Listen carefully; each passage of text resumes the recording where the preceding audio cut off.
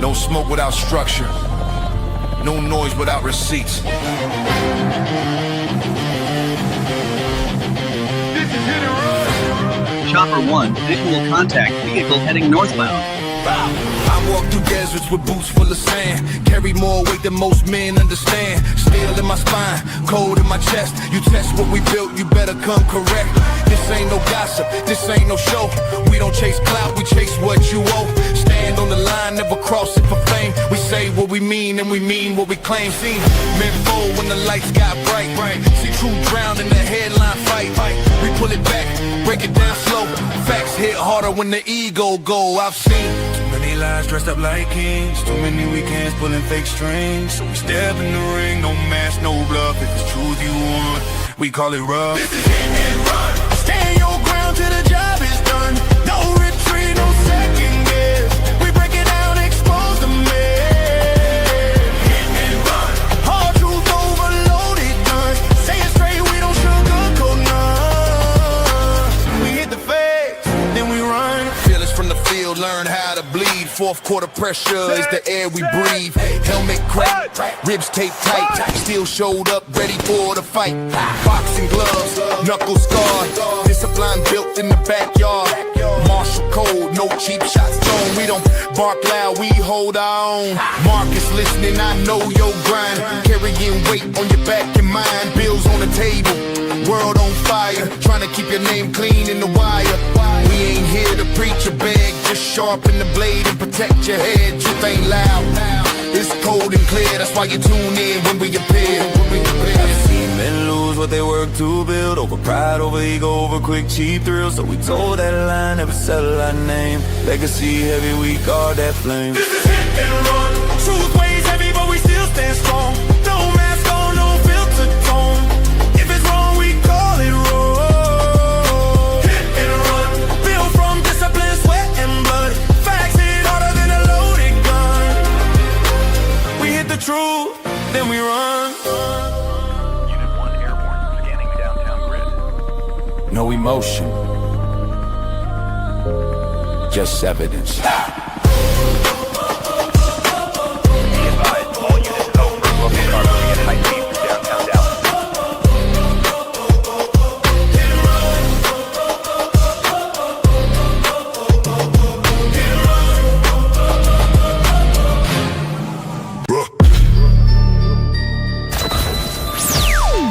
Kill the noise, lock the doors.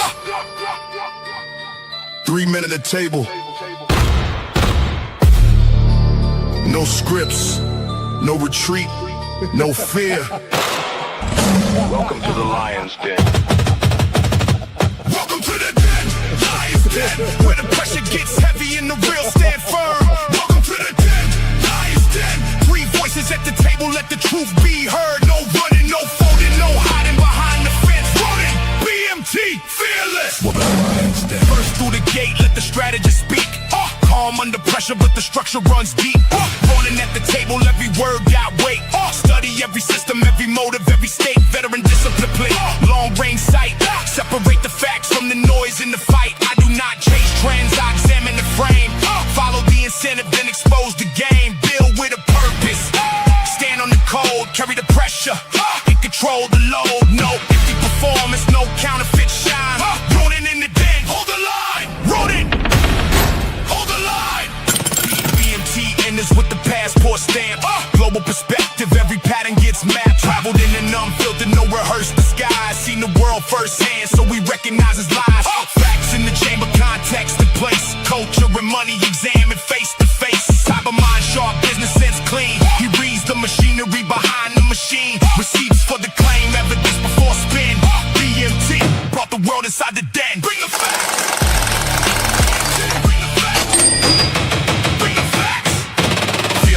Forward, tighten your stance. Direct with the question, never dodging the chance. Competition in his blood, business in his mind. When the pressure gets heavy, he does not step behind. Challenge every weakness, every gap in defense. Drive the point home with experience and sense. No fear in the voice, no retreat in the chest. Disagreement is pressure, pressure breathe is the test. No apology offered, no convenient bend. Fearless brings the challenge inside the den. Never back down. Fearless, never back down. Fearless. roads, different scars, different codes.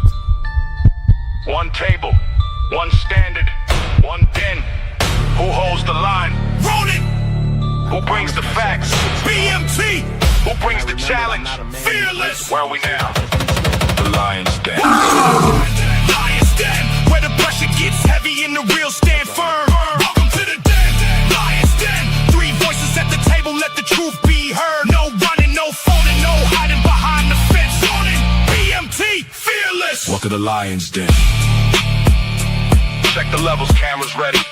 Microphones live. Ronin ready. BMT ready. Fearless ready. 5, 4, 3, 2, 1. We are live. We are live.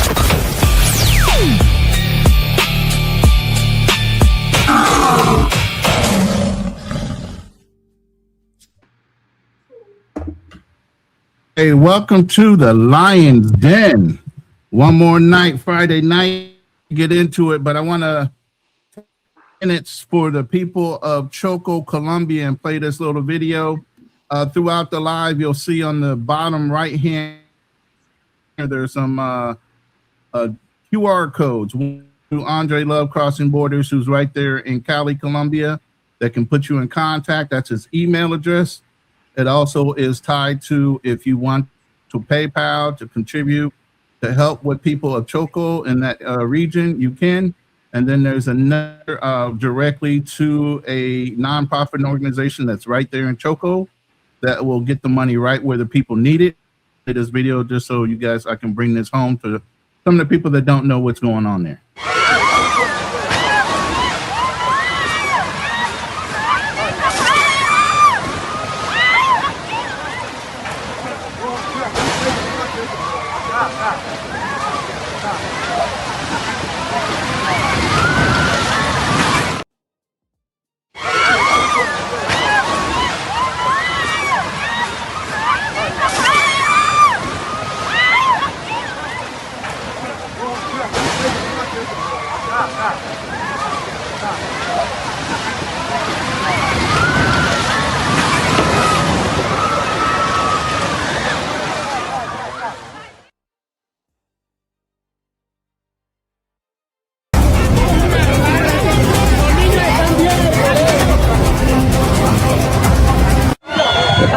Rescuers are searching for a family that is trapped under the rubble. So I'm here at a rescue site in Cali. Occasionally they hear signs of life. They're calling for silence. That means they found signs of life.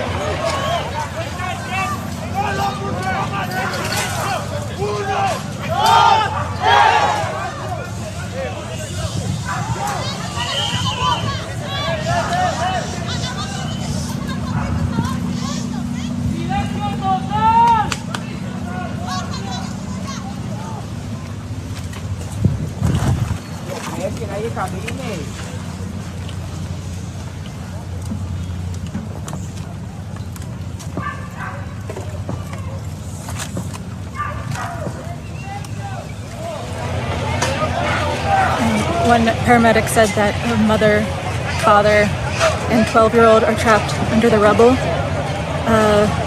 but most of the apartment buildings, residents are presumed dead under the 5-story building. There's a group of paramedics from Popayán. They're here in Cali helping out, as well as hundreds of just regular civilians, people that are passing debris, passing buckets of rubble to each other to help clear the area.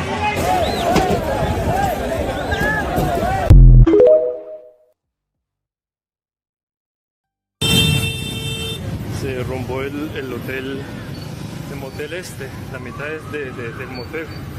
Que aquí en la autopista con 39, Moulin Rock creo que se llama. Qué horrible, hay gente también ahí atrapada.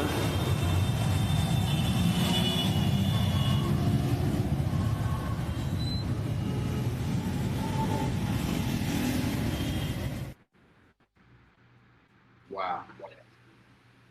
So, because a lot of times what we hear on TV sounds for real. One of the reasons why I wanted to play this video so that you guys can understand what's really going on in reality. And come to find out, not more than just a couple few hours ago, Indonesia gets the 7.7 earthquake, and that's following behind with a tsunami. We don't have their information as much right now, and we're trying to support the black people of Choco because they're not the ones getting the news media attention and things. So there are brothers on the ground arrested, and these are some of the people that I referenced on these QR codes. Please give whatever you feel like you need to give, if not anything. We appreciate any kind of attention towards this matter and spreading the word. There are good organizations down there that will get it to the right people that need to get it the most. Now, let's get to our show. And I do have to say, I want to introduce everybody first before we get into the story it's going to share with us. And I have a little to play for that. But I do have to say, from all that video that I saw there in Choco, it looked like in Cali as well, you know, and I think it's because Americans are more spoiled. There would be a sect of people that would be running around looting. All I saw were people working together in Colombia to try to help those people that are trapped, who in need of food and shelter. All I saw was brotherhood and sisterhood there. Is that what y'all saw? And it's so different here in America? Communication, and when they told everybody to be silent, they were silent. So yeah, that's what I picked up. What about you, Troy? I really touched it. I saw the same thing. I was shocked when I saw it. I didn't see the extent of the damage that was done. And right. That was crazy. Yeah, it brings it home when you see that, you know, that level of devastation, and you know that's going to take years. You know how long it takes to build an apartment building, an office building, and let alone a home in some of these countries with resources and money, and they don't have insurance policies like us, right? You have a homeowner's insurance policy, you think they're going to pay off right away? Nah, nowhere close to what the value of that home is going to be. Are they going to recover from that?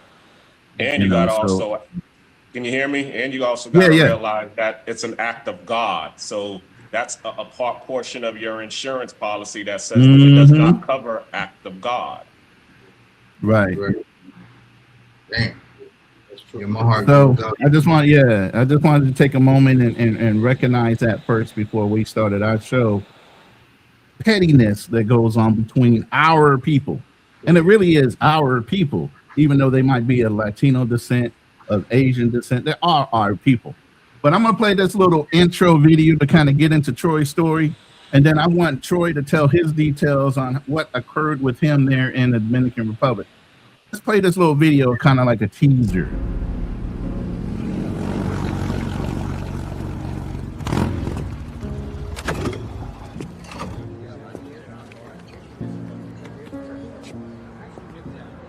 Good evening, sir. Evening. Right this way.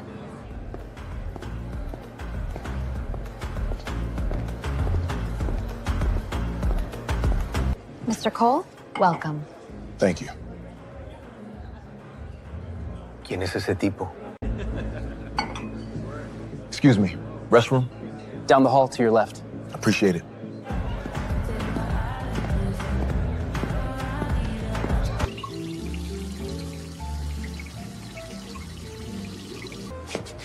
¿Ese hombre estaba en el restaurante? Sí, entró normalmente. Vigílalo. ¿Hay algún problema? Todavía no. Después, amigo. Excuse me? The restaurant section is restricted right now. My table is right there. There are standards for this section. Standard? I've been sitting in there for almost an hour. You checked me in. Yes, sir. Mr. Cole, sir, your table is ready for the second service. He's our guest. Have a good night.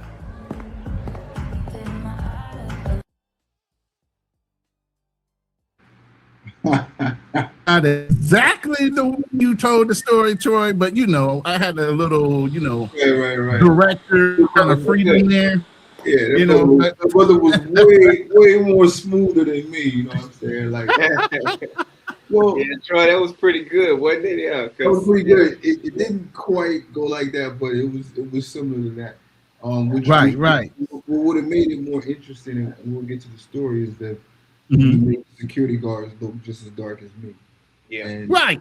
And it's not, and that's what I want people to try to understand. Like, I had 2 incidents. We'll get with that one with me and Coach and Enrico. But before that, one of my first experiences was I was traveling by bus, and I was going to, I was coming from the Capitol, and at the last, before you get to where I live at, the last toll, you're in Punta Cana. And I remember it was a Sunday, and on the bus it was full of Haitians. I mean, they flooded the bus. I mean, bus was full of Haitians. It's a double-decker Mercedes-Benz, nice bus. And I was on the lower level, and I remember when we got through the toll, the bus kind of pulled off to the side, and it was these big 2 white school buses. And I said, "Oh man, that's immigration." And I'm good, you know what I mean? So I'm sitting back, and I got on, and I normally dress down, but I had on a nice polo, had on a gold Apple Watch. I'm coming from the city, so I'm pretty clean. And Right. And I noticed that they were just yanking the Haitians off the bus. They weren't asking them nothing. They were yanking them, physically pulling them off the bus. So I tried to sit back in my seat and act like I was asleep because they were coming by me. And the darkest, this Dominican guy was darker than me. The darkest immigration agent was the most violent and vicious one. He pulled off this woman. So I'm like, He trying to prove a point, like he belonged.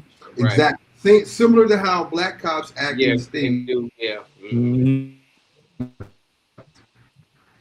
What was that?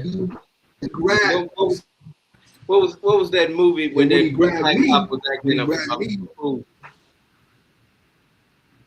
Go ahead, Troy. Yeah, go ahead, Troy. Go ahead. You're talking about Boys in the Hood. Speaking of Boys in the Hood. But so he grabs me, and then I kind of went like this, and I happen to have my military ID on me. I don't carry it with me no more, but I have my military ID with me. So when we get off the bus, I said in Spanish, "Who's in charge?" I went right to the captain.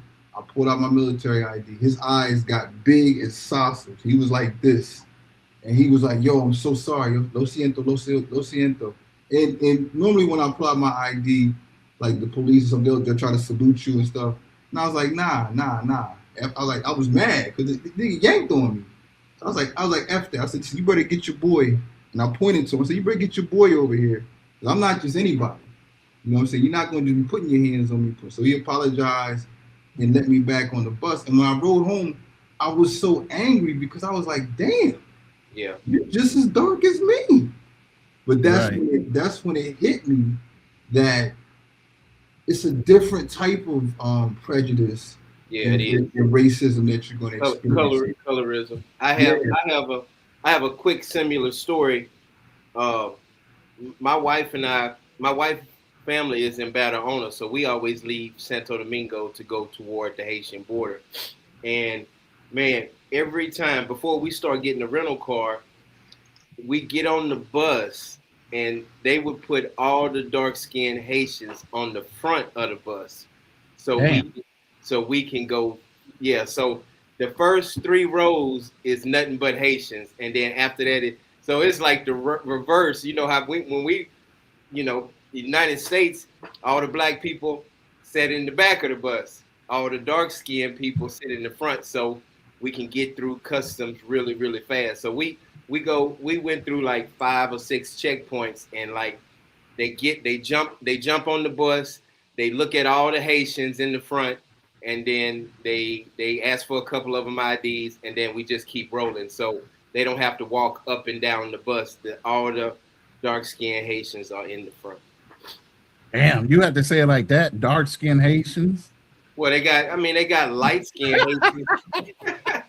I mean, I mean, I got two good friends. Yeah, one of them named Patrick. He more light skinned than me. He about your color, Ronan, and he don't never get pulled over. He just blend in with the Dominicans and the blacks. So yeah, so I've seen some light skinned Haitians, but the dark skinned Haitians, they all gotta sit at the front of the bus. Wow. But you know, back to this now. We're gonna go back to the current story. Mm-hmm. So right, we met Rico came in town, and I didn't even want to go. I didn't even want to go, but he's like, "Yo, we're going to Santo Domingo. We're going to Santo Domingo." I was like, "Man, I don't want to go." You know what I'm saying? I just didn't go. I said I just kicked out a whole bunch of. I think I just kicked out like 1,500. Not unexpectedly, but $1,500 I kicked out. So I'm like, "Yo, I'm not really trying to go to the city and hang out." Like, come on. You know, I'm never in town. So we go. And I dress down because I don't want to get, I don't like to bring attention to myself. You know what I'm saying? I learned that when I was in the military. You kind of want to blend in. So I'm dressed down. And I'm thinking that we're going to get to where we're going. We're going to get the Airbnb and then we can change. But the thirst out of these cats, we got to go get some. We go to get some. We don't even get there. Why you acting like you say? Why you say these cats? It was Rico, man. It was Rico. Cause you was ready to go too. You was ready to go too. We didn't even go get the Airbnb. We went straight to the restaurant. Because you know I don't drink. These cats is ready to get the restaurant. They're drinking, having. Troy, you breaking up. You breaking up a little bit. You in and out, Troy. You in and out. I'm breaking up a little bit. All right, I'm gonna go get my data cord in a minute. Can you guys hear me now? Yeah, we can hear you. Y'all hear me now? Yeah. We're good. Okay. Can you hear me? So I left out to go. Yeah, I can hear you. I left out to go get my to go make a phone call, and when I came back, I guess it was starting to get a little late in the afternoon. So more security was there. Now the security guards are just as dark as me. I come to the front and they're like, oh, you can't come in here like just like the video. It's like wait, I've already been in here for like an hour, spent money. I mean, I ate my food and I'm looking at them like, yo, what's going on? So I see them, they're in the back, they like waving, like, yo, what are you doing? He was already here, he's already here. And it was frustrating because I'm like, damn, you cats is just as dark as me. Why are you giving me a hard time? And I came and got you, Troy. I came and got you. I went up there and I was pissed. Yeah, it was wild. It was wild. Yeah, it's wild. But they eventually let me in, and I was just like, it's been times when I've shown them pictures. I've shown Coach and Rico where I've been in restaurants and they have served the person behind me. Yeah. Will come in after me. Now I'm like, look, watch this. Yep. They served the people behind me. I've seen and it's wild. But you know what? I don't let stuff like that shake me because of where I came from. I just came from the States. So we come from possibly one of the most racist nations on the planet. So, and I went to all white high school. But Troy, you missed the good part. I just got to throw the good part in there. When I walked up, you said, "Coach, I'm finna bounce. I ain't paying for my tab or nothing because they ain't even let me in." So you was like, "Fuck it." Oh yeah, fuck it. Yeah, let me try. You had like a $20, $30 tab. You was like, nah, my tab was like $8. I don't drink. But by the way, real quick, so people don't know who you are, Troy.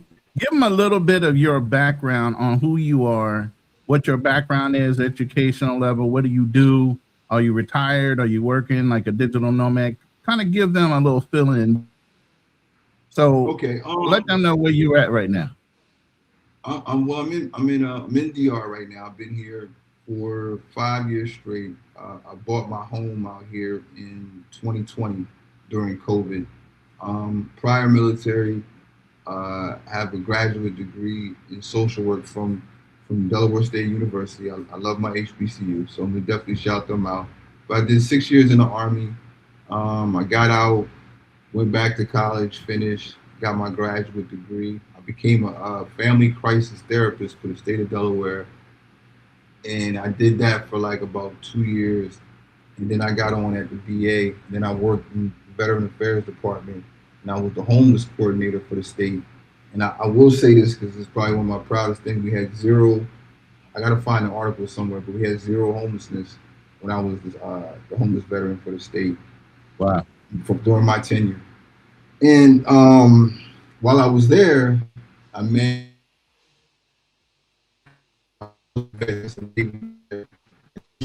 in Brazil, I was in Colombia. I never made it to DR. And one of the veterans kept saying, man, you got to get down to DR. You got to get down to DR. Now, my ex-wife is from Honduras. So when I came down, I was able to read the for sale signs. And I just started making phone calls. And then I realized how cheap the property was at the time. Now, this is 2018. So I just kept my eye on the property that, because I eventually, I've always wanted to move out of the country or have a property outside of the country. So I was doing well financially. And 2020 hit and it was COVID. And one of my mentors had told me, he said, listen, a lot of people become rich during a crisis, He said, always remember that. So it was a crisis. And I was like, okay, now's the time to buy. So I came down, kept coming down. And I seen this property online, and I liked the area, and I knew that this was the most visited place in the Caribbean. I was going to be able to get a good ROI when I go to sell. So I pulled the trigger, and I purchased my home, and then I came down. I was coming down as a vacation home, and I started dating somebody from American Airlines that worked out here. And I was coming down from vacation. I came down in February for Valentine's Day, and I never went back. I emailed my boss. I was like, yo, I'm done. He was like, what? It's COVID, man. You ain't even doing nothing. You getting all this money. We're not even working. I was like, yo, I'm done. I ain't coming back. You know what I'm saying? It was one of those. And I've been out here ever since. I think I'd have been home maybe 4 times. And that's just because I had to go home. You know, but yeah, I just been down here ever since. So, but I love it. Like, I don't want people that are watching this. I'm definitely not complaining. I'm just telling you my experience. I'm able to deal with. I'm a big boy, so I'm able to deal with it. Right, man. But that's a little bit of my background and okay, you know, a little bit about myself. No, I appreciate your service. Simplified, but I know you're an Army dog, so you know it's all good. You know, I'm not gonna hold it against you, but yeah, I just wanted people to understand your background. So it don't matter what background you're in. It comes down to the shade of your melanation, your skin tone is what's going on. And then we don't have our opposition on this panel, right? And there got to be a light boy up there at the top. Yeah, let me go ahead and start with this. Go ahead, man. Go ahead with your anger. It's not that. Let me just break it down. You on the bus, you dark, right? So obviously the police officer, it can't be colorism if they all black. So the problem isn't right. Dominican black, it's Dominican Haitian. So if your phenotype looks Haitian, they're going to stereotype. I live in Texas. I don't see no brothers here complaining when they grab all the Mexican Americans. I've been in places where they say, well, you look like you from Mexico. You know, ICE comes in and goes after them. It's not because it's just because they look Mexican and they assume that because you look Mexican, you're illegal. So they take them. The same with you. If you are in Dominican Republic and you look Haitian, and if there's illegal Haitians there, they're going to come after you. You just said that you on a bus and the police officer who came and got you, he was dark as you. So it can't be about color. Number two, darker. So it can't be about color. Number 2, American arrogance. Listen to what you said. He touched me and I told him, what? You in another country, brother. Hold up. You in another country. Right. If they came out, if there was a Mexican dude in the United States and the police came after him, he like, what, man? What you gonna do? I'm in the military.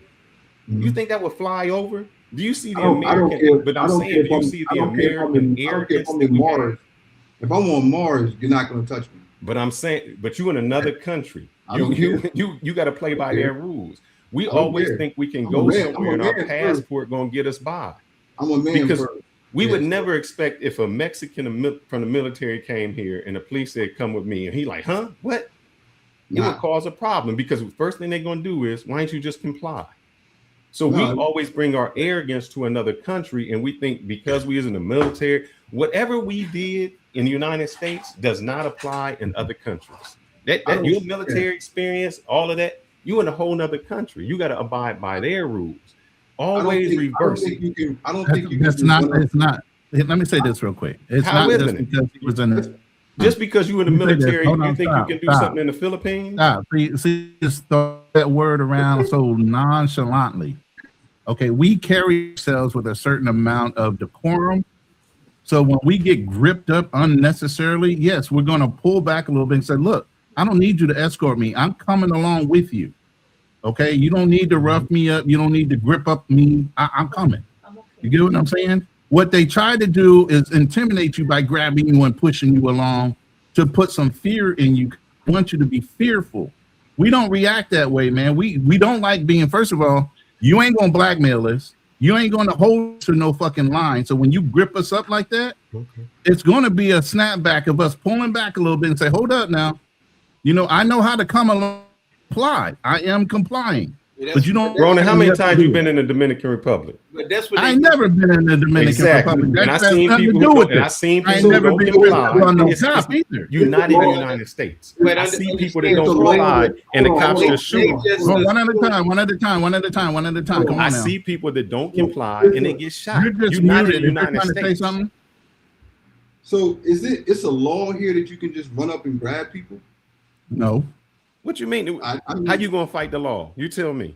You gonna fight the law? I will fight the law. I'm not gonna let nobody just grab me. There's a law there that says, look, I don't like this law. I drive there all the time, and I fight with my wife, who is Dominican, who's right here. I say, hold up, the motorcycle is coming the opposite way on the street with no light on, and it's cutting me off. You telling me if I hit him, it's my fault? She said, yes. I said, no, that makes no sense. How can it be my fault that I hit a motorcycle who's not complying with the law? She said, that's the law. So I'm trying to bring my American mentality and how Americans act to another country. And I'm trying to fight their law in another country, which makes no sense to me, but that's the law. So you're like, that's how it is. It's a basic human right to not have somebody just grab on you and shit like that. No, I think that's a basic human right. Yeah, it has nothing to do with a human right in the United States. Hold on, Troy. 1 second, Troy. They're so used to grabbing Haitians like that. And they just assumed that he was Haitian. So and then once he raised his voice and he started talking like, oh dang, he's American. So that's in the beginning. The beginning starts off with they just assumed that he was a Haitian. They backed all the way down when they found out who I was. They backed all the way down. But I don't care if I'm on Mars. You're not just going to walk up to me and just do what you want to do. I'm a man. So that arrogance is what we do get us in trouble when we That is not arrogance. Stop using that word, bro. You keep saying that. When you in Rome, you act as the Romans. You come there with this American attitude. You say you're not going to do this to me, and they're going to say, who you think gonna win when you say you're not gonna do this? There's a difference between being arrogant and assertive. Okay, assertive. Let's whatever. Not even that word. Let's not even use that word. Tell the police there what they going to do. Let's use an unwritten word of common courtesy. If you're in law enforcement versus fire department versus somebody who was in the military, they know you have a certain level of training, and it's a common courtesy. You extend your identity or say, "Hey, I was in the military." All of a sudden, they a little less push and allow you to move on your own because they know that they didn't know he was even in the military at that point. But and second of all, why does his military in the United States matter in another country? It does not matter. Exactly. It's a level of training they know you have, and they don't have that level of training. So but see, you're talking, but you never served in the military or did any kind of law enforcement or fireman, so you don't know that level of common courtesy. Why did they start saluting me? You're right. When I pulled my ID card out, they started saluting me immediately because it's a common courtesy among service members. But that's just a respect. But what I'm saying is, you think that's the point. You just said the like word. you were owed that There's a respect. certain level of respect. Right. Once you but identify you said yourself, it like you were there's a owed that certain respect. They don't owe you anything. No, nobody owes you anything. Exactly. But once it gets up, then it's an issue. You're gonna respect me as a man, though. You're not gonna just handle me. Hey, there's a lot of brothers that I know that said the same thing. This is not just about Haitians. This is about how being approached. There's a lot of brothers that I know who argue with police stops in the United States, argue that you're going to talk to me like a man. We're not in the United States, though, right? And now you just said it. You're exactly right. See, you're not in the United States. That's what I'm trying to tell you. And if I was in the United States, police are not going to just grab me in the United States either. I'm not. A lot of brothers said the same thing. I'm not, and I've been harassed by the police in the United States. You're not going to just handle. A lot of brothers said the same thing. You're not going to do this. I'm not a lot of brothers. I'm just saying they had the same attitude you had. That you said what they said what they wasn't going to do. I'll die on that hill. Hey, can I say something as a Haitian? When Haitian on panel. If I go to jail, am I supposed to let somebody just play with my butt if I go to jail? No. You're gonna have to kill me. Hey, Fearless, explain this then. Explain it. Well, how you feel. I mean, like how would you do it? Yeah, how would you handle? The thing is, I've been Troy, and it almost got me in trouble a whole lot of times because I came with what you're going to do and what you're not going to do.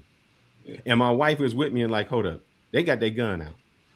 The same rules you think apply in the United States don't apply over in another country.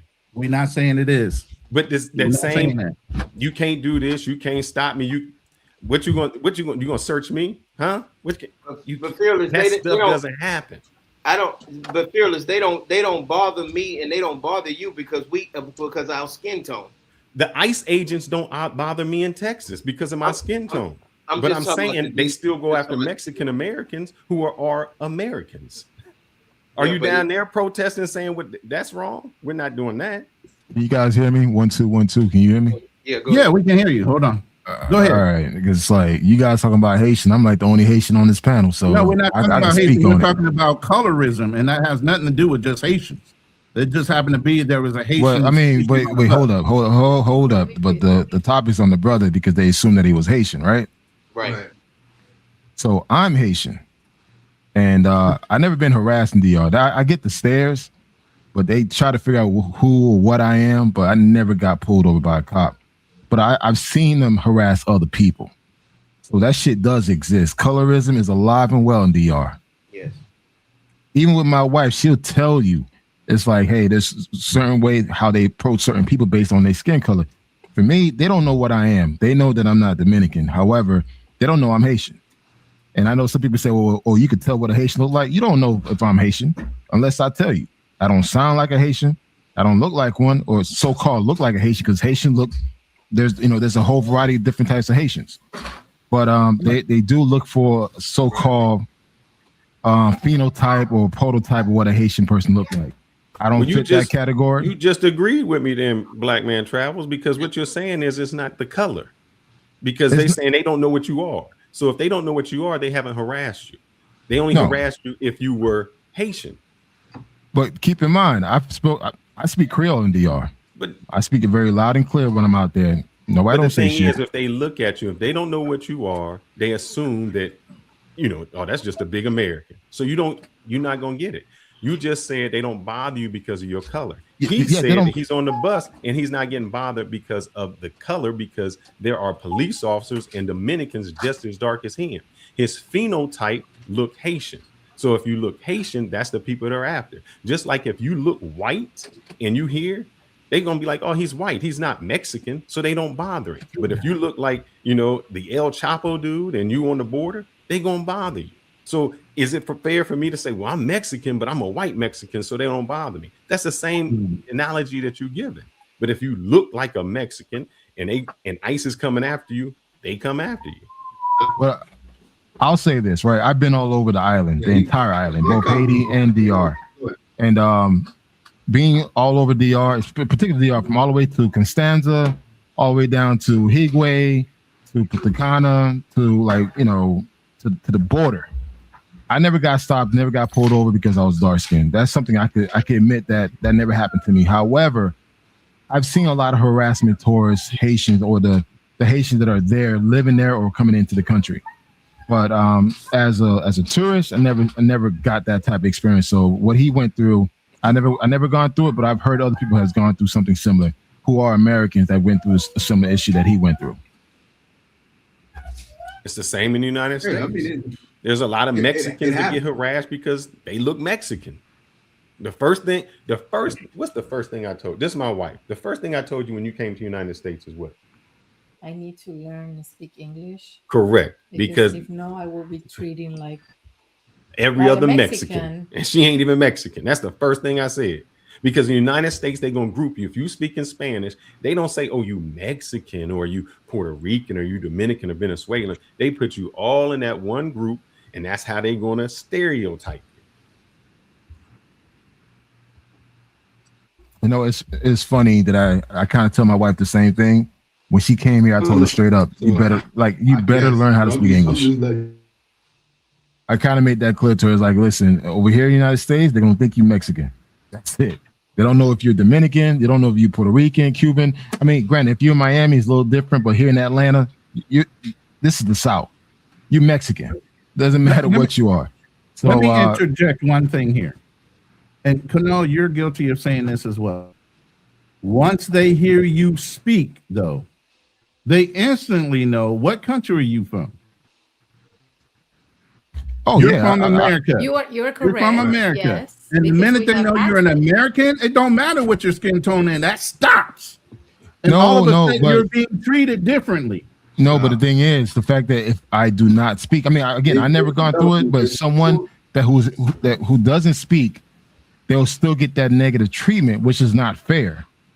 So it's like, for me, I don't fit the look, but also too, I'm not afraid to like talk real loud and ignorant and let them know like, oh, I got papers. Fit the look. You are a dark-skinned man. You fit the look. It's you not don't color. sound like the man. It's not color. He just admitted it can't be color. Like it.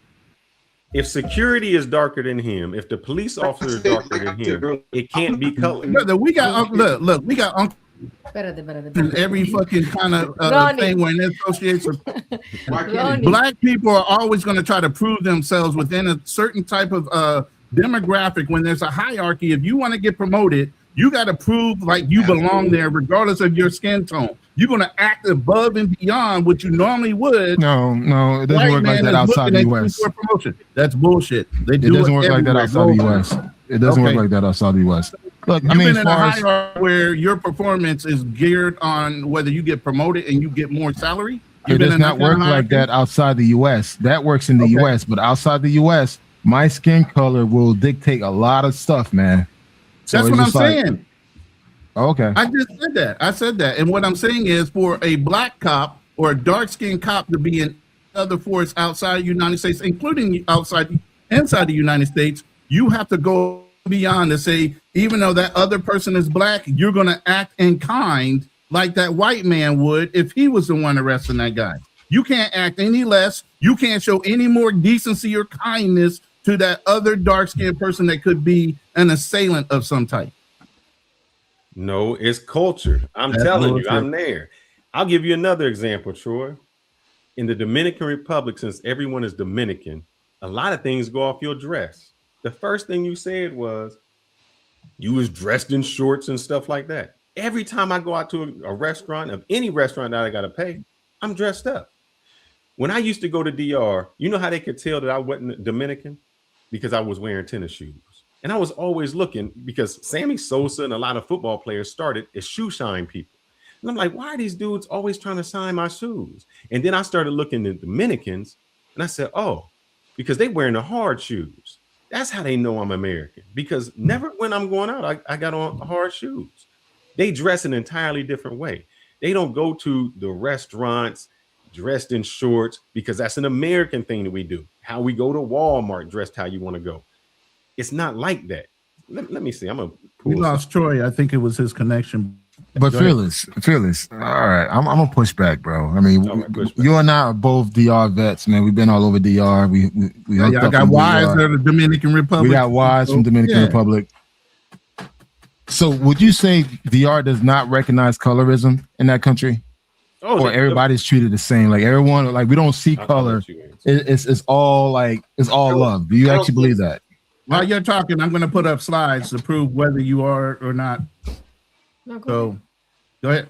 No, I think it goes more with class and then color.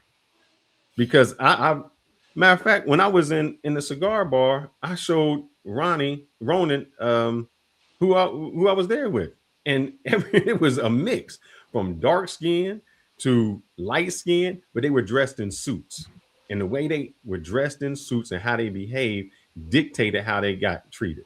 We always, and this I've said it before, dudes go to Sasua and be having on jerseys and Timberlands, and then you expect that you get a different treatment. That's just not how they behave. I said some of the sharpest dudes that I've seen are in DR.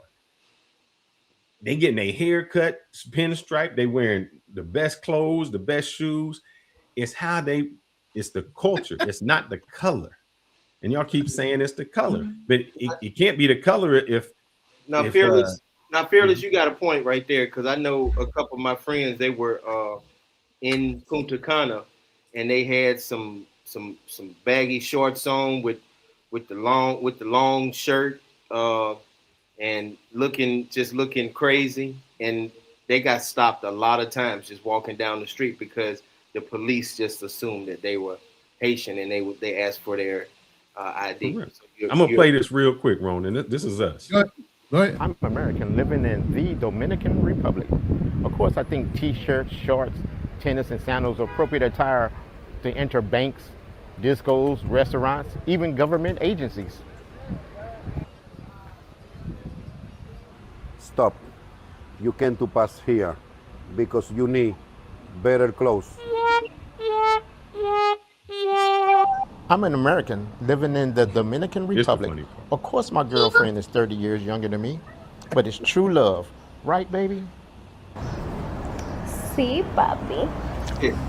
Hey, but the first part is to show you how we do. We go places, and I see it all the time, where we go to the nightclubs, and I got other ones, even in Punta Cana, where you can look at the woman, and you see the woman who is Dominican, dressed up, nice skirt, all of that, and you see the dude.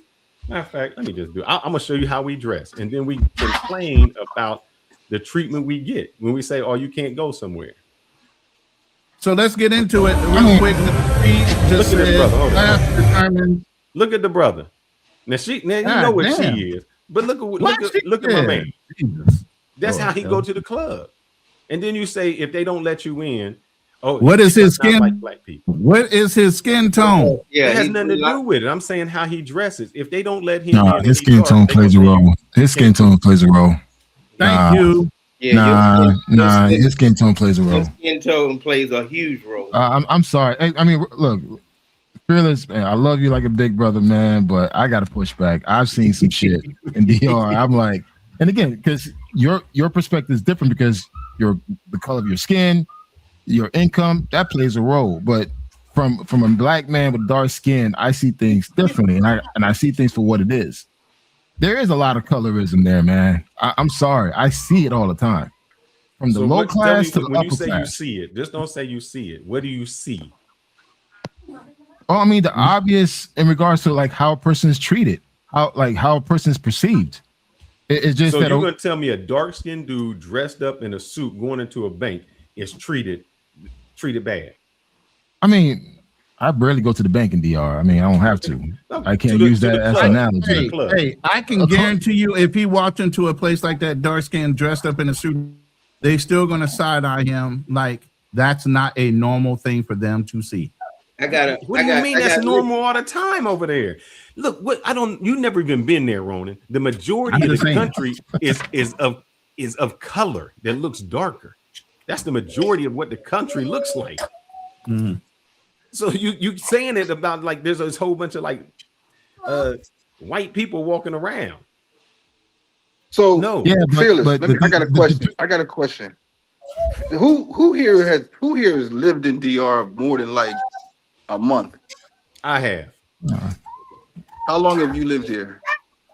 When I was there, 3 months. No, more than that. I had a house there 6. What the hell? Who's I had a dropping house off? there Okay. in Santo Domingo. Lost the black cleaner They and Troy doing both. that. Yeah, they keep dropping. But can So- you drop some of those videos? so Because how- I can't drop them. Oh yeah, let me get rid of it. Go ahead. What's that? What's wrong with that? Let me get that. Because we filling up fast with all these documents. Remove. All right. Yeah. You know, later on we will open up the panel. This is a chosen panel for a reason. Because of Troy's story, and we wanted to get into it. Thanks to Dominican Route for bringing up the story. My bad. So yes, I have lived there. I've lived in Santo Domingo. Winston Churchill on February 27th. I've been going there. I made the mistake. I made a error the last time. I've been going there since 1998. Charlie, you supposed to be on this panel. Where's your link? Hit that link, Charlie. Go ahead. I've been going there since 1998. Was my first time going to DR. And since then, I had a house. I was spending summers there. I was spending time there. I think you may have a different experience than somebody that's dark skinned that's here. Let me see if I can think find it's my- safe. I tell you in a heartbeat, I know I have different experiences in it. And let me give I don't know y'all why you another. over there in denial. No. Let me give y'all another great example. My Go mom. ahead, Dominican. My mom came down. My mom came down a couple years ago. We got on that same type of bus, and we rode. And my mom is dark skinned, and they came all the way to the back of the bus, the driver, and said she need to get up to the front. I said no. That's my mama, and we are American. My mama is gonna stay right next to me. And then my wife, Domingo, she was like, no. She was just explaining like, no, she's American or whatever. But my mom is dark skinned. They was gonna bring her up to the front of the bus to sit with the Haitian people so they can go through the checkpoint real fast. But we talked to them, and then they let my mom sit in the back of the bus with us. You know what? I never heard that before, man. You know what? Can I share this experience? Go ahead. This is back in 2012. I took a bus ride from Port-au-Prince to Santo Domingo. Took an 8-hour bus ride. 8-hour bus ride on Metro. I still remember Metro. And it was a cool ride. They gave you sandwiches, they gave you juice, everything for free. It's part of your ticket cost. And I remember we gone through 4 different checkpoints. And each of those checkpoints, they will look at me. And it's like, okay, all right, we don't know what he is, whatever. He's a big dude. But I was like, all right, cool. And they never asked for my passport. The only time they asked for my passport when we got to the DR side, and they had everybody get out the bus. When I got out the bus, they looked at my passport. They saw the U.S. passport. It's like, yo, like they didn't even look at it. They just glanced at it. All right, keep moving. Exactly. But it's just kind of interesting that on that bus ride from Port-au-Prince to Santo Domingo, I never got harassed. I never got looked at, never got asked questions, but the other Haitians did. And I was wondering, like, damn, why they asking them, but they never asked me. And Were you sitting in a different part of the bus, and did you pay for the most expensive ticket? I was in the back. It's the Metro. Exactly. I was in the back sleeping. It's an 8-hour bus ride. I mean, but to me, and I'm not trying to be disrespectful, that's like a common sense. If we go 30 times together, me and Ronan go, and then all my dark skinned brothers that's on the panel, 30 times, we ain't gonna get talked to or ain't gonna get pulled over. Ain't nothing gonna happen to us. But I guarantee you, out of them 30 times, they gonna check y'all passport. They gonna ask y'all questions. They gonna touch you. Hey, you need to come over here and come out here. If I cross the American border going to Mexico 30 times with my black friends and my one Mexican dude, they ain't gonna never ask me for nothing. But they always gonna ask the Mexican. But no. But I'm saying they gonna ask the Mexican for something. See the analogy? Yeah. It's the same thing. But fearless, your perspective is so different from ours because look, I just showed a picture of a dude that that I've been knowing for 12 You see me? I'm not arguing. I ain't gonna say a thing. I know how light I am. I'm not. I ain't got dreadlocks. I ain't gonna argue. I already know. Hey, Ronan. I don't know what it's like to be a light skinned brother. You know what I'm saying? I don't know what it's like. I don't know what it's like. I'm not gonna sit here and pretend to know what it's like to be a light skinned brother. You But you know what? Hey, all my people dark. Hey, Mike. So are mine. That I'm doesn't saying, matter. so you're That's saying still a that different experience. my My brother, dad blacker than everybody on this panel. My brother is darker than me, and he had a different life experience. I did, being lighter. I can't understand what my brother went through, even though he was born from my same mother. Oh, I'm sorry. There's no way. I don't care if I got my grandfather's dark as hell. Like a picture of him up right now. I love my grandfather to death, but he had a different life experience than me. It's just a different experience, man. It's a different experience, man. Because like, you know, traveling all across Latin America for me, there are certain countries, man, I got pulled over, I got harassed, I got followed because they thought that I was one of the locals. Like, especially in Colombia, like once you go outside of Medellin, you hit up some of the smaller cities like Buenaventura or Cali in these areas. Yeah, they're gonna stereotype. They're gonna think that you're probably one of the locals. You don't have any money. They want to follow you. Like even Peru, I experienced that. Chile, yeah, you're just gonna stand out, especially if you're American. You look different, but I'm a dark-skinned man. I do draw attention. It is what it is, and it's like for me to pretend like there's no colorism. It's all about classism. Bullshit. It's racism, colorism, and classism. All three, and I experienced all three, especially in Europe. That shit was crazy in Europe for me. Yeah, I've been to Germany, and I had a crazy. The more Eastern Germany is way different than Western Germany, and you're going to experience some racism when you get to Germany. But like I said, when I was telling my story, I said I'm not complaining. I'm so built for this from where I'm from. Like this is life. Well, plus the military trains you like that. Like, Military I'm not tells you don't even let that shit roll off your back. It's a reality. Yeah, and it's just an experience that I went through. I don't care. It didn't shake me. It didn't make me say, "Man, I hate DR. Man, I want to leave." I have a question for Fearless. Fearless, Yes, do sir. you think This shit don't bother me? Right. The only thing that got me upset was, and you can call it what you want to call it, was homeboy putting his hands on me all crazy. Yeah. I don't tolerate that shit. Yeah, you ain't gonna put your hands on me Trust like me. Don't the way touch he was me. the way he was grabbing on them people. You should have seen him. He was losing his. The other officers were not doing that. They were just saying, "Come with me, come with me." He was the one. Yeah, he was the one on there tripping. You always got that one overzealous, darker skinned guy that's trying to prove himself to the rest of the crew. Now stop playing. He's not necessarily Hold on, darker. I got a question because I'll Where forget. the black cleaner go? Okay, go ahead. Do you think your wife and my wife, they both Dominican, do you think that they can tell? I had to come down here and get next to the Wi-Fi, man. The power that went out. Do you think they can tell the difference between a Haitian and a Black American, a dark skin? I don't. I'm gonna say no because usually when you're black is when you can tell. For instance, I can tell when I look at somebody. What? Say that again. That I did don't not think she come can out tell. right. Hey, I don't Phyllis, think can you tell? Wait, hold on, Phyllis, can you tell if I'm American or Haitian or whatever? I think I have more of a thing to tell someone who is African or not a Black American and Black, and I think we can tell somebody who's we will say mixed. Like you be like, oh, they got black in you. That's not the question. The question is, do you think? I'm telling you, hey Ronan, I'm telling you, it was other officers on there that were looking at him crazy. Like, why are you doing all this extra? The other officers were chilling. They were just like, y'all get off the bus. Y'all come off. Go ahead with the question, brother. I didn't get it. No, that was it. The question is, I'm gonna ask one more time. Do you think most 95% of Dominican people can say, "Oh, he's Black American"? Oh, they can't. He's Dominican. I mean, he's Haitian. They can't. No, they can. They can or cannot. I can't. No, they cannot. They cannot. They cannot. Okay. Especially you have the phenotype of like a Haitian. They just like, oh, they don't look like us. Because it always goes this. I wouldn't be able to tell, oh, that's a Korean person and that's a Chinese person, Japanese.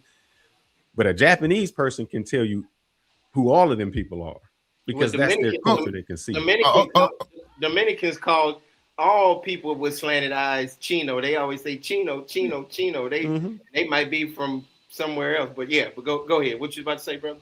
No, I was going to say, like for me in DR, no one doesn't know what even Haitians don't know I'm Haitian. So like I started speaking Creole to them. They were like, their eyes is like, what? You Haitian? You don't have an accent either. Well, like when you no, speak. that's the thing. Right. So I have even Americans don't even know that I'm Haitian unless I tell them I'm Haitian. I'm like, yeah, I'm from Haiti. But even in DR, when I go to Haiti as well, they don't know I'm Haitian until I start speaking Creole. And then even then they're gonna say, who taught you how to speak Creole? My mom is Haitian, my dad is Haitian. And they're quite surprised by it. So sometimes they don't know. But then again, I probably have more American way than other things. Hey, let me read this real quick. The super chat. Mr. G is already given up $2 and then this other $10 one. It's supposed to register Menina for school this week. As soon as they see the American passport for the paperwork, they start treating me as esposa completely different. Mm-hmm. Class money is a major factor in the DR. Yeah, I agree with that. I'm about to make y'all real mad. Go ahead. I seen somebody in here. Just let me see if I can find it. Let me see if I can go right here. Give me 10 seconds. Shout out to Mr. G. I appreciate the $10 and the $2 super chat. Mr. G wanted to come up on the panel, but I said I don't have access. You just took that off. I just found it. Yeah, later we'll open up the panel for everybody else. Dominicans are not black. Well, let's put it this way, because Dominicans ain't black. So when they say, "Oh, me no black," Dominicans aren't black. Do you understand what they're relating that to, though? Do you understand why they say that? Take me out. Argue with me on that one. I want you to explain your rationale behind that. Okay. I'm curious to learn. I'm not going to use my words. I'm going to use what y'all call the who would y'all call him? I know y'all do it. Y'all call him the king of New York. I know all of this. What would y'all call him? I know y'all got a name for it. You talking about name? I'm still lost. I'm still lost. Hey, so hold on, give me a second. I'm gonna get you there. Give me one second. Hold on. Dominican route, you're saying something. Hold on. Dominican saying something. Hold on. Go ahead. Yeah, what I was saying was, Manuel, my good Dominican friend, he just dropped a video going off on Godfrey. He dropped that video like 30 minutes ago, and And he, I mean, if you want to play it right now, you can. Well, I'm gonna play this. Send me the link in the back. Send me the link in the back chat real quick. I got mine up. So send me the link. This is what you guys say black is. Mother. Here we go. Did you have a black mother? No, it does, because if you got a black, if you didn't have a black mother, all right. So then, don't throw shop the black women. I'm gonna talk because you know what you never answered. What is black?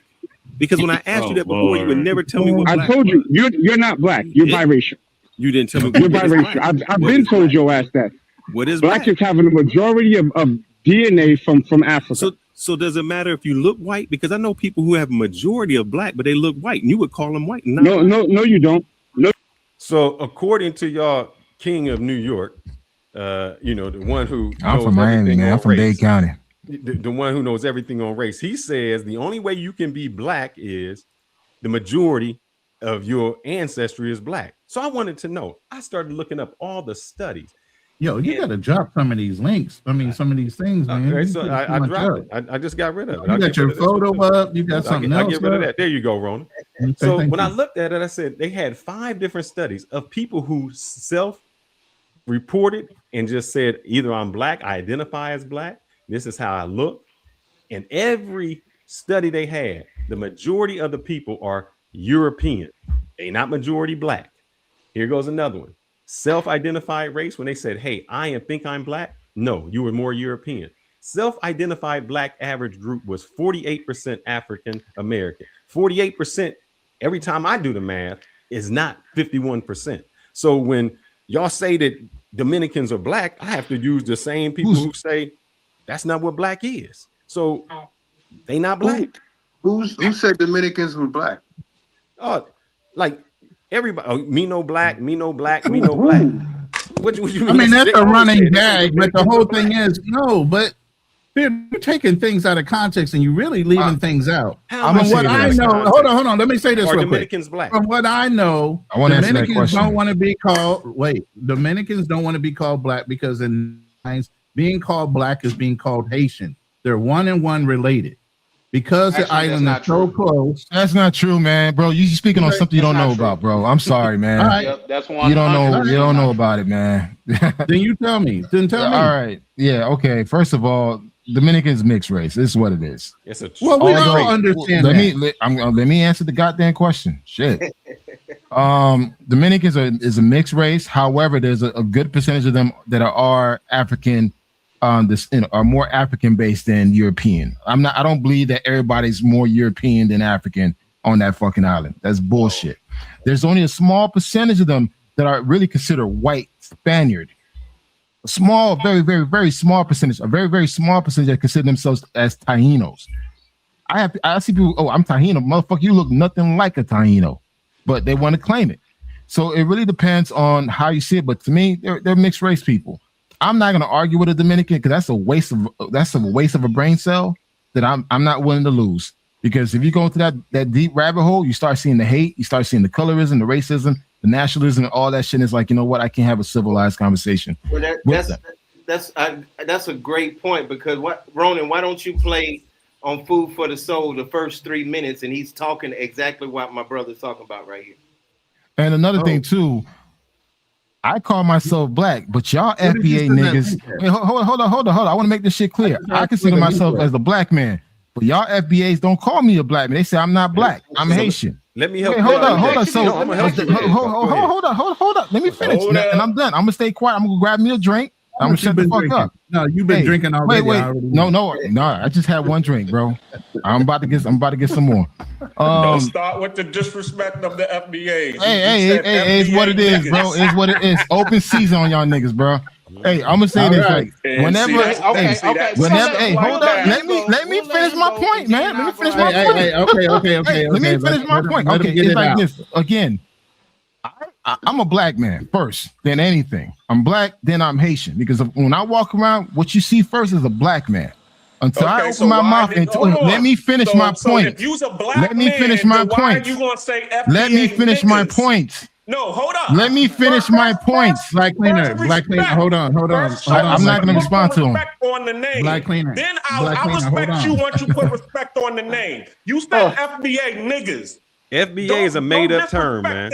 Hey, first of all, don't be too like. All right, see, I'm trying to be nice here, but if you want to raise your tone, we can do that because listen, I got that fucking energy, bro. I got that energy, man. So let me tell you this. Let me say this. As I said before, I would consider myself as a black man. Maybe not a black man based on FBA fucking standards. I'm a black man first universally. When I travel around the world, they see a black man first. Nobody disrespected you on the panel. Wait, hold on. Why the fuck are you so sensitive about the topic, bro? I wasn't even talking to you directly, nigga. No, because you said okay, hold on now. So you did talk to me. So first of all, if I would have talked to you, I would have said black cleaner. Did I say black cleaner when I say nigga? You said FBA niggas. That's my family. So your ass is ultra sensitive on that topic. It was something somebody made up in 2019. Before 2019, there was no. I'm not talking to you. Nigga sensitive as fuck.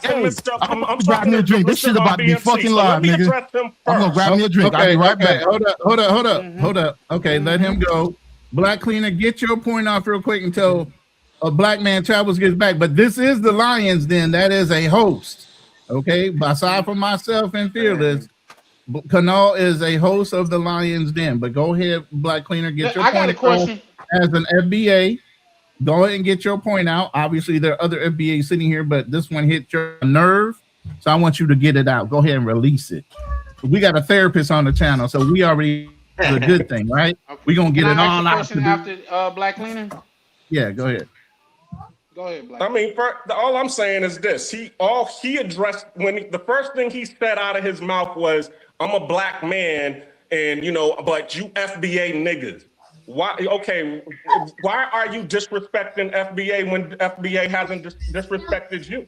Nobody said Haitian niggas. Nobody called him out of his name or said anything derogatory. So don't say anything derogatory about FBA. And see, that's the problem. I'm back. Let's go. Let's go. Hold up. Let's go. Let's fucking go. I'm about the shits. I'm about with this shit. Let's go. Be about the shit right after he gets done. You can't go ahead, Black Cleaner.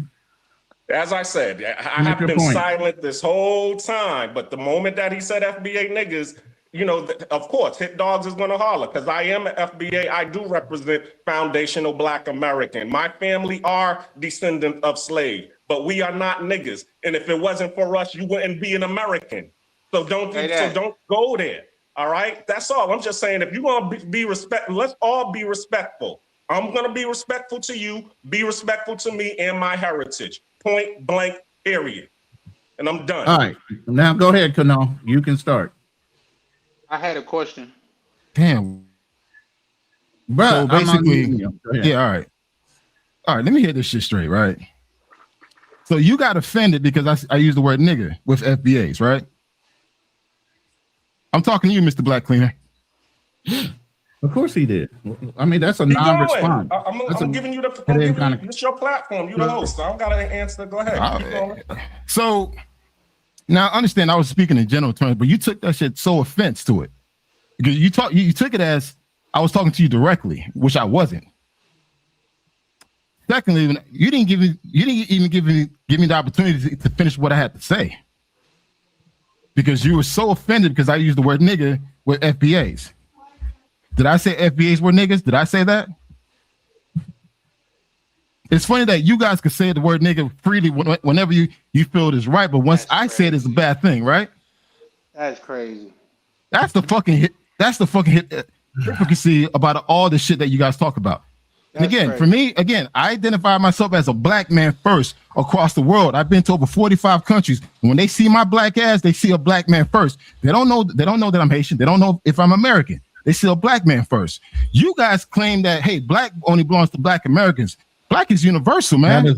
That is not what we claim. So don't do that. That is not the truth. Go ahead and when y'all say claim, tell me about this FBA because it's just an invented term. It's a brand new term. Yeah, before 2018 there was no FBA, and the person who telling you FBA is married to a woman whose mama white. So his that doesn't matter. No, Jewish. Yeah. So according to what y'all would say, his kids aren't even FBA. So the dude who coined the term FBA, one, his kids ain't FBA. Two, y'all talk about this reparations and all of this. We got all that bullshit. Hold up. First of all, we gonna stay on topic. You want to have wait. This you want to have FBA wars? Hey, you want me to go grab my machete? Listen. If y'all want to have FBA wars versus everybody else, we can do that on a different show. Someone made it to the FBA war, man. This is not that show. Hold up. Let me say this. Let's stay on point. I'm still on topic. With colorism and all these other countries. Isolate themselves so much, saying who's Black, who's not Black, who can be Black, who's in the club, and then get mad when you go to another country. Differently, and then get upset when you go to another country and get treated like you Black. FBA. What's that? It's a conversation for another day. Are Black people treated differently abroad? That is not the topic. Yes, they are.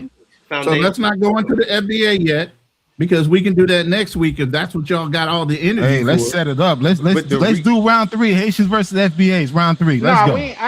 Y'all want it. Y'all fucking want this shit, dog. Set that shit up, man.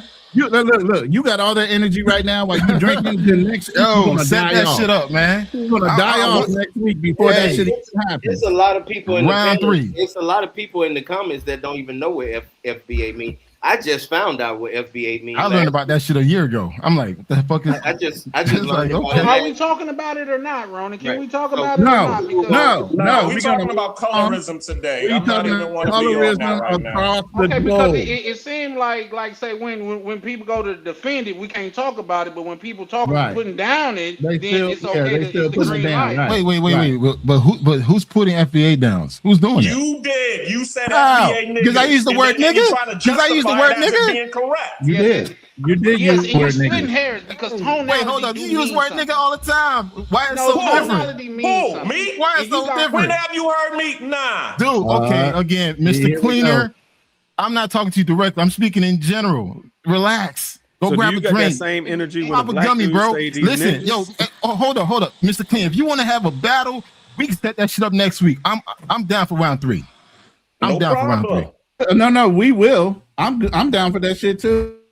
We will have that conversation, but not this week. And here goes the issue. Y'all arguing over what Troy happens is in sitting another there country. like, yo, It's the I same thought this thing. was about This the problem. Y'all blacks can't even get along, and you talking about how some other culture y'all treats blacks. you in Oh, another you're not country. part of black. this. And see, that's Wait, why you're not part of this. You're not not part of part this? on your biracial That's that ass. slave mentality. There we go. See, biracial. See, y'all can't even get together in a group. See, that's the and exactly. You don't want to be a part of Wait a that. minute. Wait a minute. You fighting for some biracial ass out the reparations group, that then. you ain't gonna never get. The person who invented the term FDA ain't never put a bill together, ain't never put no money together, ain't never sponsored nothing for no reparations. You keep fighting for those reparations, and I'm gonna keep working hard, and you see which one comes first. Oh my God. You act like nobody's working hard while that discussion is happening. Right. You think people are sitting still, not doing a goddamn The thing? person while who that said shit we're is gonna get happening? reparations, how Come many on, bills? brother. have they Again, put we're forward not to get talking about reparations? FBA this week, but you're still trying to pull us in that conversation. The conversation next is week. Y'all about let it go. racist It's about clothing. colorism overseas. The colorism. You Thank mad you. about colorism? What you just called me? Focus. Biracial. Y'all can't even get along in here. See, that's what I'm. You mad at what somebody Because you don't know overseas, who you and are. you treat the That's black why. people in the United States here this way. You over here arguing the side of aligning with white folks right now. Okay, you what's using that the mean? same talking points as a what you say, Uncle Stephen from Snowball. That's No, who that you would be a arguing. Sambo, Those brother. I'm more of like that. I would be Uncle Tom. He's Steven. Who that Steven, nigga? exactly. No, call me Uncle Tom. Who that nigga on that Uncle name? Ruckus. Call me Uncle Tom. Shoot. Sound like a Sambo to me. Uncle Tom wasn't Sambo. That's why I said Uncle Tom. That's why. Oh, by the way, if you that's guys why take the time to there read we the go book, again. See how y'all just did colorism? Hold on. No, sir. I made That's a what y'all do. distinction. And y'all You said wonder call me why when Uncle you go Tom. to I another said sound country, like they a don't Sambo respect your to color. me. Because when you go to Dominican Republic, they just say, I'm Dominican. When you go to Cuban, they say, I'm Cuban. It's the American people who try to interject all this. I'm Afro-Cuban, you black Dominican. That's an American thing that happens. When That's you go a to colonizer thing. That makes sense if you're saying this. That is not so an y'all American thing. inject. That's a I just wanted to colonizer show thing. y'all how y'all inject the So let colorism me get this and straight. then get mad You're when not some a other part country of the injects it black there. community. Is that correct, Fearless? No, he likes Is that what we're saying? he Because you likes to keep using separate the word himself. you all. Yeah, Because he likes you to separate all that's himself on this like that. panel. So no, but He likes are to you separate not a himself part from of the certain black things. community? I don't know. It matters who you ask, my brother. He If you ask that participates. Measy, I can't be a part of the black community because my mom was white. If you ask the police officer who may stop me and see my skin color, then I might be that. If you ask the scholarships that I We're get, asking you, how do you identify? Remember, you was coming up with I this. was born in the early 70s, brother. You saying the I'm people answering the who are question. white identifying I'm as answering black. the question. So how do ask you the question, identify talk over the yourself question. as? I'll answer the question for you. I was born in the 70s. There was no such thing as you biracial, you See, this. Troy, this. you see why If we you need look black, night therapy sessions if you now? look Do you black, you was understand? black, brother. That's how it was. It was we all need this a other ring, stuff is some recent. gloves, dog. It was no I'm mulatto. That shit, So it's a wow. was just winner. black. It's a winner. Nah, that's what we Winner, need, Troy. man. I'm talking to you, Troy. It's a winner, bro. We having Thursday night therapy sessions. By the way, I'm going to go ahead and announce it now. Troy is a licensed, no longer practicing therapist. And while we used to have Thursday night therapy sessions with Georgia's unable to participate anymore. We're going to be bringing Troy in, so we'll get a male point of view while we're doing Thursday night therapy sessions with me and Fearless. So then our new therapist, that's going to be Troy. Troy, So just to let so you know, y'all know, Thursday there's night a therapies are multi-layer entirely thing. different, my brother. They're more calm, more informative, more focused. more I pulled like up to to have get a radical conversation on these nights. I pulled up to have a conversation, but it seemed like guys just wanted to bicker and go back and forth about, like, if you don't believe in it or you don't accept it, that's fine. Why put it down? Who's putting it down? But again, like I said, that's for next week. Hold on. Let's put it up. Oh my God. Let's put a pin in that until next week. Let's stay focused on just interesting fact. Uncle Tom was actually a positive figure in the black community. That's man. why I said sound like a Sambo. I made the description. You guys are not the only people that know that. You guys act like we just discovered history right here today. What are you talking about? I said, when he said, I'm more like Uncle Tom, I said, sound like a Sambo to me. Isn't that a depiction of two different things? And nobody said Uncle Tom. I said Uncle Ruckus. Oh, okay. And I said Steven. Come on, man. We gotta, if we're gonna call it, let's Who call that it nigga fair. on that name? Let's call a spade, a ball, all around the board. Hey, Charlie, you know what? Charlie, Hold on. Okay, I'm gonna be nice. You gonna set the shit up for next week, Roland? Absolutely. We can do it tomorrow. No. Tomorrow I got my own shit. I do have a life. I like touching grass. I like hugging trees. I like to go out. Nothing wrong with that. We can set that shit up for next week. Homie said we can do this shit tomorrow. No. See, the thing is, you gotta have a life outside of this social shit, man. Homie's So like, I enjoy my life, my man. girl Charlie Chan's like 20 paces at noon, motherfucker. I'll meet you at noon. We can do that shit out at 20 paces, shit. Because Charlie's on it. Just because it infuriates me, man, to hear people say why are you getting mad for, man? This is a conversation, man. But it's infuriating, and you guys don't act like who's you guys? You guys, you specifically and fearless as well. I don't have to. What did I say? What did I say wrong about whatever? Okay, y'all still have not broken the focus of NBA back to that is a touchy. That's a touchy subject. You know what, man? Yes, sir. It's a very big time touchy situation. That's a touchy subject. Yeah. I'm gonna have fun with this topic, bro. But hey, let's set it up for next week. I'm gonna have fun with this topic. We got it. And listen, to get back to what we were saying. Yeah, to circle back to what we were saying. Yeah. I just wanted to share that too, man. Yeah, I'll be here. Make sure Black Queen is there too. I wanted to have fun with this. Oh, believe me, I know who to invite. You don't have to tell me who to invite from my side. You go ahead and get your little Haitian team solo. Bring your little machete. I'm coming solo with the machete, solo. dog. You can't handle solo, bro. I don't think you should come solo, sir. You've already lost. Hey, let me tell you this. You are down 0-2. You have lost both rounds so far. I have not lost both rounds. I'm sorry. But anyway, go back. Let's go back to Troy real quick. Go ahead, Troy. Like I said during my when I was talking about my experience here, because my experience is going to be different from Coach's experience. It's going to be different from Fearless experience. It might even be different from Black Man Travel's experience. As him being a Haitian, we all going to have different experiences. But what I think we should do is we should respect each other's experience and not try to think that we are we're the resident expert, and they're like, oh no, that's not what happens to you. That's not what happened to you. Right. Yes, this is what happens to me. But like I said, during my when I was talking about it, I don't care. Like, I'm not complaining. It's not a complaint. It's just me telling you what happened. You can take with it however you want to dissect it, however you want to digest it. You can digest it however you want. I'm just telling you my experience. And I know I was there and I know what happened. Coach was there. He saw what happened. Coach, did I get mad? Did I say anything bad about DR? Only thing you said was, well, I ain't paying my damn bill if y'all. I ain't going. I'm not paying. As you should have said, sir. 100% agree. I don't care.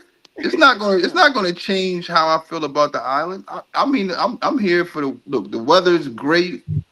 You know what I'm saying? I don't have a mortgage. I don't pay rent.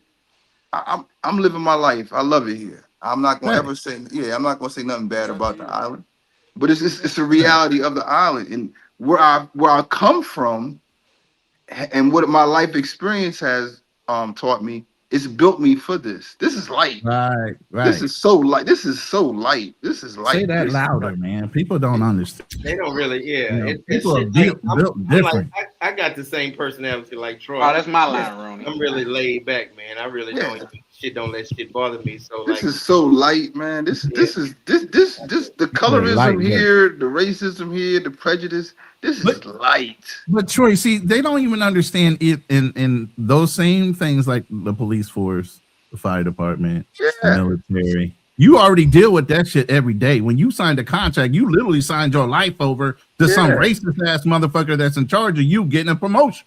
Right, man. Listen, I got a quick story about that. Yeah. You know what OCS is, right? Officer Candidate School. Officer Candidate School, which I got shipped out of. Listen, you know how you had to get your squad leader, your platoon sergeant, platoon leader to sign off on your packet. I had a year of college. Which they didn't want to do. Right. They didn't want to do it. I had a year of college before I came into service. So when I found out about Green to Gold, I was like, oh shit, I meet the requirements to become an officer. I got my packet together. I'm hyped, telling my mom. My squad leader, who was white and Vietnamese, because his father was in the service, and his father had fathered a child with a Vietnamese woman. He was basically, he identified as white, trust me. Of course. And he looked at me when I handed him my packet. He said, "I will never salute you," and turned my packet down. And that's when I knew I wasn't gonna spend no. I knew I was up out of there. I knew I was up out of there. I was like, and that shit. I mean, I was whore. Like I had sew on E2 rank. I sewed my E2 rank on my on my blouse. So I was in it to win it. But that soured me so much on being in the military. I was like, oh man, I got to get up out of it. And then being attached, I know you guys know about the Ranger Battalion. I was attached to the Ranger Battalion. So I'm out in the woods 2 weeks, 3 weeks at a time with a whole regiment of crazy white dudes. Exactly. They was calling. They don't understand that. Yeah, they don't understand how much calling you me. get. That's why I'm like, that's why this racism shit is so light to me. Now we're out here with live ammo, and these cats is calling me Bubba and saying all, Bubba off Forrest Gump, saying all this racial shit. You think after going through all that, you think I'm gonna let somebody come grab up on me on some motherfucking bus? Some dark skinned nigga grab up on me on the bus and shit and treat me like I'm not going for it. I'm not going for it. You gotta respect me as a man. If I'm gonna sit out here in the woods with these racist, like pure racist white dudes. And back then you could fly that rebel flag wholeheartedly without any fucking problem. Rebel flag tattooed on their shoulders. You know what I'm saying? Yeah, this is so light. What goes on this island is so light. It doesn't even bother me. Like I said, I'm not complaining. I love it here. I'm not going nowhere. You can't shake me. You can't move me. You can't make me bend. And that's just how I'm built. Like I don't care. Like somebody else might have had that experience and it might have soured them on the island. They might have been like, "Oh man, I'm going back. They racist over here, man. They hate black people." Man, I'm gonna say this. Y'all gonna laugh at this shit. I got a friend of mine. He comes here twice a year. He never been in the military, and I shout out to everybody that's been in the military. Much respect. But this Negro got 3 military jackets. He stepped off the plane with 3 military jackets. Oh, he false flagging. And he be saluting the police officers and everything. Got the patch and everything. This kind of that's stolen valor. That's not really that funny. And dark skinned dude, he said, "I ain't gonna never have no problem." He be just like this all the time. I be like, "Man, you crazy." That's not that funny. I know. He got 3. I don't even know where he get them from. He got 3 military jackets. Got the stripes and the everything, man. And he listen. He walked in. Tell him to get an NYPD. Tell him to get an NYPD shirt and a fake badge. But he said he don't never have no problem with the police or nothing over here. That's what I'm saying. Like when I pulled that military ID out, it got the captain's eyes, and like I said, the other police officers on there. What are they? Decrim. What is the immigration? What's their? I forgot what their anonyms are. Yeah, but they were not yanking on people. It was one officer. So I don't want people to think, oh, it's the police was handling. No, it was one officer that was about as dark as Coach's shirt. He was on a rampage. He was snatching up women. This woman was holding a child. He grabbed her all crazy. And then he grabbed me by my shirt. And I was like, wait, I'm not having that. I'm not having that. I'm not having that. And I didn't try to fight him. But you remember what Jamie Foxx when he was impersonating Denzel? See, right. Get your nigga hands off. You gotta move the lips too. You gotta move the lips like you got get your motherfucking hands off. Question for the guys that are traveling here. Listen, I wasn't trying to fight the police, but I let him know I did not appreciate him having his hands on me. And I'm not a little guy, you know what I'm saying? So by any means, I'm not a little guy. But when I got off the bus, I went to the captain. And the captain apologized. He saw my IDs. It was all good. But that is my experience, man. And I'm not here to talk bad about Dominican people. I'm a guest. I always remind myself I'm a guest here. Yeah. I don't come here thinking that I run. I'm not trying to change the DR. I'm not trying to change how they. I'm not trying to tell them that they're black. I'm not trying to do none of that. I just want to be. I just want to be me. I just want to come here and exist and be. This is. I love how my existence is here. I like my experiences here versus what I had in the States. Now in the States, I did well. I did everything I was supposed to do. I joined the military. I graduated. I mean, I left the military with honors. I went to college. I graduated with honors. I'm driving a nice car. I got tired of getting pulled over and having the police play with me. I got tired of that shit. I got tired of that. Hey, Ron, I mean, all of y'all that own the channel, man, I think the title would have been, I mean, the title is good, but I think it would have been better if it said, do dark-skinned Americans, black Americans get treated differently? Because do black men get treated differently? Because we don't. You know, Dominican. That's why that's why I wanted a colorized version of us. That's why I have dark skin, light skin. The hue is in the building. Dark skin is in the building. I have the hue in the building for a reason, because I knew there would be a little pushback from one side to another. So I said this because I knew it was going to happen. I want to ask you guys this. I want to ask you guys this, because I really want to get back to the topic, man. Yeah, that's why I brought it up. When you guys go to these countries, right? Do you talk to the black people of those countries? Yes. Yes. I do. Do you ask them questions about way to talk to those black people. questions about how they're treated and social and what they say? Yeah, I do. I don't. Colorism in The Haitian people that I spend time with, they say they get treated with no problems at all. I be trying to get something out of them. I be trying hard. I'd be like, man, you ain't never got hit in the head with a rock or nothing. Be like, no, I don't have no problems over here in the Dominican Republic. And I'd be like, damn, me and Domingo, we have Haitian friends. We go and have dinner with them like every once a month, and I be trying to get stuff out of them. They don't say nothing about the Dominicans treating them bad. I don't know, and I'm not going to say one of them right now. Mm-hmm. Say it again. I said, here's one of the dark-skinned Latinos right now. Get them darkies off the screen. Yeah. Shout out to Ulysses Travels for the $5 super chat. He says, my team leader was a ranger. Those dudes are snobby as hell, and they think they're better than everyone. They're lame. Yes, they're racist. That's what we're saying. And the military, if you've done anything, you tried to get any level of rank. And by the way, I told you I was in college. I had a scholarship as an architectural major. Recruiter let me drop out of college in order to join the military instead of sending me through OCS and letting me get my degree. So don't tell me they're not racist. They are. So again, going back to the question, when you guys talk to them, do they tell you how they're treated and how they're? My fiance right now, she's what you would consider a morena. You know, she's darker, curly hair, and her whole life she's been bullied or teased about her hair and her color.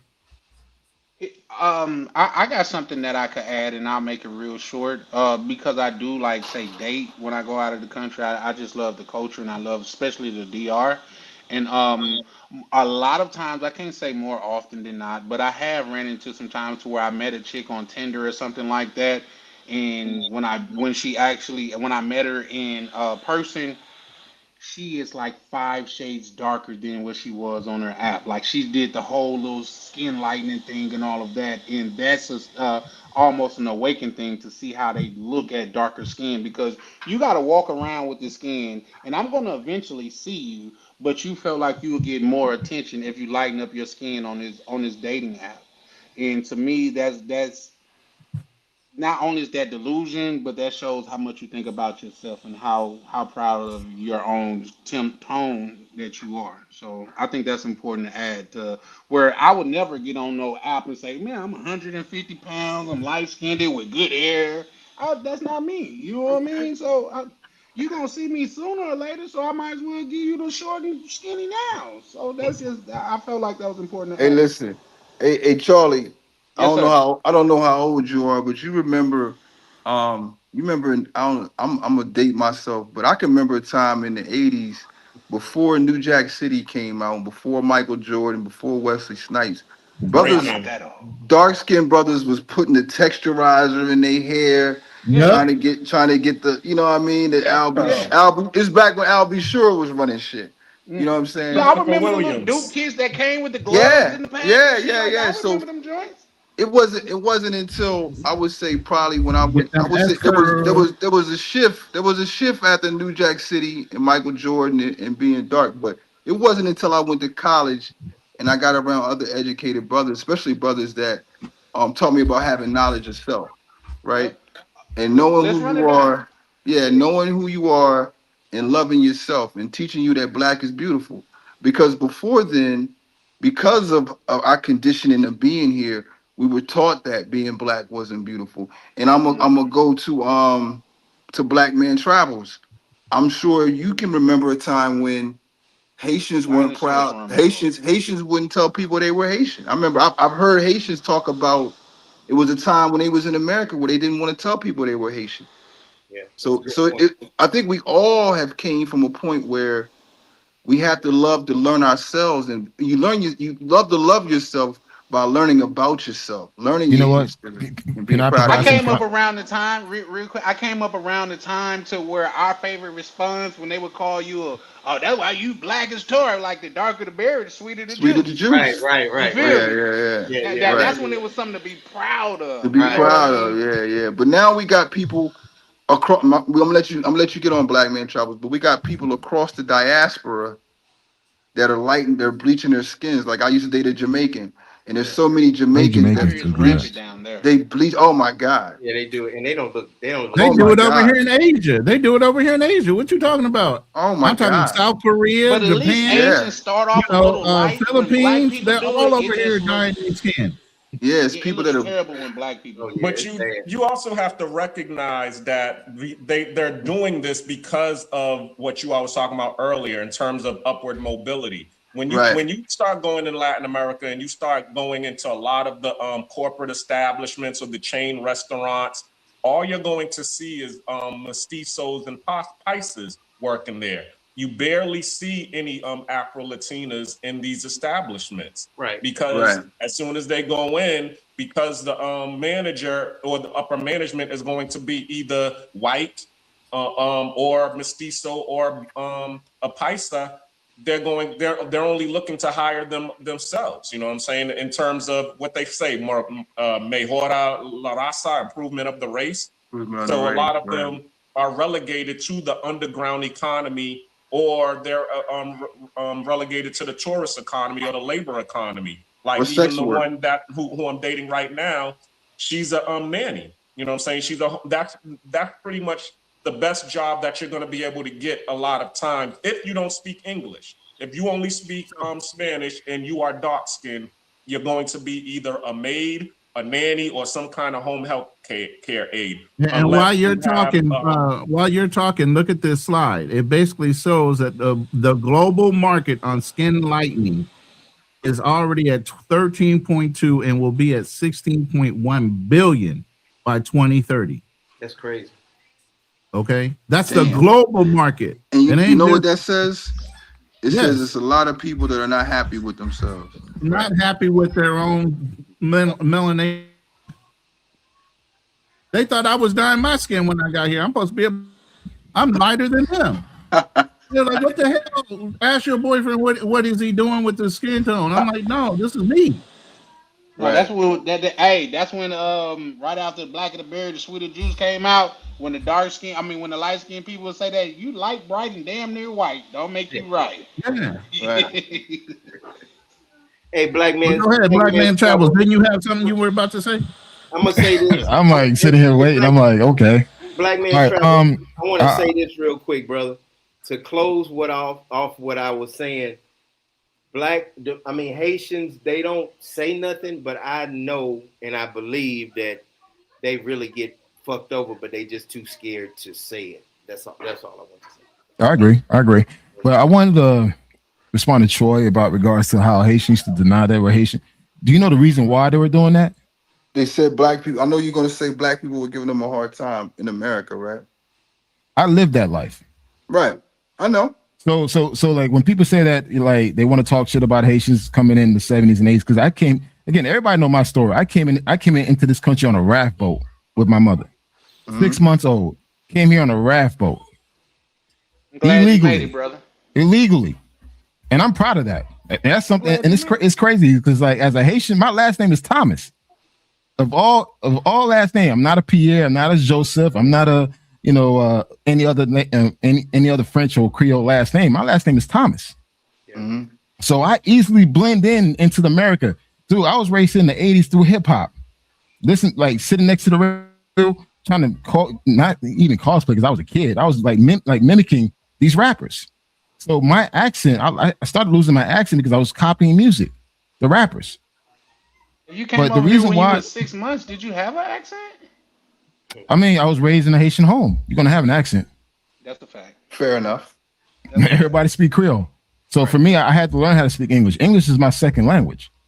So the reason why a lot of us had to say, hey, we're not Haitian, because we were getting our ass kicked every fucking day after school. We were getting chased. We were getting rocks thrown at us.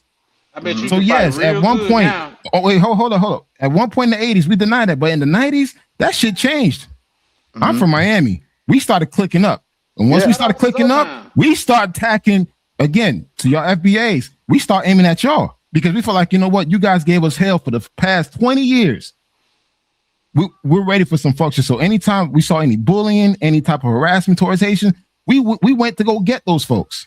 I saw a documentary on zoos in Miami. Zoos, dude. That's why I can't compare. I can't listen. I can't compare Haitians in New York and Boston. Haitians in Miami, we different. We don't play that shit. Like I'm part of that era where it's like, hey, listen, I had to fight every fucking day. Every day I'm at the principal office.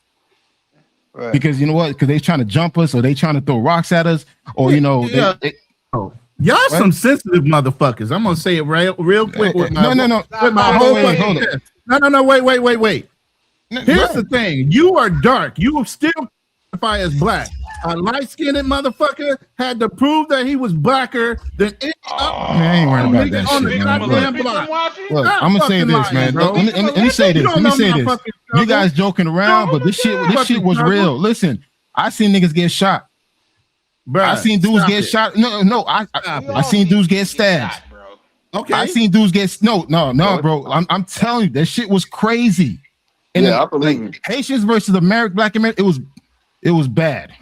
It was to the point that there was death, shootings, stabbings, whatever, bricks, hammers. Dude, it was an all-out fight. It's until the 90s somehow we decided to say, you know what, fuck it, we're not gonna do this anymore.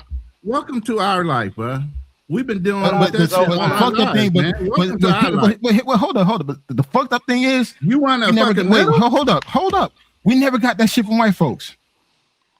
We never got that shit from other Hispanics. We got this shit from other black people. Now that's fucked up. I'm agreeing with me, you on that one, brother. Hold on. And that's why for me, when y'all say all this collective bullshit, wait. Fuck all that, man. I don't believe in that collective bullshit. Because at the end of the day, all that from black people, right? No. I'm telling you my experience. You're not listening. I'm telling you how shit went down in Florida. I'm telling you, you're not fucking listening. And I'm telling you how things were going on during that time. And again, this is the 80s and 90s.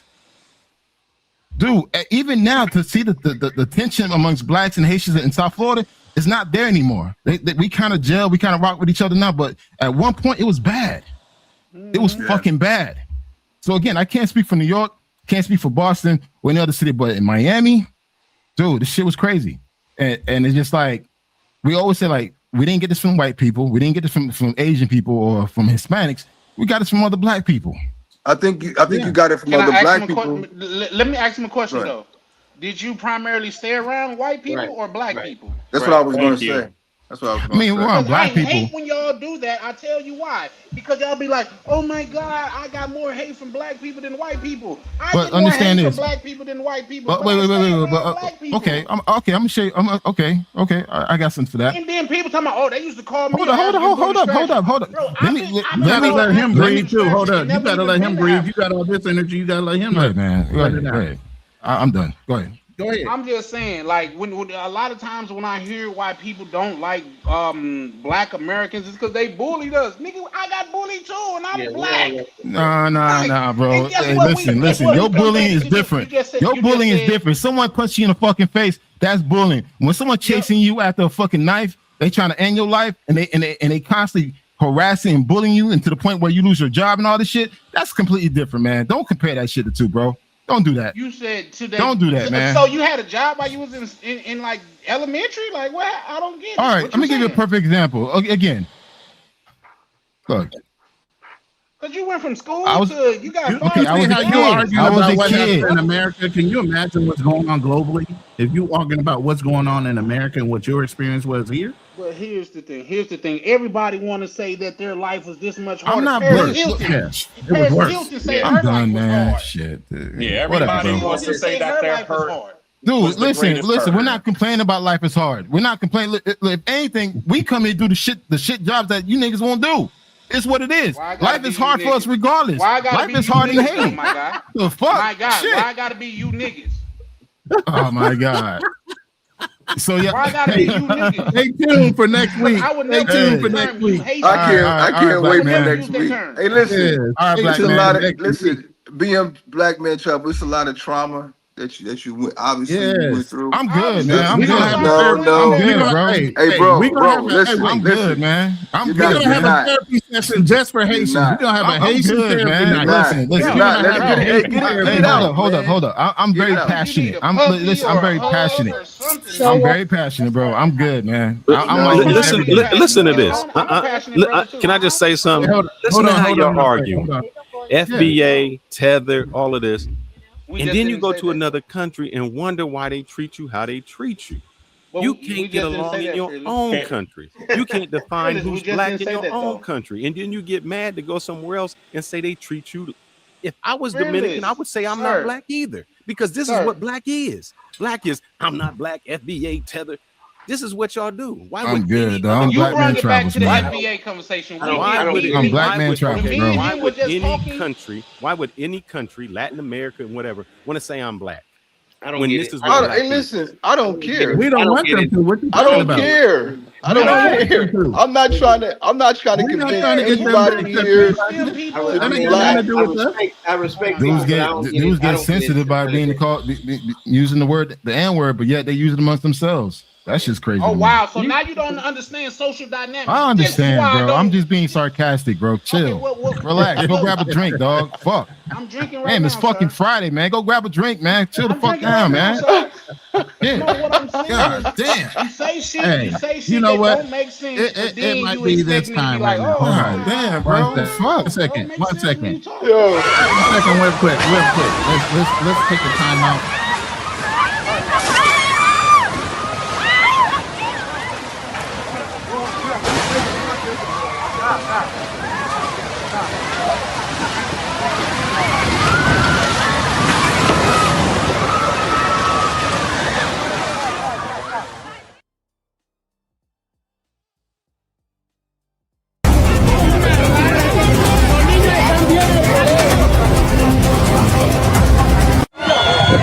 Rescuers are searching for a family that is trapped under the rubble.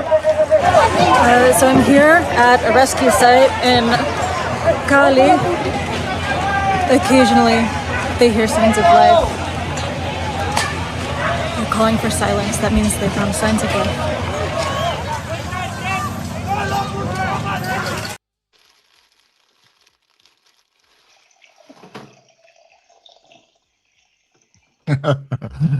Fix the country, man. Oh boy, I love the U.S., man. U.S. I make good money here, good living here, bro. I love the United States of America. God bless you.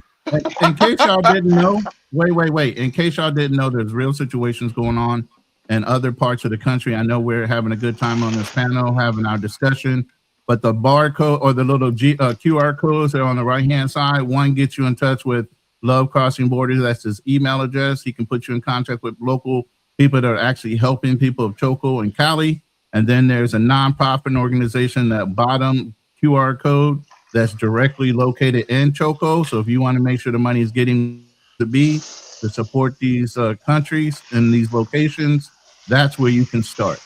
And we can pick up the conversation again. And Go you ahead. know what? Before we get back to the conversation, I want to say that I'm proud of my man that's out there, Dre, that's helping the people where he live at. I think that's a great example of a black man from America, from the U.S., going abroad and doing good things. Yes, And sir. we don't applaud that enough. We always look at the negative about what we do when we travel, when we go places, and how we act. But I think that's commendable for that man to go out there and reach back and try to help them people out there that live out there. That's a good So point. That's a good point. Hey, That's a damn good point, brother. Yeah, Yes. listen. I think I like coffee. I just thought about something. If You know how to open it? out if over there, if when them people said be quiet, they said Kayate, be quiet. If a group of black people, somebody say shut up, be quiet, you will hear some other niggas say fuck you, nigga. No, fuck you. You're right. Yeah, you know what? I'm not right. look. I was gonna say this. It depends on what room. Hold on. I was gonna say this when when they were talking about everybody be quiet. Right. Did you notice who was still talking? The white women? lady. No, the women. The women were still talking. I did hear some women in the background talking. I Yeah, was yeah. like, God damn, But they can't even be quiet. They trying to get people out the rumble, and the women still talking. But y'all know in school they had to always have a nigga to say, nigga, man, shut up, yeah, nigga. shut up, man. Yeah. Hey, I seen a skit like that to some. I guess this white lady was stuck in the elevator with some black people. I guess it was multiple women in there. It's like 2 women, 1 white, 1 black, and like 3 black dudes. And it was like, I guess we're stuck. And the white lady just started screaming. And just like, we only been stuck 5 seconds. Chill. Like, let us figure it out. She just kept screaming. He said, hey, say G, punch that bitch, man. So my thing is like, have you noticed when it goes down, you don't hear men screaming, you hear the women screaming? No. Nah. Whenever it's a tense situation, there's always women screaming. Like I seen a safari thing to where the guy told them, listen, when the animals get close, don't say anything, just be quiet. Soon as the elephant got close and looking, guess who go to talking? The white lady. I would like to leave, sir. Can we please leave? Well, you finna go to the upper room. You keep on talking. The men told you to shut up. That's You know why. what I That's mean? why. That's why in a crisis they always say women and children first. Yeah. Let's get them out the way first. Get them ass out. Get their ass out of here. We gotta figure this out. Let's get them out the way. You know what I'm saying? That's But nah. Yeah. Hey, listen. I don't know how much longer we gonna be on the panel, but I respect everybody's experience, your comments. Right. You know, even my man Fearless. I'm gonna take constructive criticism. I might need to dial it down a little bit. But we all have triggers. And I'm not saying that in a bad way. The way you we act all have is triggers. the way I One, act. yeah. And this young lady here, come here. Look, she done probably saved my life a whole lot of times because she said, what you doing in America, you can't do here. You can't act like that. You can't say. What is his name? That's Troy. Punta Cana. Okay, Kina Punta Cana. I'm Dominican, and I will tell you this. I love my country to death. I mean, when we go there, when I used to live there, of course, I have a lot of fun. I enjoy my culture, the food, the people, all of that. But I can say in the last maybe 7 years, the things getting crazy. It's no respect. The police are corrupt. Anybody can have a gun. Everybody is violence. Even driving, you can feel the energy. You can feel the vibe. And even I told my husband, you need to chill. You need to drive slow. Even you have to ride. Why? Because at the end of the day, you have more to lose than my people. Why I say that? Because it's our country. It's our language. At the end of the day, if it's an American guy and a Dominican guy getting in a worse situation, or people, Right. of course, going to be in the side of the Dominican people because that's nature. Right. And when you see things like that, the people escalate. You don't need to prove your masculinity. You don't need to prove No. from Yeah. the army and police or things like that. Just chill out because it's Yeah. very crazy out there. Well, And it's not that you Oh, need matter to of fact, live we in just in fear. Don't live in and don't take that wrong. Don't live in fear. Live in your life to the fullness Right. because that's what we do. But when you see things like that, just remove yourself because Yeah. at the end of the day, you have more to lose. we Right. just had an incident. I mean, when we was there, we was with Nico. Oh yes, It's yes, and sobering I to was hear a so voice mad of because reason. it was his friend, and we was We in in a a really barrio and bad barrio. Yeah. The street and he was getting out very the car tiny, talking trash, and and I'm I like, have my bruh. baby in the car. I have his baby in the car that I was taking his baby to, and I was like, I was going on my husband like, I mean, this is crazy. Right. I don't know this barrio. I don't know where to run in. If something happened, we trap because this car in front of us, in the back of us. He need to chill down and calm Yeah. down And this is a because Dominican. it was like only two guys and all the other guys. Yeah. This was insane, and I think But at the end that's of the day, yeah. the goal is be safe. Yeah, And that's not my personality. I mean, coach attests. no, no, and I I'm don't know you. I'm super laid back, and Mm, I live in a gated community. Sorry, my fault. I live I in a don't know. gate. I don't. I live in Punta Cana. I live in a gated community, so it's not wah wah wah where I live at. You know what I'm saying? That's good. It's I super mean, taking popey. care of yourself and have It's fun. super popey where I live But at. here's the It's thing: super popey. it's not that she stay in a nice place. I had a Mhm. nice place. It's not that. It's when you get out and we come. I've come with the American. Like, how you gonna cut me off, brother? I ain't letting you over. Those little things that we just don't think about. You know, Yeah. they escalate, Mhm. and you just think, you know, how did I even get in this situation? Yeah. My And I thing think is, we yeah, bring that yeah. But that fearless, I got, mentality. we all have triggers, right?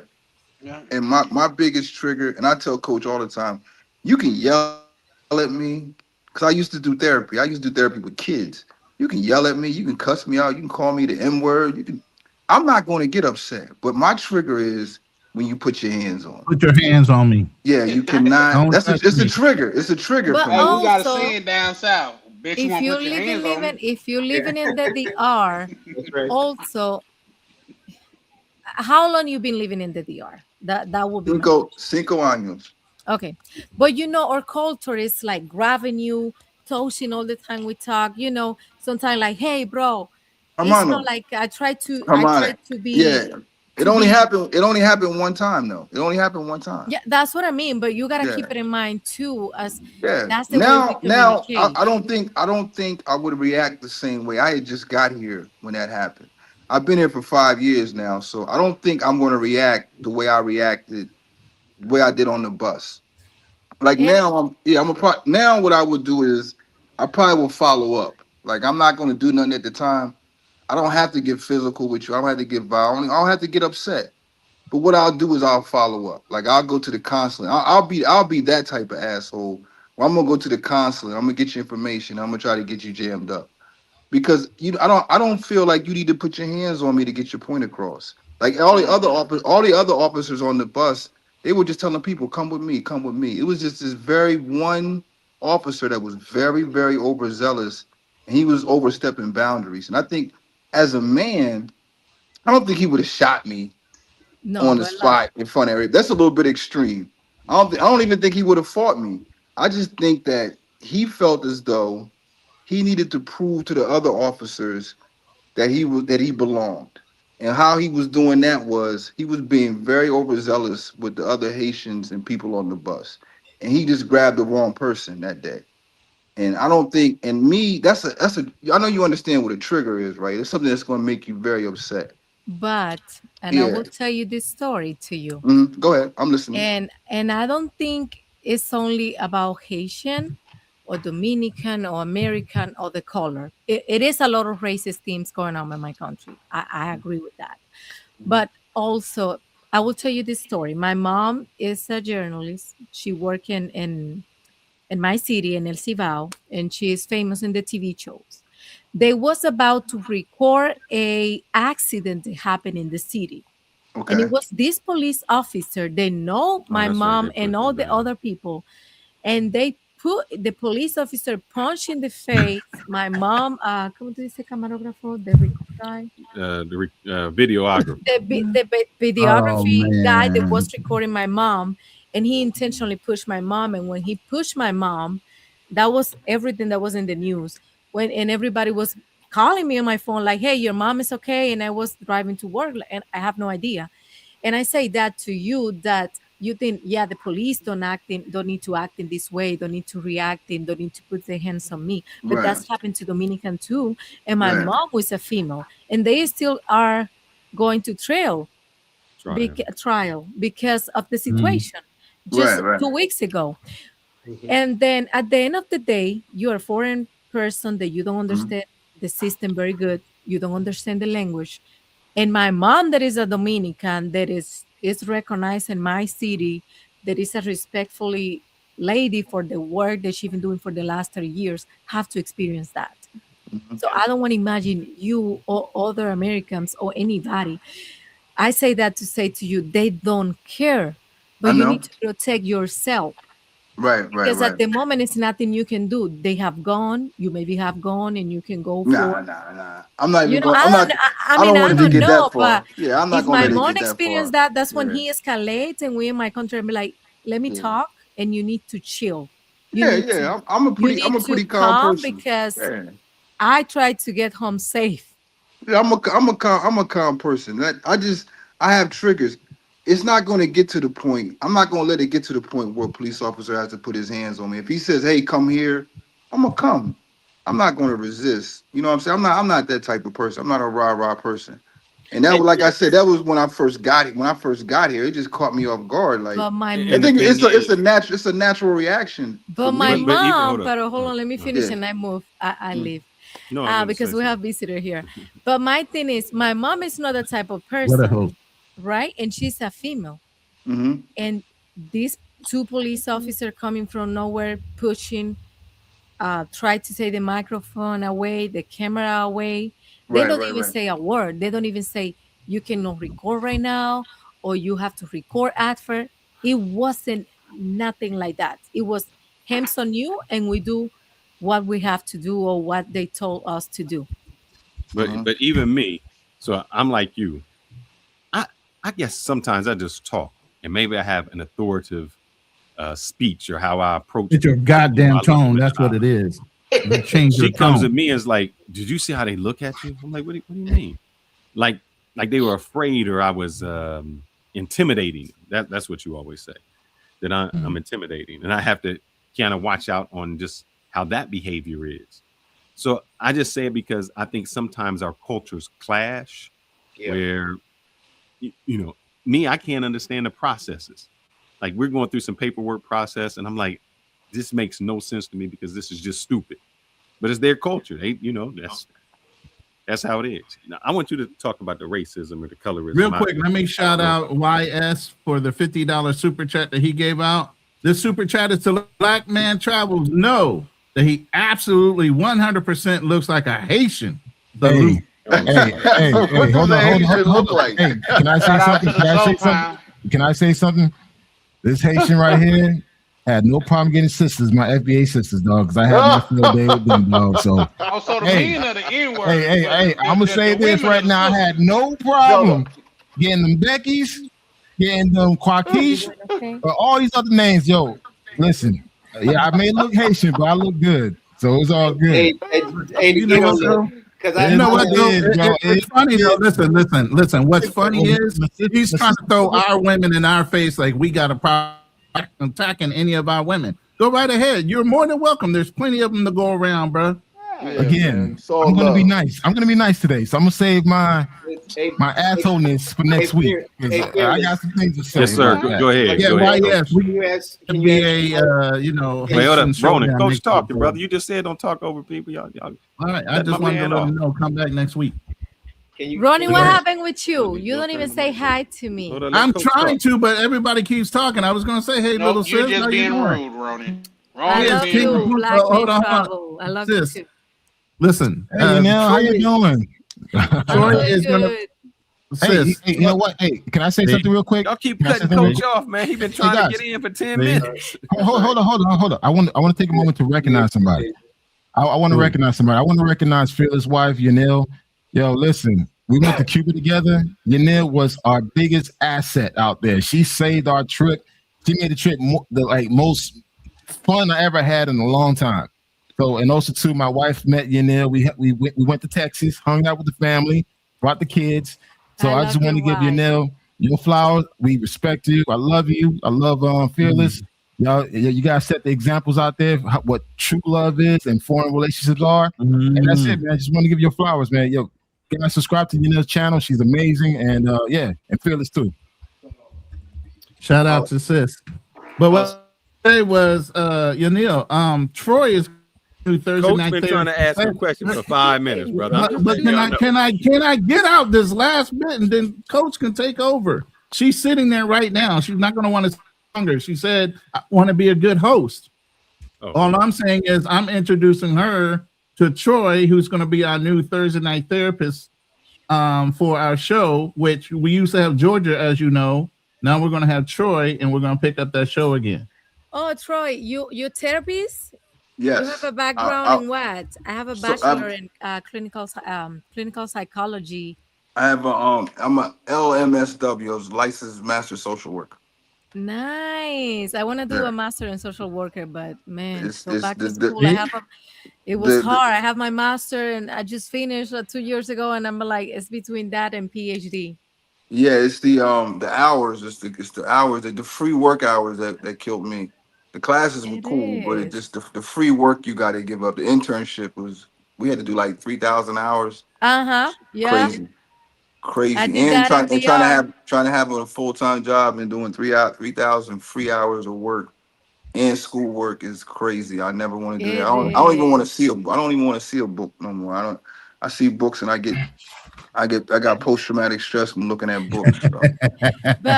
But you working with patients. I used to work with children. I started off working with children, and then I worked with veterans from the military. Which is even better. I started off. I was a family crisis therapist. So like when kids would get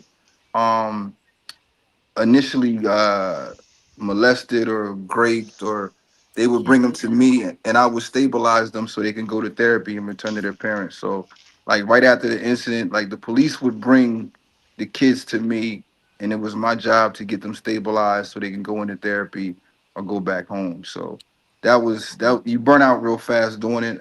It was one of my favorite jobs, but you can't do that for a living. You cannot do that type of job for like a long period of time. My final he's going to be a huge asset. But go ahead, Coach. My final question before I go, because I got about 10 minutes, and then my wife is calling me. So, hey, can you ask your wife? Can she tell the difference between a dark-skinned Haitian and a dark-skinned American?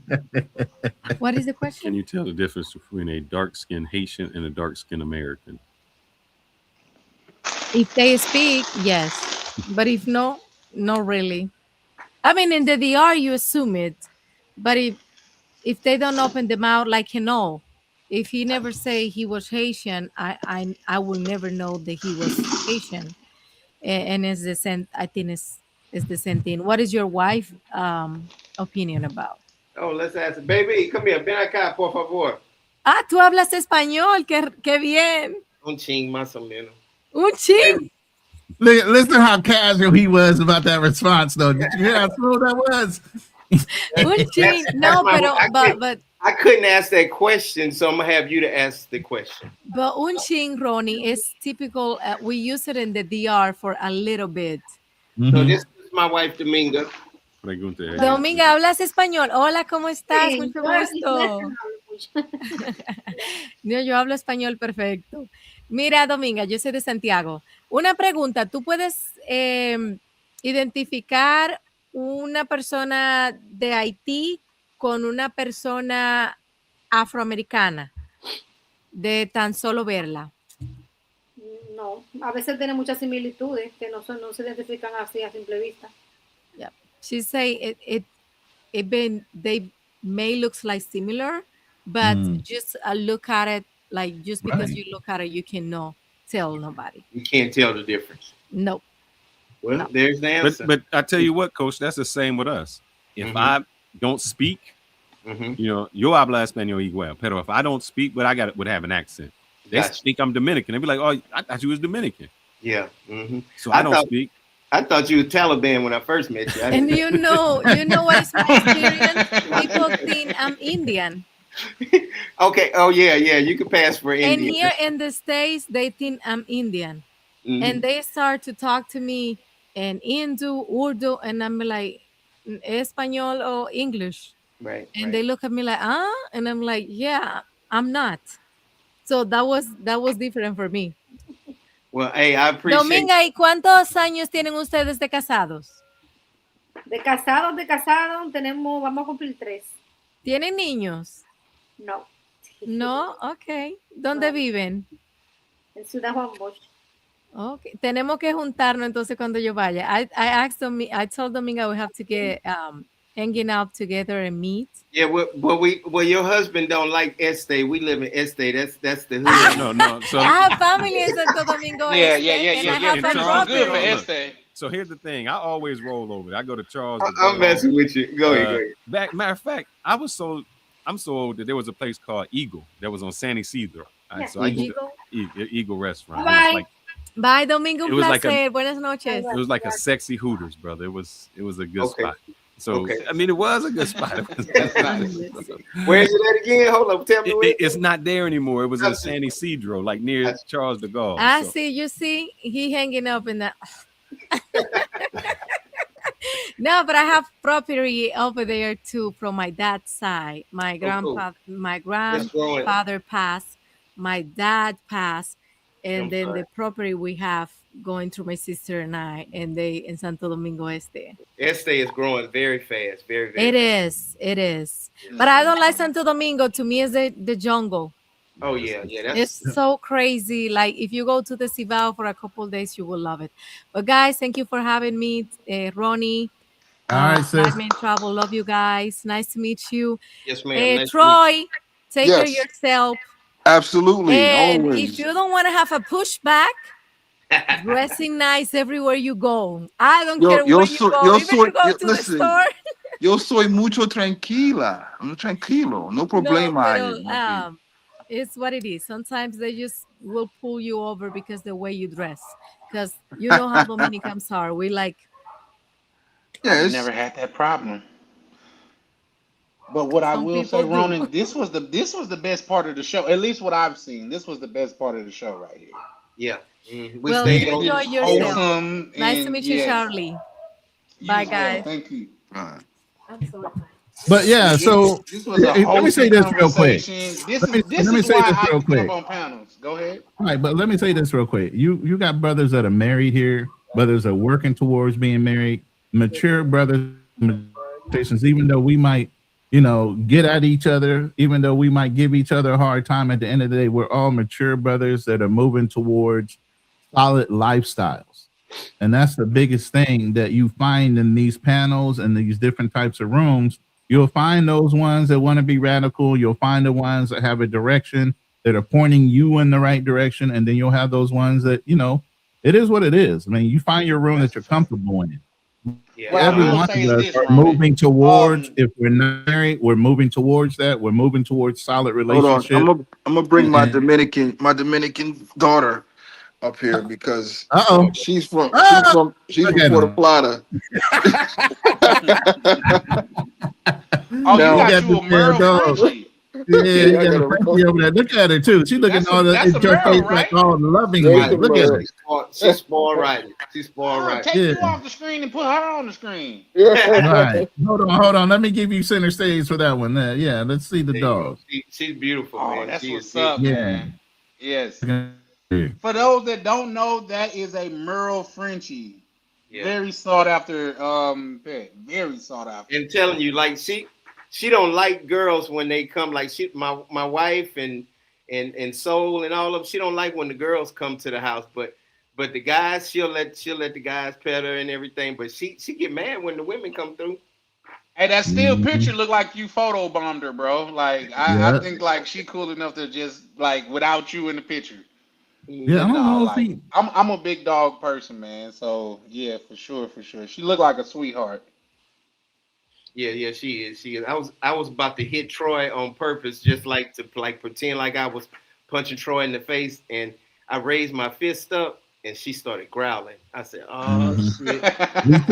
We see you in the background. So hey, don't do that. Don't do that. we pushed in 2 hours and 15 minutes for those that. We pushed in 2 hours and 15 minutes for those that are faint of heart or you old fuckers that need to go. I really enjoyed the live, especially like the last 30, 45 minutes. I thought beginning, man, they were going at it. What's Black Man's Travel and who is that? Miss Black Cleaning. Black Cleaning. Yeah. Shout out to Black Cleaning, one of my good brothers. Before you go, man, let me say this right fast. Ronan, go ahead and move aside while I give Coach and Phyllis their flowers, man. Shout out to y'all for just having that wholesome moment with you guys, ladies and stuff like that. Because yeah, you just move aside. We ain't talking about you right now. Now the light skinned brother to the back. What I'm saying is, man, they don't give you brothers the shine that you need. The brothers that's out there and really doing their thing, man. So shout out to y'all. All right, like I said, I'm about to bring up some panelists. We are at 2 hours and 15 minutes, so the panel is open. For those that want to duck and cover and get off the panel, this is your moment. Get off the panel if you don't want to be on. Shots right here real soon. Smoke is everywhere. The smoke is coming. Smoke is everywhere. But you got to allow me to respond, though. But hold on now. Well, hold on. Before we get any comments, I got to play this. Before we open tonight's panel, please understand the following. The opinions, statements, experiences, and conclusions expressed by individual guests and panel participants are strictly their own. They do not necessarily represent the views, policies, or positions of the Lion's Den podcast, its hosts, production team, affiliates, advertisers, or sponsors. Participation in this broadcast does not constitute an endorsement of every statement made during the program. All participants are expected to speak responsibly, avoid unsupported accusations, protect private information, and comply with applicable law and YouTube's community guidelines. By voluntarily joining this recorded or live broadcast, each panel participant acknowledges that their name, voice, image, likeness, statements, and contributions may be recorded, edited, excerpted, reproduced, distributed, promoted, archived, and monetized by the Lion's Den podcast, subject to any written agreement governing their appearance. The program may use reasonable excerpts for promotion of clips, replays, commentary, educational material, and future Lion's Den productions. Audience comments and live chat submissions may also appear during the broadcast. Submission of a comment does not transfer ownership of unrelated original material, but it may permit the show and the platform to display that comment as part of the live program and its archived recording. This discussion is presented for commentary, education, and public conversation. It is not legal, financial, immigration, psychological, or professional relationship advice. Viewers should independently verify material claims and consult qualified professionals before making major personal, financial, legal, or relocation decisions. Participation is voluntary. Responsibility for each opinion remains with the person who expressed it. Welcome to the Lion's Den. Now, let's get into it.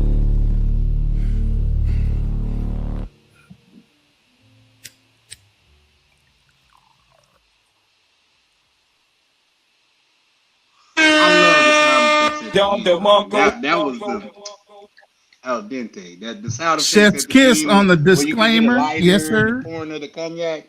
Yes, sir. That's it. Hey, Ronan, I got a quick question before I go. Do I just stay up with the simulcast, or I don't want to mess nothing up because I can leave it up? I mean, no. What is at the bottom? You can hit the close the door and you can leave. But if you want your channel to continue to broadcast, just leave it alone. If not, you got to go into the studio and then you got to end each one individually. So you can just take me down. You can just take me down and it'll be good. No, well, you can actually close your window at the bottom. You know, the one just at the bottom says leave studio. Once you do that, you're out. Okay, I'm good. Hey man, I really enjoyed y'all. Everybody. Oh, no problem, man. You the one that came up with the topic, so and you told us about Troy. So that's a win-win for us because, like I said, we've been looking for this. Troy's to keep one, and man, Troy's a great guy. So I'm looking forward to our Thursday night therapy sessions now with a male point of view because we had a female point of view and she kept on kind of sliding to the left. You know what I mean? But Troy, she called us Neanderthals by the end of it. You know what I'm saying? Yeah, I saw that. Troy, a good dude, man. He good to have, and he been rocking with me, man, from day one with the Dominican route. And man, y'all take care. Y'all be blessed, man. Fearless, all of y'all, everybody, man. Y'all take care. Appreciate you, Dominican route, Coach John. Appreciate you. All right, fellas, we in rounds, the late round. So, we got a chaotic truth that wants to step in the room. Look out. And we're going to bring him on here in a minute and add him to the panel. Anybody else that wants to leave? Welcome, chaotic truth. Welcome, man. How you guys doing? Doing well. There we go. There you go. Yeah. So we just got done with a live panel on when black men travel, are they treated differently? You know, is it colorism? Is it class? Is it what's the truth about brothers when they travel overseas? What kind of issues are they running into? I've only been overseas a handful of times and been to Europe, particularly Spain. And I'm not gonna lie to you, man, it was awesome. I for the first time in my life, I felt like a nobody. And I really believe that's the beauty of being overseas because most of the planet, I can only speak for where I've been. They have their own culture, they have their own history. And I like the idea that nobody gave a shit about my race. When I was in Madrid, Segovia, I went to Rome. I like the fact that there was no black culture. It was just ancient culture. It was Baroque architecture. It was neoclassical. It was Victorian architecture. It was classical music on the street corners being played. That's what I loved about it. And yeah, that's what I loved. Yeah. So you're saying the immersion of the black influence wasn't so prevalent there, so you felt a little more comfortable, maybe? I felt like how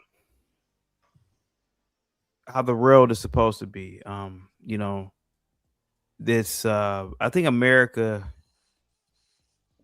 placates and takes care of the black man, and it gives the illusion that the black man is more important than what he is. But the real world, trolling. I knew the trolling was gonna start. No, I know who he is. Do you not want me to talk? Okay. No. Go ahead. Listen, chaotic. We're not gonna play those games. I know who you are. And I'm it's not okay. trolling. No, I know you're not trolling. You're being your truest self. Being myself. I know what your channel's about. So that's why I wanted you to go ahead and talk. Let him have his point of view. He can have his point of view. Like for example, like the last places I went to were Madrid and Segovia and Toledo. And you can go to any place in these. Obviously, Madrid is a major city, right? But Segovia, Toledo, these are like small towns. Mm-hmm. It's nothing but flamenco. It's nothing but in terms of architecture, art, the history, the food, like tapas, you're eating olives, you're eating, small, there's no soul food there. There's no fried chicken. There's the pig, I forgot the pig's leg, whatever the fuck they call it, but you are immersed in their culture. Mm-hmm. And so that's what I loved about these places. In Rome, the same thing. Rome is the Holy Land, in terms of I was the only one, and it was like something. I got a question about you're in Spain. Do you think that being in Spain is like my audio messed up? Your audio messed up because Juji just joined the panel. Just came up on the panel. Yeah. Do you think that, because I've seen some places over there that they treat Africans different than they may treat a Black American. Did you see any of that? Where Nah, the Africans in Madrid and they weren't in Segovia because Segovia is a small town, and they weren't in Toledo, but in Madrid, the Africans, like the Middle Easterns, they had like those like so they had placed like a mat on the ground with like ropes. So if the cops were to come, like the National Policia, they had to snatch it up. I didn't see them treating them any other way. They pretty much were ignored. Same thing with the gypsies. The same thing with other groups of people. Like they were pretty. I don't know whether it's ignored or not, but they were ignored. But a lot of people don't understand that Spain is, a lot of Spain is just nothing but Latin Americans over there, from South America. So Spain is really different, It's like us going to the motherland of Africa. That's the same difference. I beg your pardon? It's just like us wanting to go to Africa to explore our roots. Yeah, sure. Most Latin American countries were colonized by Spaniards. Yeah, sure. Yeah. Man, and figure out what was going on with their people. Yeah, I mean, like I said, beautiful country. Rome is a beautiful city. But I as a Black man traveling overseas, to be honest with you, man, I didn't think anything of it, man, to be honest with you. The women are beautiful in Spain. I have to admit that. But I didn't really think anything of it, to be honest with you. All right, I'm going to ask you another question. Do you think a little bit of privilege? Of course, as an American, oh shit, yeah. As an American, or even as a Black American, like yeah, without a doubt. The moment you start speaking, without a doubt, like they because they think you're rich, so they service you. The level of customer service I had everywhere was phenomenal. Everywhere I went, the moment I talked, yeah. It was a gateway to open up the doors. I mean, oh shit, yeah, real quick, I want to welcome the other panelists before we get on to one person's conversation. Mr. G's been waiting quite a while. Welcome, Mr. G, to the panel. I know you've sat through the whole live, Mr. G. So welcome to the panel. What's your input right now on where we're at with the conversation, and then you can go anywhere direction after that. Can you guys hear me? Yes, sir. Okay. Good evening, folks. Shout out to my brothers on here. That's veterans right now. I'm an Air Force guy, so and I'm Haitian, so my perspective is very kind of unique in itself. And like the brother that we had on here, Black Man Travel, he talked about the 80s and the 90s. I'm not that old. I'm 41, so I'm more like a 2000 baby as far as the Haitian experience down in South Florida. So it was a little different. And I think he's correct in what he talked about it regarding the. Wait, you said you're 40 years old, dude. You just 41. I'm 41. Dude, I'm 48. We're in the same time frame. Not really 48. You late 30. You late 40, bro. Hey, you being a real sensitive about your age as much as they want to call me 75. I'm good, bro. You're 75. I'm not trying to get you, bro. I'm good. Hey, black don't crack, dog. Listen, black don't crack. So I'm good. Yeah, hey, man. Hey, look, you look very good for your age, bro. No homo. But yeah. So some of the things you talk about, I've heard of myself. But being in the early 2000s, the experience was a little different. That's when people were, the things started kind of gelling in, and everybody started to kind of just get along. We all Black, and so my experience is a little different. But I've seen parts of what he's saying. But everything that I've heard, Mr. G, I'm sorry. So you came here in the 2000s? No, I came here in 99. I came here at 13, 14. Oh wow. Okay. All right. Okay. Yeah. So I did like from 8th grade in high school and stuff like that. And, and I understand African American history. I had AP American history in high school, so I fuck with my FBA niggas. And when I say FBA niggas, I don't mean anything like that. I don't think he meant anything when he said FBA niggas. No, but, he did, because the way he said it, he's like, and you FBA niggas? Nah, let's not go to FBA agenda. We got a whole Friday. You don't know me. You starting to know about me, but it's all good. I fuck with my FBA niggas, man. I'm for the whole reparation and everything. And me being Haitian, of course, I'm always support all of that. There's feedback. There's feedback. Someone has the extra window open. There's feedback. I think it's you, Charlie. You had the feedback on your mic. You the odd man out. He probably has to, you know. My mic was on mute just the whole time. He probably has to, you know. I was just on mute. Open in the back. Okay. Now can y'all hear me better? Yeah. No reverb. I'll drop down and try to come back up. All right. Go ahead, man. What you were saying. Yeah. So I get straight to the topic. You know, everything he was talking about, you know, I do understand it. I understand, you know, from back in the days, things were a little bit traumatic. You know, I grew up in South Florida like him, but if you can remember the whole AIDS thing, where you blame the whole AIDS thing on Haitian, black men's travel, you know, back in the 90s, you know, and the people in New York, they had to, you know, protest and things of that nature. So we've been through a lot, but I don't think, you know, that's something that I would say, you know, I don't see myself as black. I don't see myself as part of FBA, and I know I'm different. I know the experience or lineage or whatnot. I know all about that whole political Turk Nasheed, Yvette Cornell thing, you know. So I have no beef with people. But just to get to the main topic, you know, so I have a daughter in DR, 2.5 years old.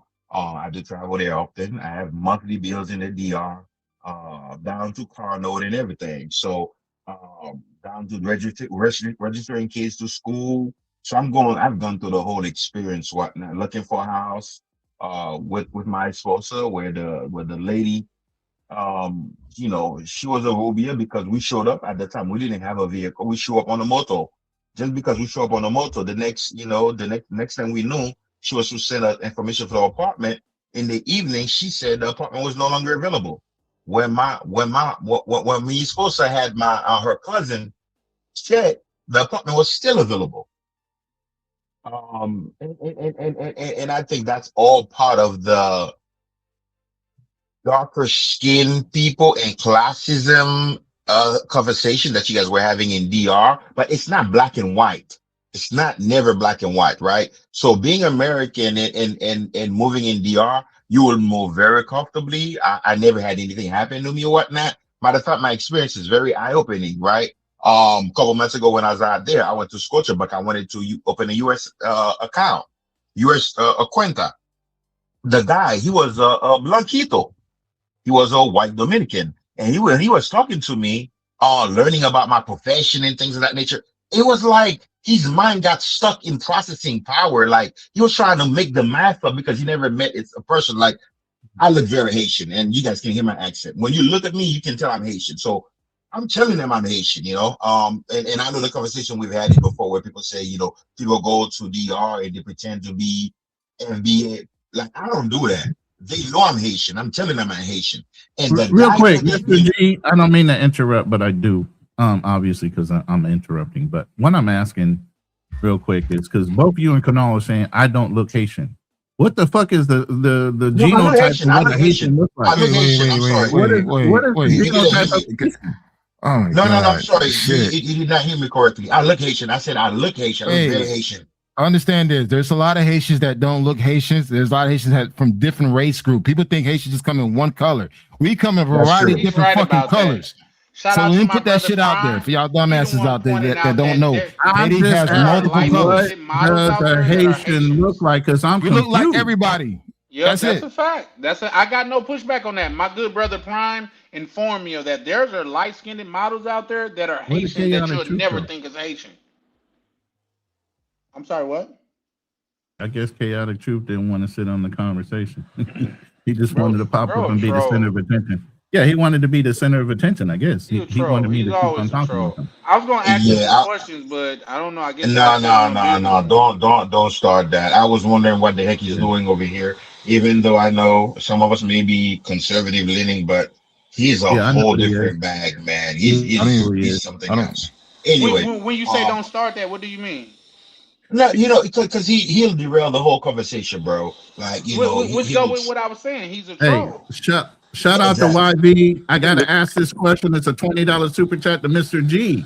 How many times have you been called a boat living in South Florida? Too many times. Yeah. Back in the early 2000s, that was the word we were using for us. In the 2000s, so that's my era. The boat thing, and even to the point where we'll use it. It's just like the N word, right? How you add the A in front of it, and people just say nigga. Hey, Mr. Like G. in the early Which part of 2000s, Miami we you were referring from? to ourselves as boat. Like, yeah, I'm a boat. It was like it was cool. We take it into something. We turn it into something positive. Hey, Mr. G, which part of South Florida which neighborhood you from? I'm from Fort Lauderdale, so you're a Miami dude, Oh, and I know it's a little bit rougher right. down there. I'm in Fort You're Lauderdale. Broward County. Yeah, I'm Broward County. Yeah, Right. yeah. He's from Miami, so it's a little Hey, bit Miami- realer. It's a little more realer down there. Yeah, It's a Miami's little bit more realer down there.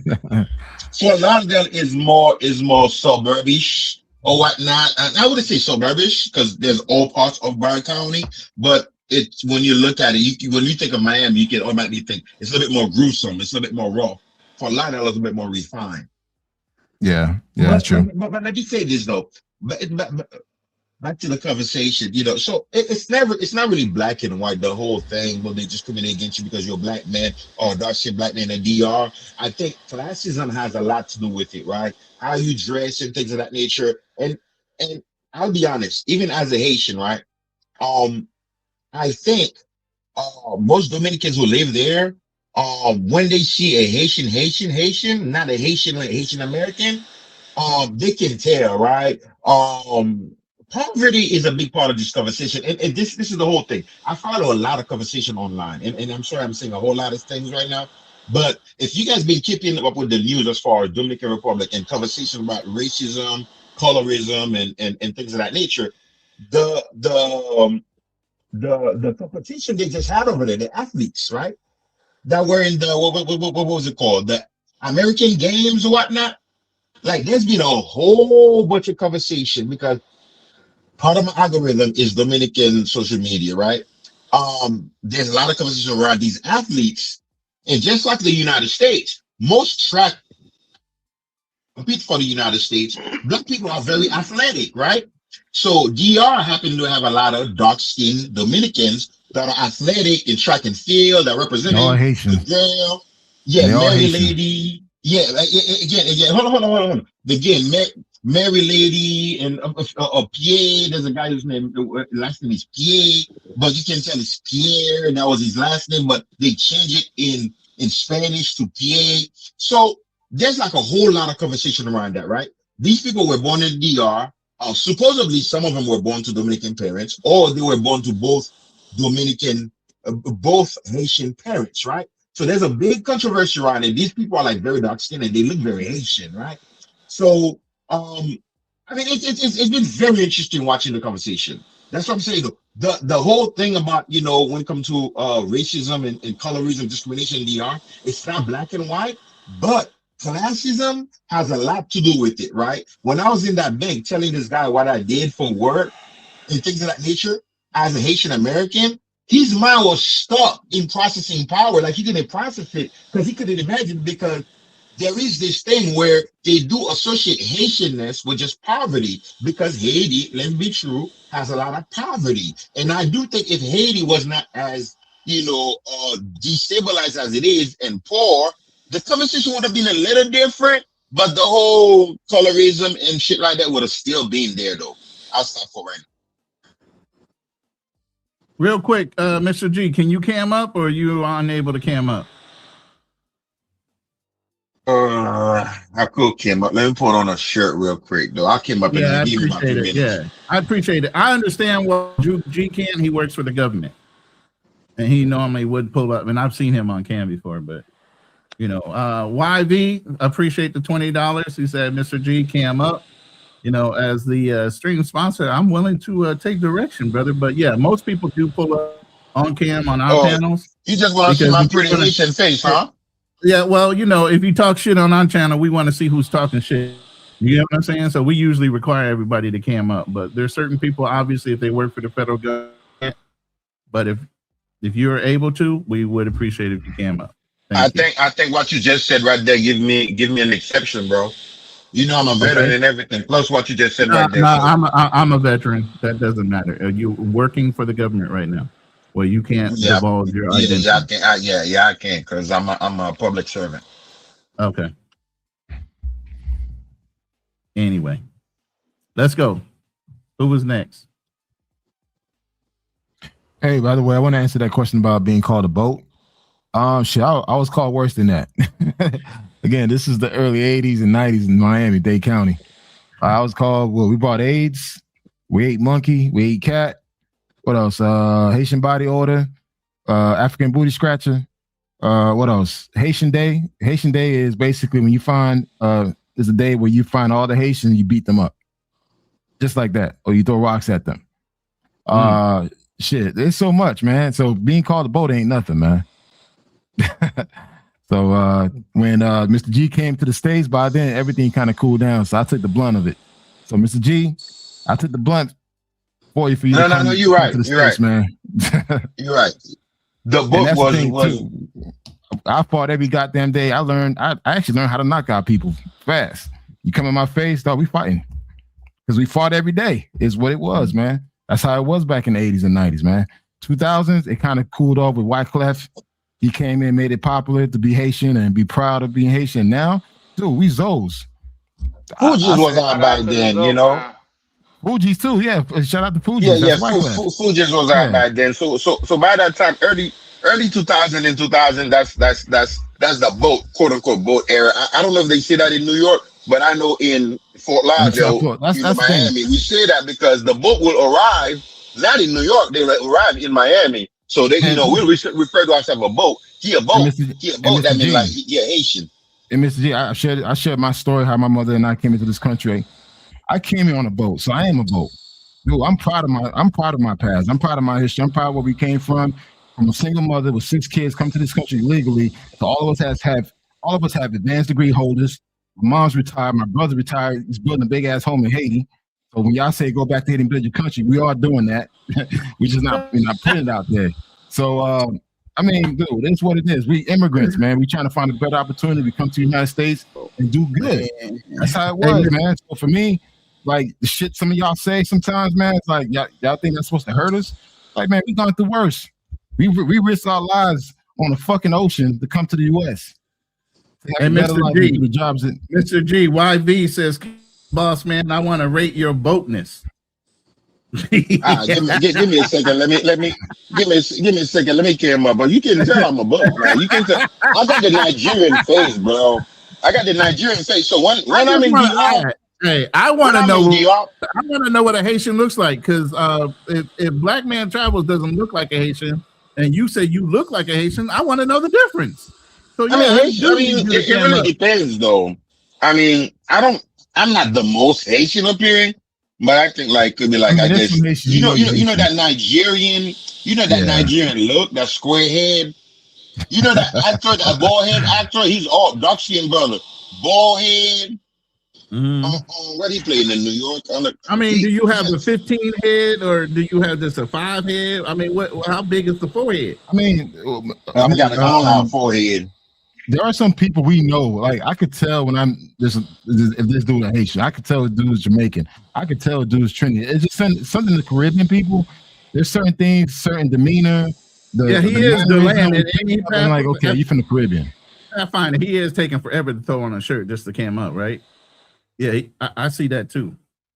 He said it depends. Got you. But you know what? In regards to it goes based on. So if you guys look at most of the videos where you see immigration snatching people, these are people that look a certain way, they dress a certain way, right? Yeah. So there's a certain descriptors that they go by. It could be somebody, mostly people that's coming from work, dark-skinned people. If you're a dark-skinned Black man coming from construction job, oh my God. I mean, that's being stupid. You should take a shower before you leave for work, right? But a lot of the times, and this is a self-accountability as far as like me being a Haitian and criticizing my own people in the community. I've seen people online, other Haitians, they'll say that. You coming from work. You know what I noticed about Haitians? They can't multitask. You can't talk and put on a shirt at the same time. I'm confused. What is wrong with y'all's multitask capability? And also, when are we gonna get back to the topic? That's what I was about to do. So my question is, what do you think this came from, this colorism? And the reason I'm asking, I looked up 3 different type of people. So Americans try to say Dominicans are black for whatever reason. I looked up Cuban Americans. Are we talking about global scale or just regionally in America? Going back to colorism. When I looked up, and I'll bring this up, I'll show this on screen. About I can perfectly answer it for you, brother. 1 second, let me show it, and then we can answer it. Mm-hmm. Go ahead. Let's see if I did this as a download. Where the hell did it just disappear to? I don't know which one this one is, but we'll find out together. All right. Example. This is Argentina. In America, because of our culture and how we grew up, we say a drop of black blood makes you black. But in Argentina, they say a drop of white blood makes you white. Really? You're going to use Argentina, the most racist country in the I'm glad world? you said that. Wait. Hold on. I'm glad you said that. Let him finish. Let him finish. Okay, go ahead. I'm sorry. Mr. G, I need you to focus on putting the shirt on so you can cam up and we can see what a Haitian looks like. But go ahead. With this one. I'm sorry. I pulled mine up and put yours down. Let me see if I just had the Cubans. So maybe I just share the screen real quick. That'll be a little easier for me. And I can get off of it. Share the Cubans. Share. So this goes, most people in Cuba just prefer to be called Cuban. Many blacks, Cubans feel that adding the Afro separates them from their identity. So it's saying that didn't come around, and I can go further into it, until blacks put their bias into it. It says, many feel that separate race labels divide the population. White Cubans are rarely called Euro-Cuban, so some black Cubans dislike being hyphenated. So all of that said to say, do you think that we, American blacks, bring that bias into these other countries and try to force them to be something that they wasn't? No, because it was already there by colonizers. Hold up. How many times do we say, Papi, me no black, me Dominican? Why are we forcing that? Why are we forcing that country to identify as black? Why are we forcing Cubans to identify as Afro-Cubans when they just say I'm Cuban?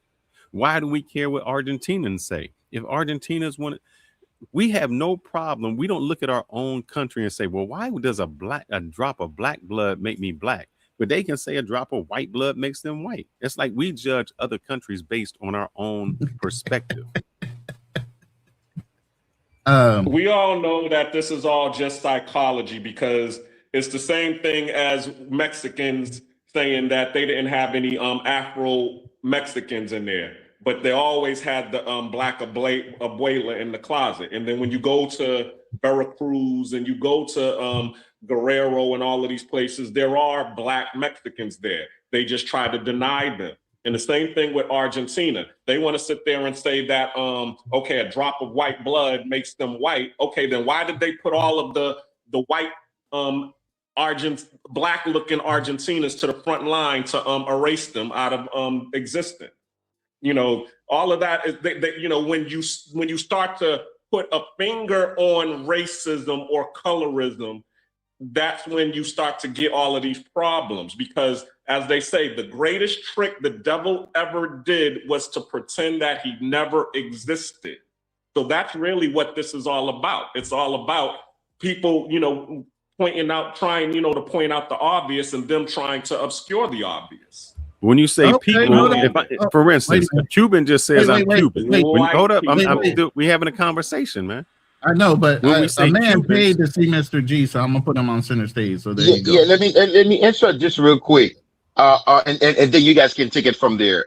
Fearless, remember this thing: you're an American, and I'm sure you've heard of American politics and everything. There's a term they like to use: proximity to whiteness. When you guys let me get to talk about it, I'm gonna drill this down, and trust me, like I said, I understand the nuance completely. I follow all of these things, and I understand Dominicans are not black. There are a mixture of them. So some of them are black, but they also like to say, well, I'm not white, I'm just Dominican.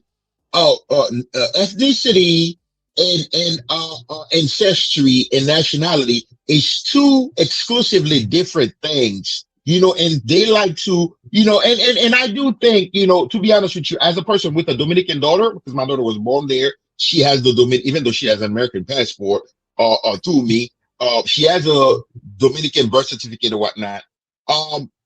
Listen, you can be black and be Dominican. Like my wife, she's very like, she's a mulatta. She's a mulatta. She's not like the Negro. She's a mulatta with curly hair, but she's very proud. She's really into blackness. She loves blackness.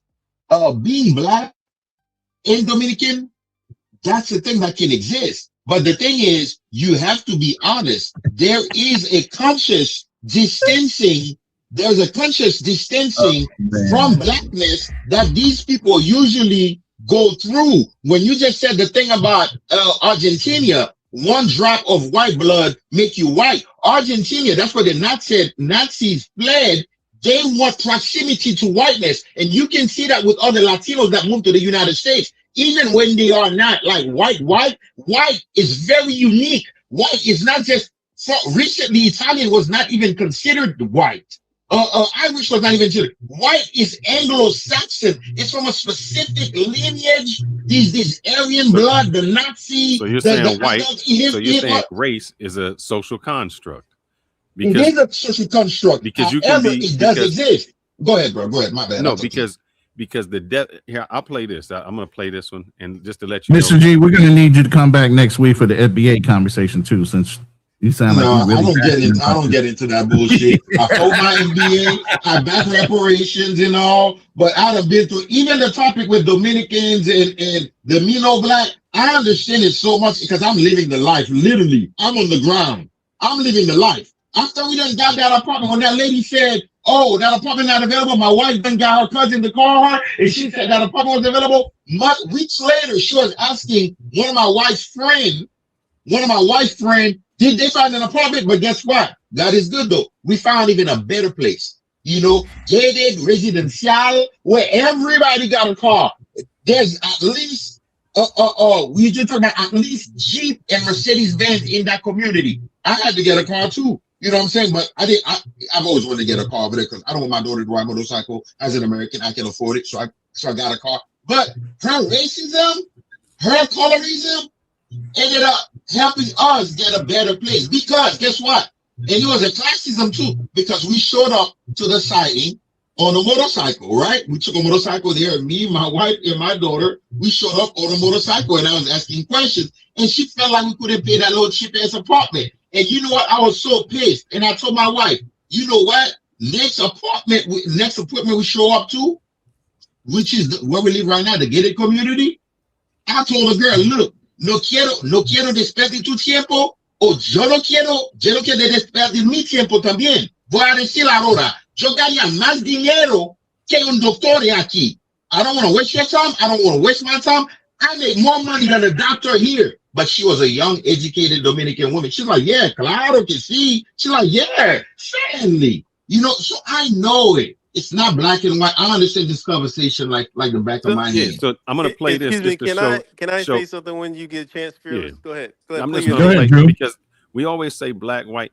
It really matters where you live, where you come from, what makes you something. Somebody who's something else somewhere else comes to America, and all of a sudden we put them in different colors. This dude is a comedian, but it will show you how Northern Africans, Egyptians, and all of them became white in the United States.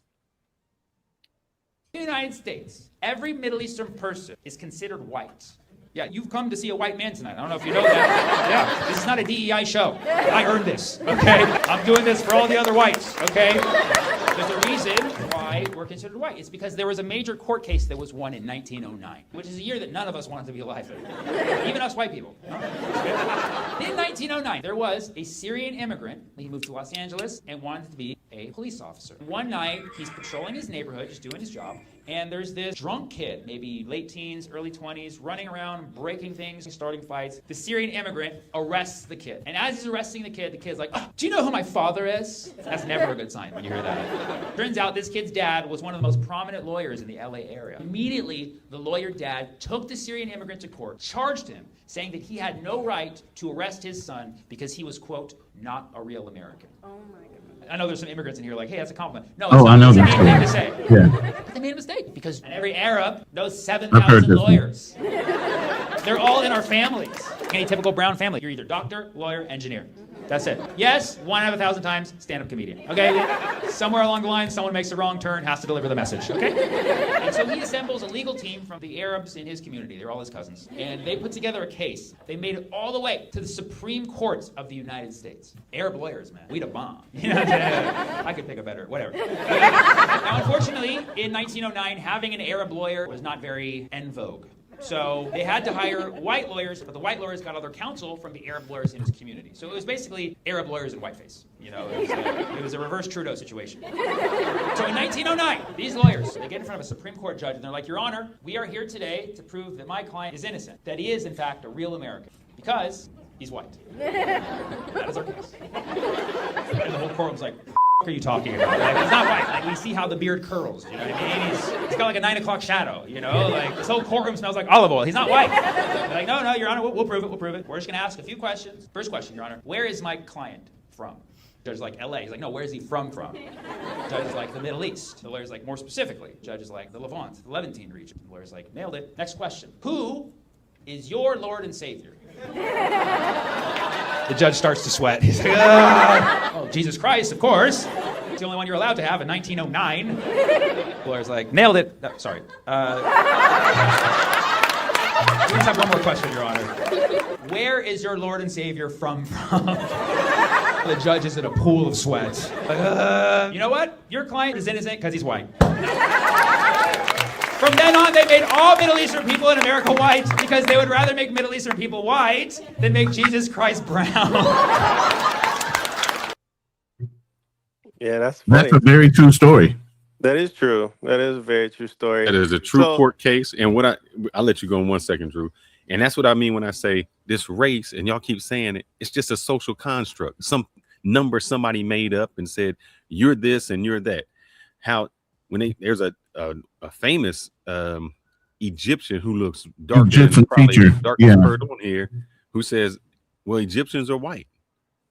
Because when you come to America, they're white. This is just stuff that we make up. That's why I get so upset. Yeah. And I go off when y'all say, oh, well, he's not white, or this person got this percent, this percent black in this. We divide so much amongst ourselves because they let it happen. They tricking us to say who is white and who is black. Because at one time, the Irish weren't considered white. Just like he said on here, you were Anglo-Saxon this. And then they started changing the definition of who could be white and who couldn't.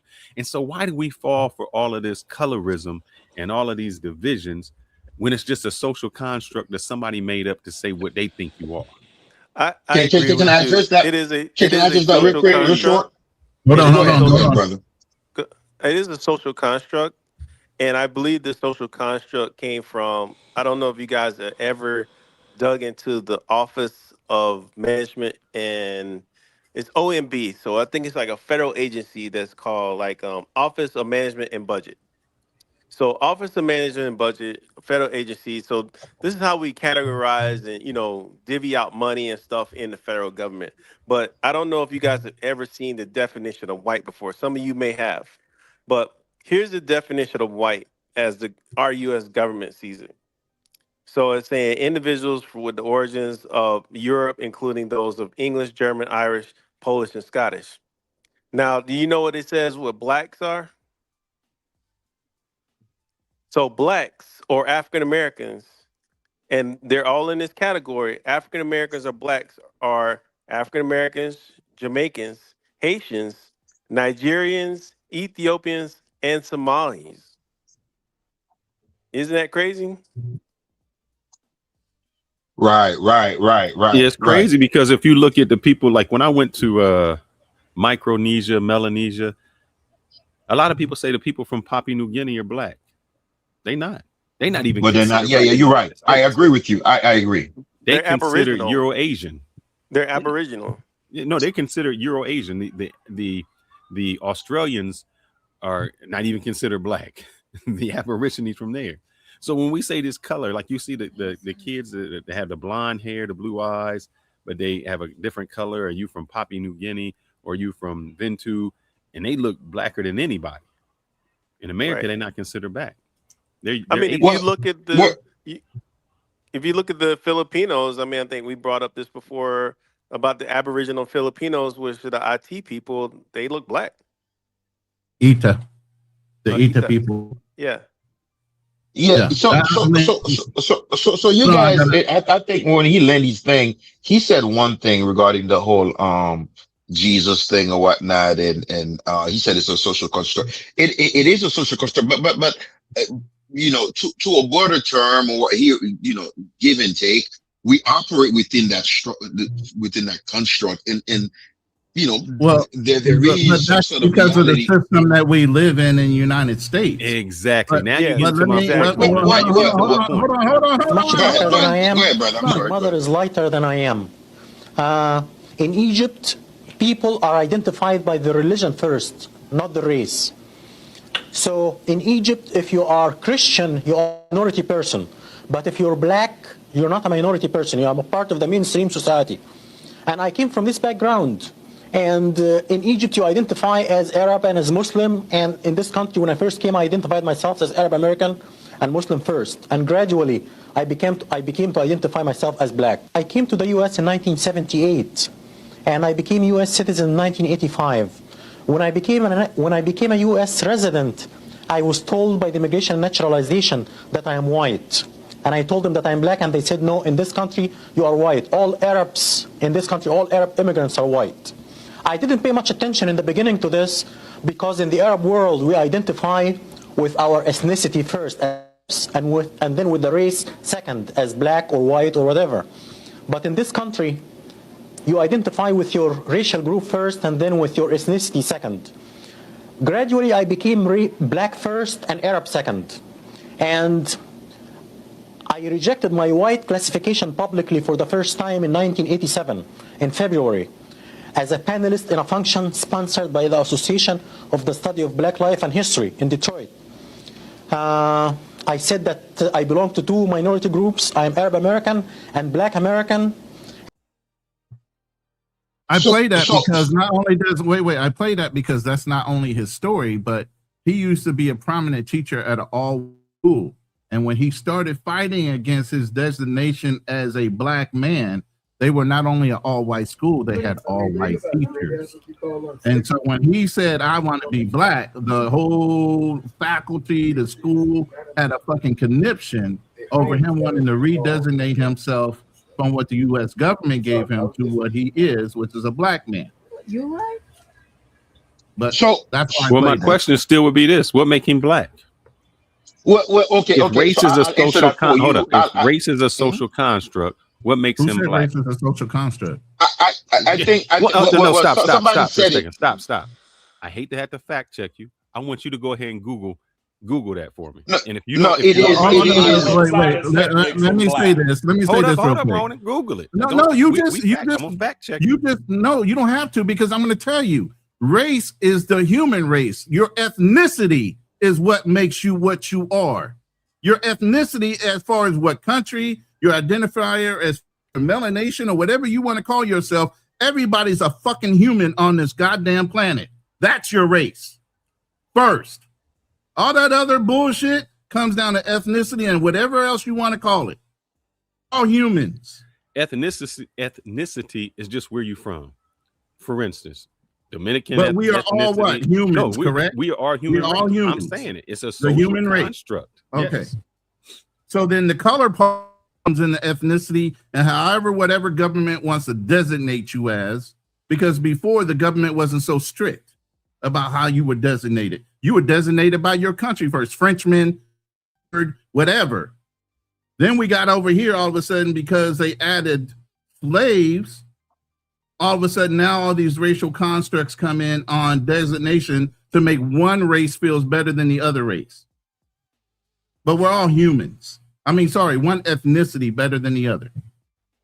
So I'll read this. So I'll read this for you guys.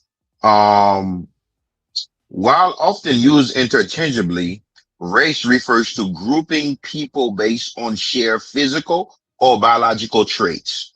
But see, they're even using the word wrong. It's not race, it's ethnicity. No, hold on. I got you. Difference between race and ethnicity, bro. Ethnicity is culture. It's not skin color. Race and ethnicity difference. While often used interchangeably, race refers to grouping people based on shared physical or biological traits. In parentheses, like skin color, whereas ethnicity refers to a shared cultural identity, heritage, language, and national origin. So that video you just played with that guy, I think once he's been in America, up to a certain time, you come to the consciousness of black consciousness, and this is why, again, this is why I fuck with my FBAs, right? I had AP American History in high school. Mr. G, you be flip flopping like a motherfucker, but go ahead, man. Go ahead. No, what flip flopping on what? Flip flopping on what? Flip flopping about on what?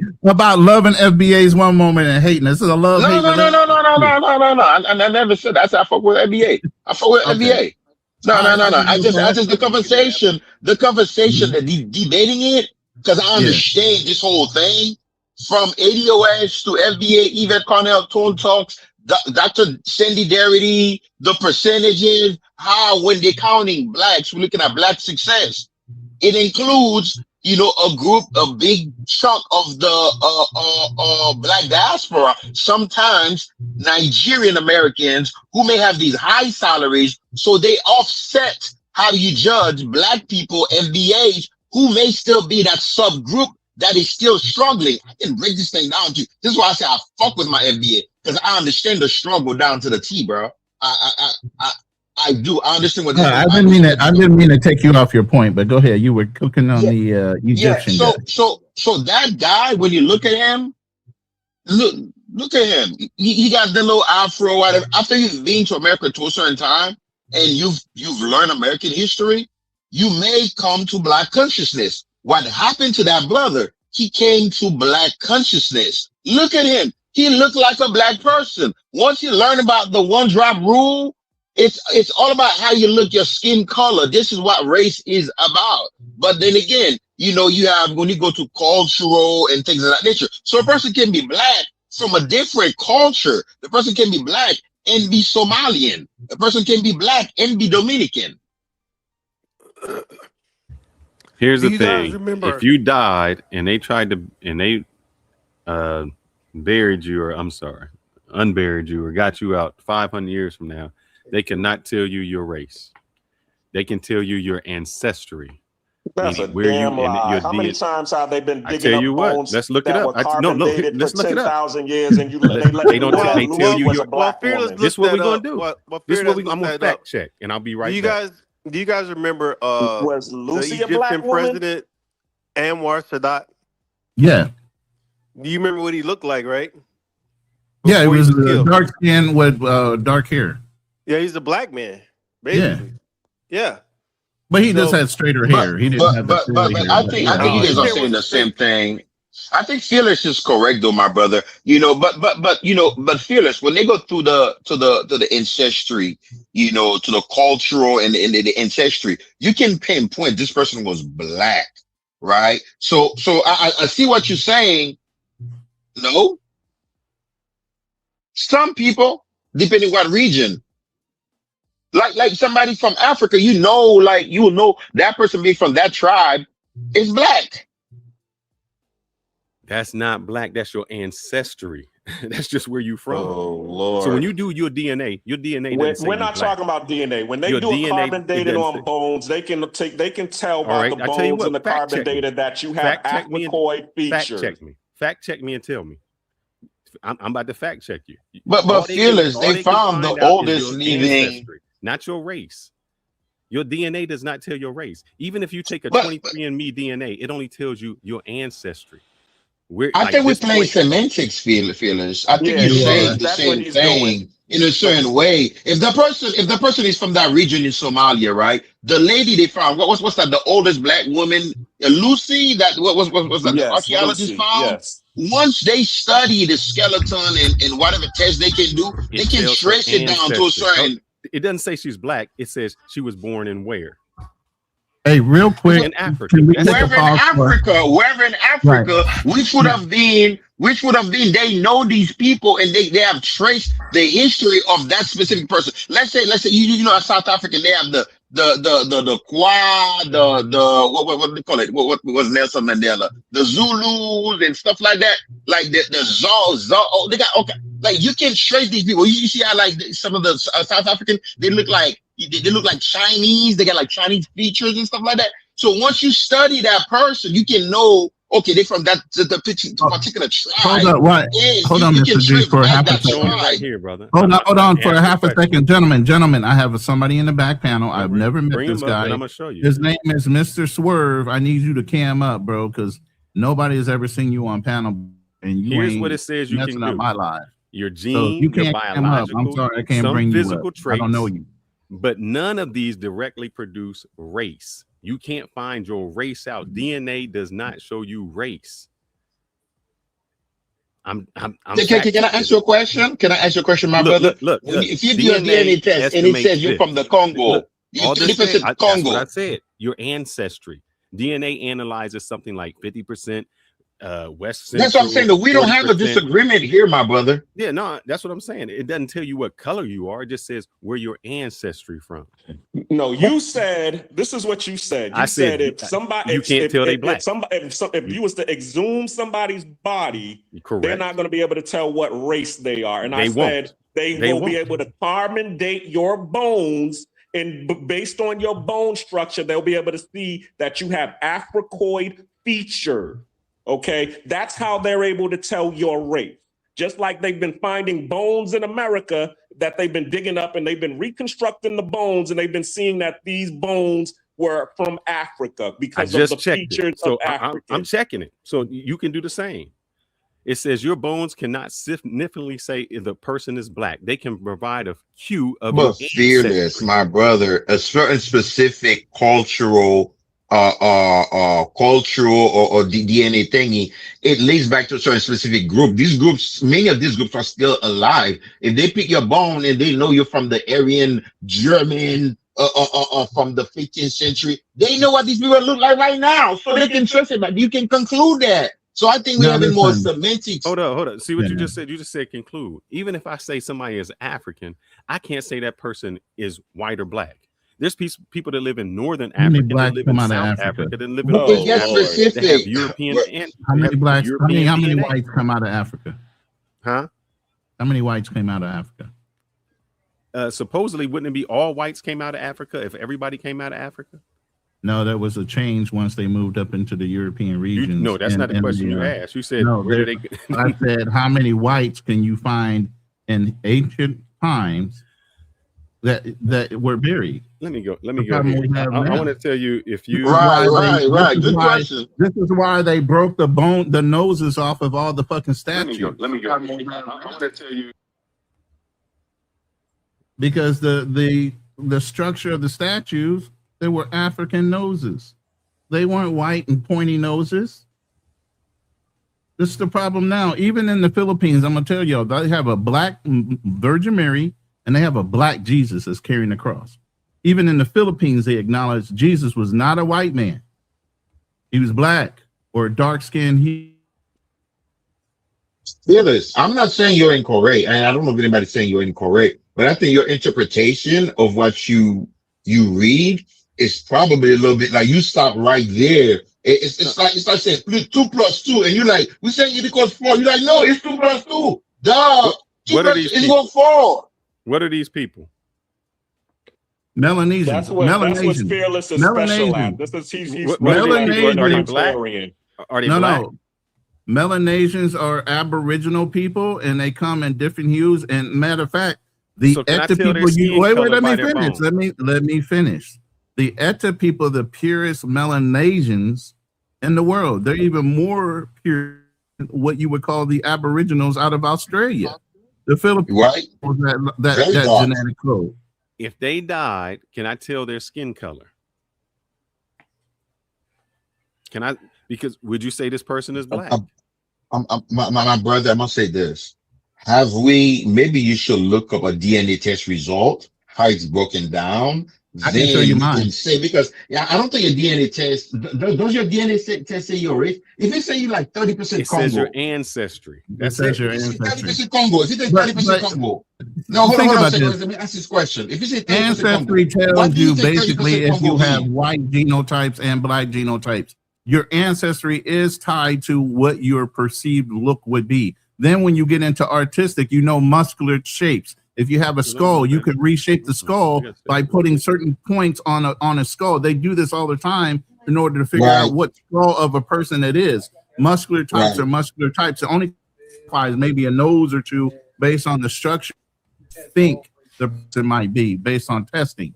But I mean, there are standards. Everybody's muscular type is the same. They just are different constructed based on your genetics. Let me ask you a question. Phyllis, if your DNA test let's say 25% Congo, what does that mean to you? I mean, I know that doesn't say 30% black or 25% black. It says 25% from the Congo. What does that mean to you? So what you're doing is making an inference. You're saying that because if you go to the Congo and you look at the people, they look a certain way. So you're inferring that because of their skin color, they would be considered black. But it's still just your ancestry. It doesn't say what you are. I'll give you an example. In today's world, there is, if I can find this girl, her DNA says that she's majority black because her father is black and her mother's white. But if you look at her, she has blonde hair, blue eyes, and looks nothing like black. So I can't infer. I can't infer from her DNA. You're making your point.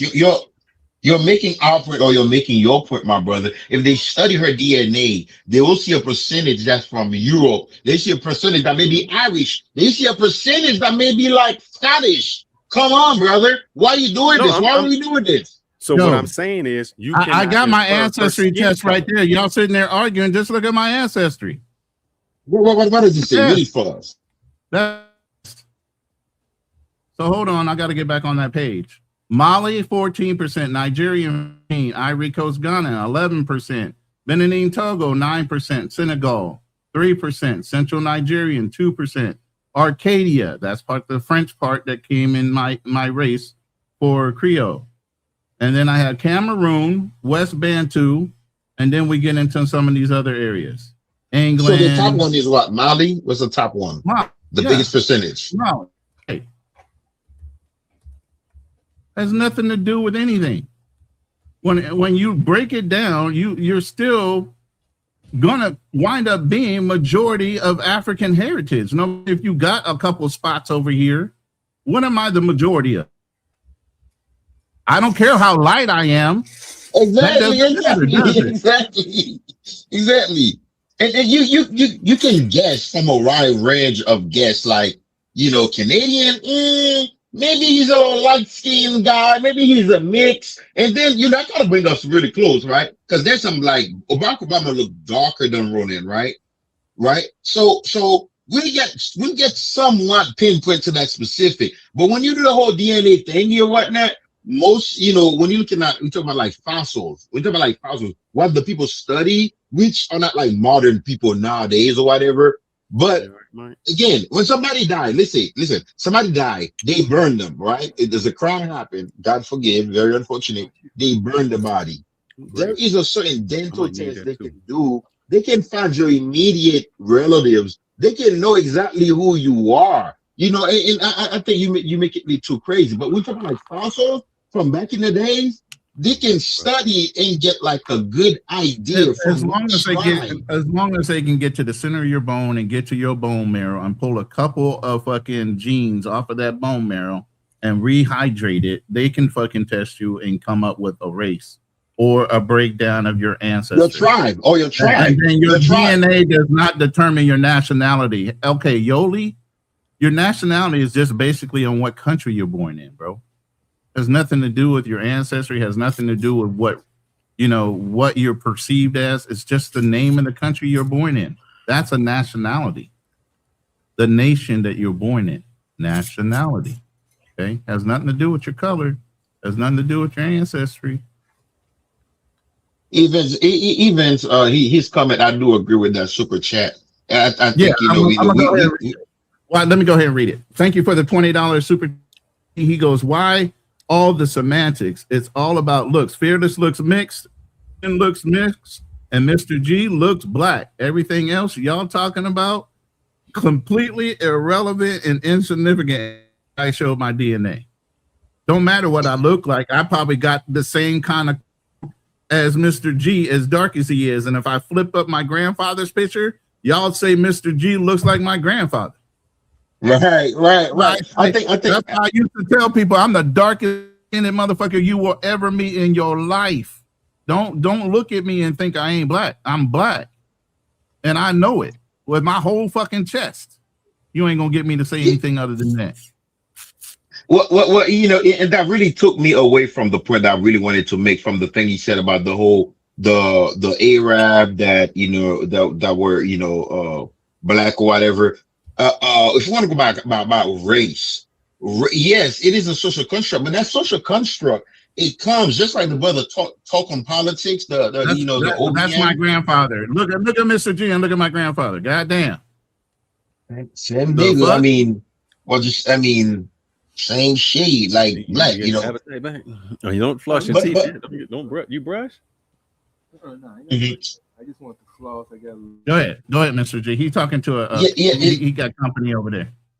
Yeah. This one thing I wanted to touch base on. He said there is a political, when we talk about race being a social construct, there's a racial, yes, it's social construct, but there's a political perspective and a political incentive in how and why they came up with it, right? And in America, as a black man, we live it because there is a certain different reality that we live under, and everybody that fall within a certain shade of color fall within that certain specific kind of thinking. Yes, it is a social construct, but it becomes real because how the world treats you. Just because you say it's a social construct, that doesn't mean it takes away the colorism. It doesn't take away from the reality that the Latinos live, where most of the people on TV are people that look white. You know, it wasn't until recently in places like Colombia, in places like Brazil, where they start having more black people on TV because they address these things. So it comes with a certain real reality. You know, race is a social construct. You know, it's a good different definition if you guys take some time to look at it, and you know how it's mixed, and the construct of it that, you know, a lot of the world doesn't even recognize. You know, I think that one of the things that came up in here in this conversation that was said, it says that modern scientists show that humans share 99% of their DNA, and there is no distinct genetic boundaries between the different racial groups. Correct. And I was just typing this into, matter of fact, man, you must be reading my mind. The colonists have always used colorism to make it seem like we're all different when we're more alike than different. And that's the whole thing, while distracting us with all these nuances of who's different. Just like when the Irish came out, they were different than white people. And even the Jews, when they came over here, they were different than white people initially. Then they all got grouped in. The Italians, they came over here, they were different initially. Poor, considered poor, all these things. Now all of a sudden they're all blended in. It's just a way of the hierarchy of colonization to distract the lower classes from wanting to unite to beat them out based on the fact of their money. But you know what, man, look, at the end of the day, racism exists. I've been to 45 countries, man. Blacks are at the bottom. Every fucking country I go to, including Africa, blacks are at the bottom. Racism exists, colorism exists, classism exists. It's no different than the US, man. So it's like, I could say in theory, look, you talked enough, man. Let me talk, man. I've been quiet long enough. Colonizers globally. You guys look, no at the end of the day, difference. it sounds great on book and paper. But when you go to these countries and you see how people are living and see how people are treated, blacks are at the bottom. Blacks, if you talk to the locals of these countries, they'll tell you how shit is in their country. They're treated like shit. They're treated like second-class citizens.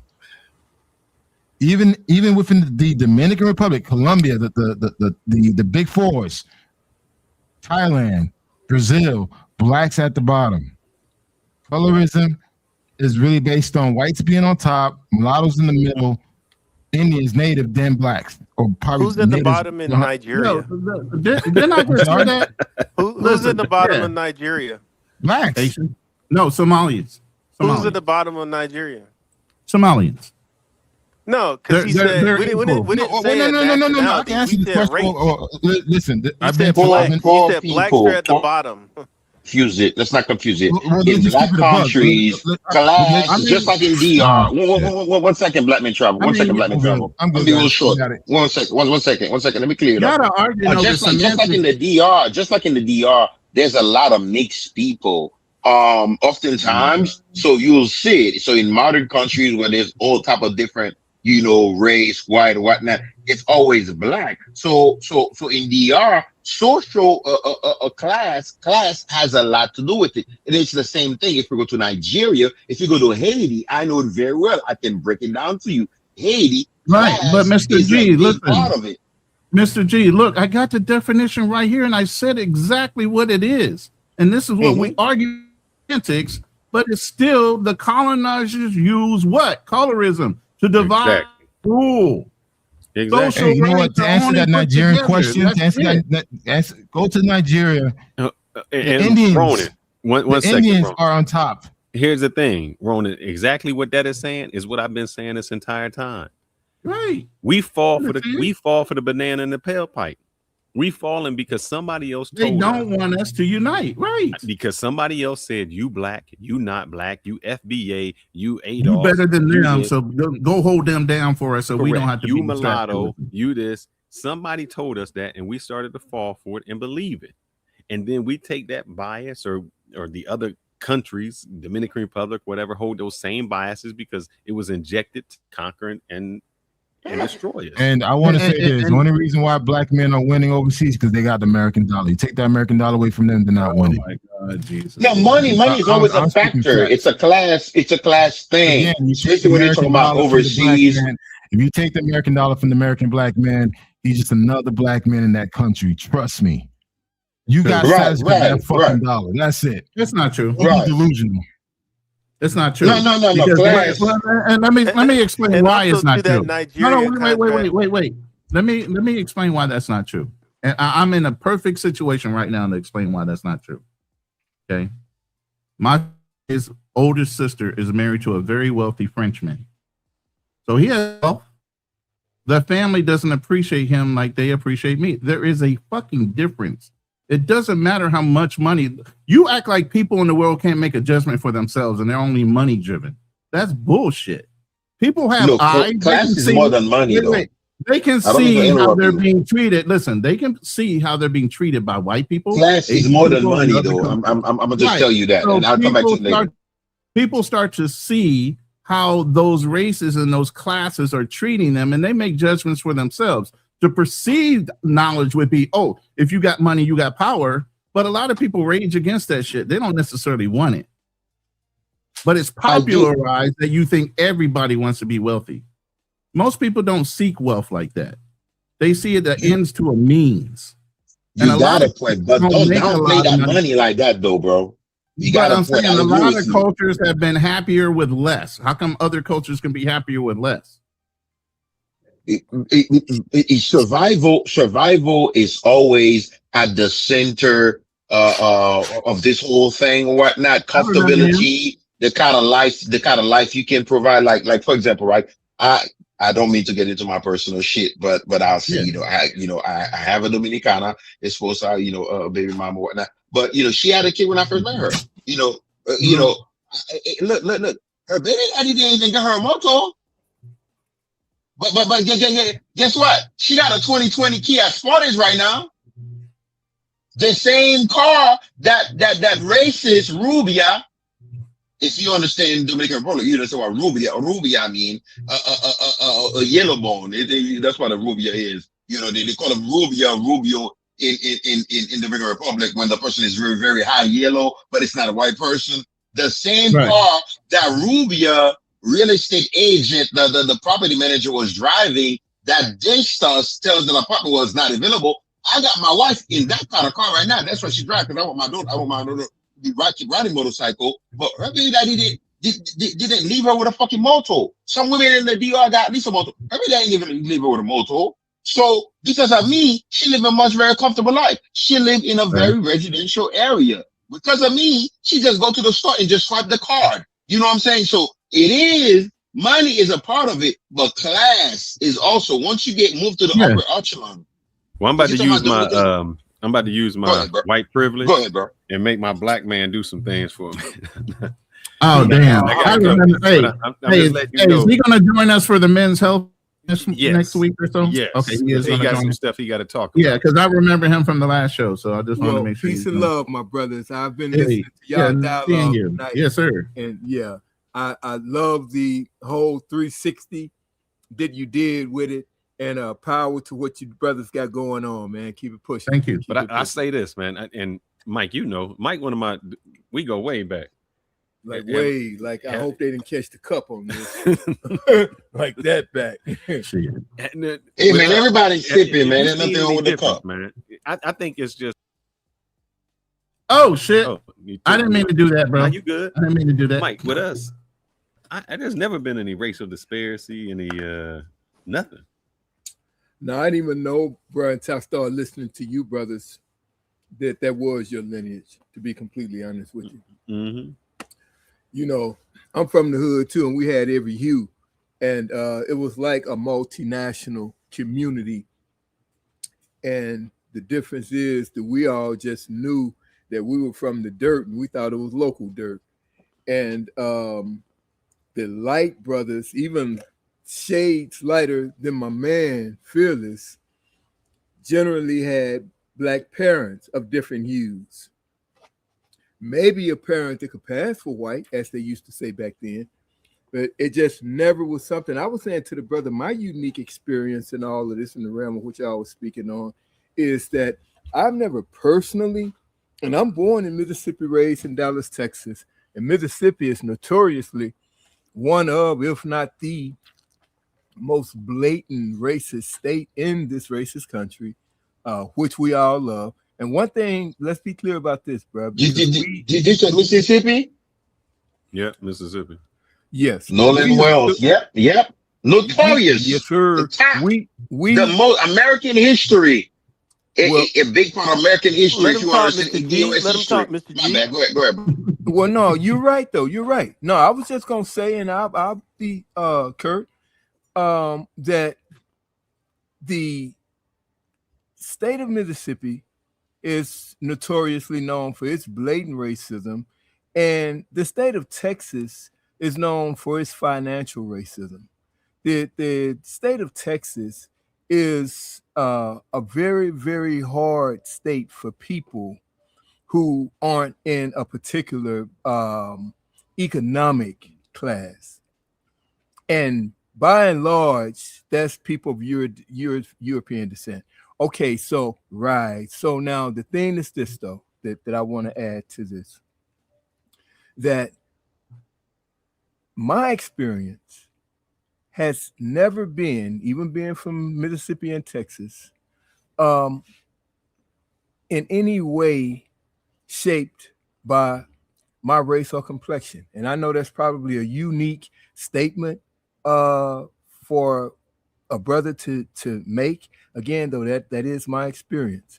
And so not from the community that I came up in, of people of every hue, even if within all of those hues it was all black origin, as opposed to, again, in Phyllis' case where there's a European mother. And so I'm saying all that to say that's why it never even dawned on me that could be a possibility. And the way that he carried it, it just never got introduced into the equation. And that's what I'm saying. My whole life experience, as keenly aware of race as I am. Oh yeah, this is the point that I want to make earlier, excuse me. We historically proclaim how much we love this country. There's no doubt about that, y'all. We built this country. There's no doubt about we love this country. Me, most of all.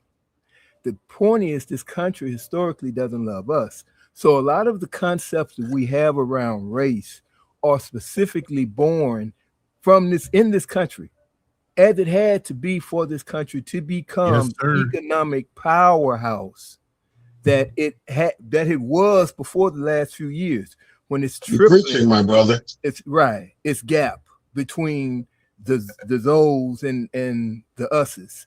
So anyway, that's about all I want to add, in addition to the fact, man, that you brothers, and I'm gonna tell you something, this is what I really want to say.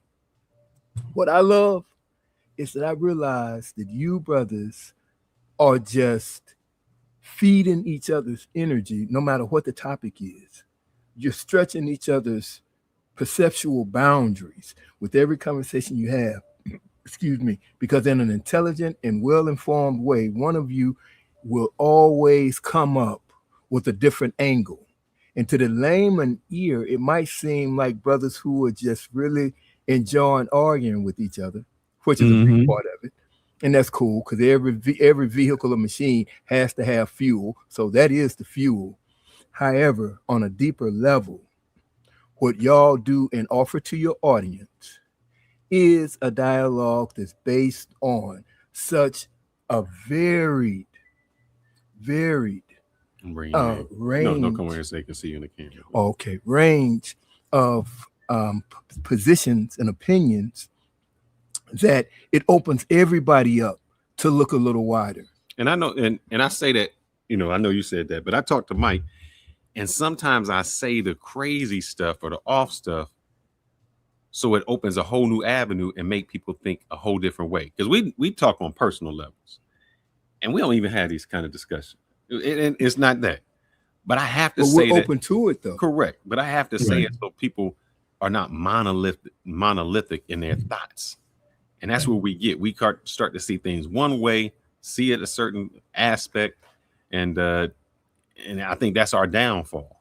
So we have to say something that's outstretched, just to get the conversation going further. Yeah, and I've said this several times on our show. Me and Fearless might agree on a lot of different things, and even Kano, all three of us. But somebody's got to flip a coin and go the opposite direction, or you're in an echo chamber. Okay, like Toastmasters and learning how to debate. You got to be able to debate both sides, the pro and a con of a conversation. That way, you're a well-rounded individual. You can't always think on the pro side or the con side. You got to think of all the perspectives that are involved in the argument, or the person uses that as a counter against your point. So you got to know what your opposition is going to say. So you got a rebuttal. And that's an adult conversation. Understanding how to argue both points, even if you agree. But go ahead. Well, brothers, I'm going to sign off because I haven't been a good guest. And while I've been here, Mike been eating me out of house and home. So that brother is look at how light he is. He can afford to eat all. Your muscle, look. You know what? No, let me say this real briefly, just to show you how the power works, how the universe works. I was just sitting there thinking, as the brother was signing off, and we're gonna stay in that vein. We're gonna sign off. I'm gonna tell you who's gracious, man. His wife, bro. Oh my One God, thing about you brothers, man. Well, y'all make the black church on Sunday look like the 100-meter dash, bro. Because y'all brothers know y'all can go long. And so with that being said, his wife is always so gracious, man, because she loves him to pieces, as y'all know, and she really values how she allows his time to be distracted. Okay, so let me say this, though, real briefly. Bro, as we speak, I'm 30 pounds lighter than my norm. By my norm, I mean since I was 18 years old. When I went to this nation's military, When I left here, I was 147, and a year later, I was 165 and been that my whole life until a year ago. As of today, I'm 135 pounds, bro. Wow. Now, the beauty is this, and that's not voluntary because I thought 165 was too skinny. But nowhere did I go and not get acknowledged for my physique, especially by young, aspiring. I don't think they people. understand. You got to just show them your little bicep. Yeah, well, it ain't there now, so we're not going to do we're all not there that. yet. Yeah. What I We'll will say that for say, the though, health. We'll say that for the health now, show. let me get to the point. Here's the point. Before y'all said that, brought the subject up, on the reverse side that I was looking at it from, then I was thinking, this is really, if I was brave, if I was near as brave as I claim to be, as I profess to be, this would be the time when I would be showing off this skin and bones. So that as I make my comeback, that the people who are following and observing and aspiring and learning from and growing with, they can actually see it, as opposed to me doing the more typical thing, which it looks like I'm possibly going to do. Make the improvements that I need to make, gain the weight back, get healthy, because I'm still not exactly sure what the problem is. Anyway, get healthy, get back on the track of getting my weight back, and then start becoming social, visible on social platforms. That would be the more typical thing to do. The more courageous thing to do would be to showcase the now, to encourage people when we get back to where we're working to get to. And when I say we, I definitely include my man right here. For anybody who knows a brother who's looking for a good brother to call his friend, y'all hit up Fearless. With that, I'm out. Peace and love. Yeah. Hey, have him take a shot of you now, and then when you get where you ultimate peak, he can do the AI transformation. It'll take it from now to the future, and then the whole transition can be seen on an AI clip real quick. But shout out to you. And I'm looking forward to seeing him on the health show. Yeah, we got a men's health show coming up next week or the week after. I'm trying to figure out what day we're going to do it. But we got another men's health show coming up. It's over 40 and what you should be doing. Not necessarily the Dr. Sabi argument that we had before. That's coming up. I want to read this real quick from YV. Thank you again for the show and the many super chats you sent today. He goes, it's all about light skin is deemed attractive. Dark skin is deemed unattractive. Not my opinion. It's reality. Global history proves this. This, my friends, is the definition of colorism.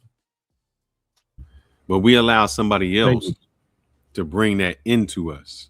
That's what I'm saying.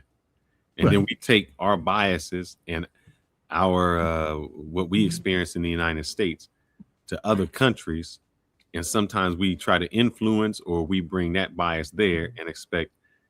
But other countries are going through their own version of the same thing. But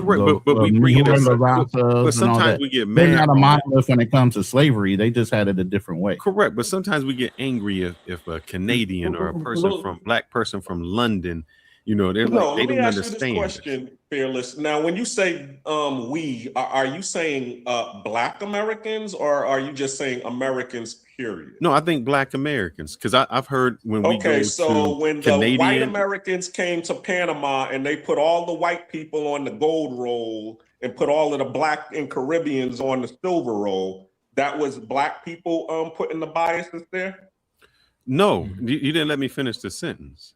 So I'm saying that, for instance, if you look at someone from Canada or you look at from London, we expect them to have the same slavery or the background we do. And because they don't act like us or they don't have the same mentality as us, we can't understand it, because we went through a slavery here and expect that other people in the diaspora that are Black went through the same experience, and they didn't. And because they didn't go through the same experience, they don't have the same background. They don't have the same, they don't approach race or something in the same way because they don't have that lineage.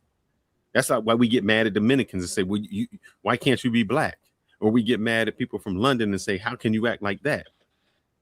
They just don't have the same lineage. And we expect that all Blacks in the world to be like Black Americans. No, I wouldn't say I see what you're saying, my brother, but we have to finish that conversation. But there is what you said, a social construct. Society is organized through a hierarchy, hierarchy, right? Hierarchy. There's a racial hierarchy. White at the top. That's why, like, when you go to certain countries, you know, people of a certain shade, all the way down to China.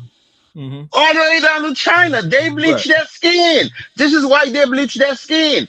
India, there's a whole social class. So I understand what you're saying. Each country got their own version, but I do think we shouldn't kind of mix it all up and be like, well, they came up with it. It's also construct. It's not real. It's very, very real. For the Black Brazilians, it's very real. For the Colombians right now, there are white Colombians making comments because the places that got most infected. By the way, I sent a donation to Andre yesterday, and you guys should do the same too, watching and whatnot. You know, to help over there because I got some good friends in Colombia. Yeah, that's what those QR codes are for, by the way. So thank you for bringing that up. We have allowed somebody else who is white to differentiate us being Black. We accepted that. We accepted that. Say the light skinned person is better than the dark skin. You saying it even in China. That's something that we accepted. We accepted. Well, society is organized around. Hey, there are real effect. It affects people's life to a real. So you know, and it is, like I said, I do follow this conversation to a T around the Dominican spaces. It's not that people want Dominicans to be Black. We want Dominicans to address and look, white Americans can say that there are racist white Americans here in the country. That doesn't mean all of America or all white Americans are the same, are all racist. But Dominicans, when it comes to like facing or discuss the racial stuff in Dominican Republic, they feel like you are accusing all Dominicans and they don't want to address it. You know, and these things affect real people, real Dominicans on the ground. And here's this thing. I'll close with this. As a Haitian, one of the things that I want to see Haiti fixed. I don't want to see Haitians in Dominican Republic, really and truly, right? You know why I don't want to see the Haitians in Dominican Republic? Because it will do, it will not erase colorism, racism, and the accusations that Dominicans get accused with. Black Dominicans, it will accelerate Black consciousness. Black Dominicans will have no choice if Haitians are not in Dominican Republic, but to face the fact that racism is real, because some of the most coolest person, the greatest coons that go hardest, like the brother said, that treat them real bad, is the Black Dominicans. They think if they go more, if they show that I'm more anti-Haitian, that will save me, that give me safety. And this is what's going on. For me, I don't want to see Haitians in the Dominican Republic because what will happen? The racist elites that are playing these Dominicans, whenever they want to win in their election, just like Trump won election with Make America Great, the same thing will happen in the DR. I'm not saying that racism or colorism isn't real, but one thing I ask is, do you think we do it a lot to ourselves or it's done to us? We allow it to happen to ourselves a lot more than it needs to be. It's a result of what they have done to us. That's pretty much what happened. We are colonized they people. Did it to us, and it was Say it again. We are colonized people. Exactly. The mindset and everything. We are colonized. We are a subjected group. And I don't want to get too woke with that because I know my brother Phyllis. I follow these spaces. I know he's more, and I am too, as far as like the whole conservative aspect of things. But we are colonized people. We are subjects of these people. African Americans, MBA, like their whole, I mean, I don't want to see too much to start like NBA war, but I mean, it is what it is. No, but so I'm going to challenge you on that. Yes, we are. But your one thing said China. China's basically a monolith. Why do you think they subscribe to?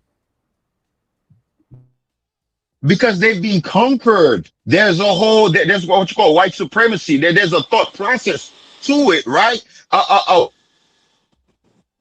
Is proximity to power, nuclear weapon, just like the same conversations. I remember, and listen. There's a girl on here named Dana something, on YouTube. She started having these conversations about, the whole FBA turning the sheet thing. And I used to watch her channel. I don't watch her anymore. But I made this one comment. This is the comment I made. I said, if Africa was not poor, it had nuclear weapon, the conversation would have been completely different. You know what she said? She said, duh, I know this. If Haiti wasn't as poor, when I go over there, I think I look very Haitian. Even the brother super chatting, he think I don't look very Haitian. But I always tell him I'm Haitian, and you cannot ignore that. You can tell I'm fucking Haitian with my big Nigerian looking head. But guess what? I dress nice. I got clean clothes. I got nice Nikes on. I take my wife to IKEA. When I'm in the country, I take 4 or 5 trips to IKEAs and shit like that, right? Even to the point where I had to go off on a black Dominican. He was over there cooning over there, helping this white Dominican, as if this white Dominican was going to tip him when I could have tipped him. And I told him that shit. All he could do was smirk. Because when you are white, there's a certain way you treat it in Dominican culture. And it's true. But overall, I get treated okay. But the thing is because I have American dollar and I have a passport, right? Social class, money has a lot to do with that. In race, you cannot. Race is stepbrother of what you call it, classism. When you go into classism, you're gonna explore race. It's a real thing. It's not just a social construct. People live these experiences. People are just not talking. People are not making it up. People live this real life. I saw a girl the other day, right? Because I am in Dominican algorithm, my Instagram and all. She's like an Afro Dominican. She'll talk about when you go to banks, when you go to places, all the people they want to hire. And we talk about this, the age thingy, right? When you're like a 35-year-old Dominican woman, society don't even want you no more. That's one of the points she was making in her video. She said, when you like a black Dominican, when you're not like thick, you are a big size, thick woman, right? And you look very Afro-like, right? And you are over 35 years old, you're not going to get a certain jobs. You can ask your wife that stuff, right? She was talking about it. These are real results that affect people's life. So we cannot just water it down. And the thing is, I want to stay away from the Haitian and the Dominican thing. And I want to focus on like the actual things, right? Because these things, they affect everybody, right? Because sometimes when you bring Dominican in this conversation, what happens is Dominican act like we're trying to accuse them of creating racism. No, Dominican didn't create racism and colorism. Colorism has always been here. My wife, who's very black, with the curly hair and everything, well, she's chocolate, she's canela looking, like cinnamon looking, right? With the curly hair. She said her mother told her to get a white man. As a black Dominican, that's why her mother told her.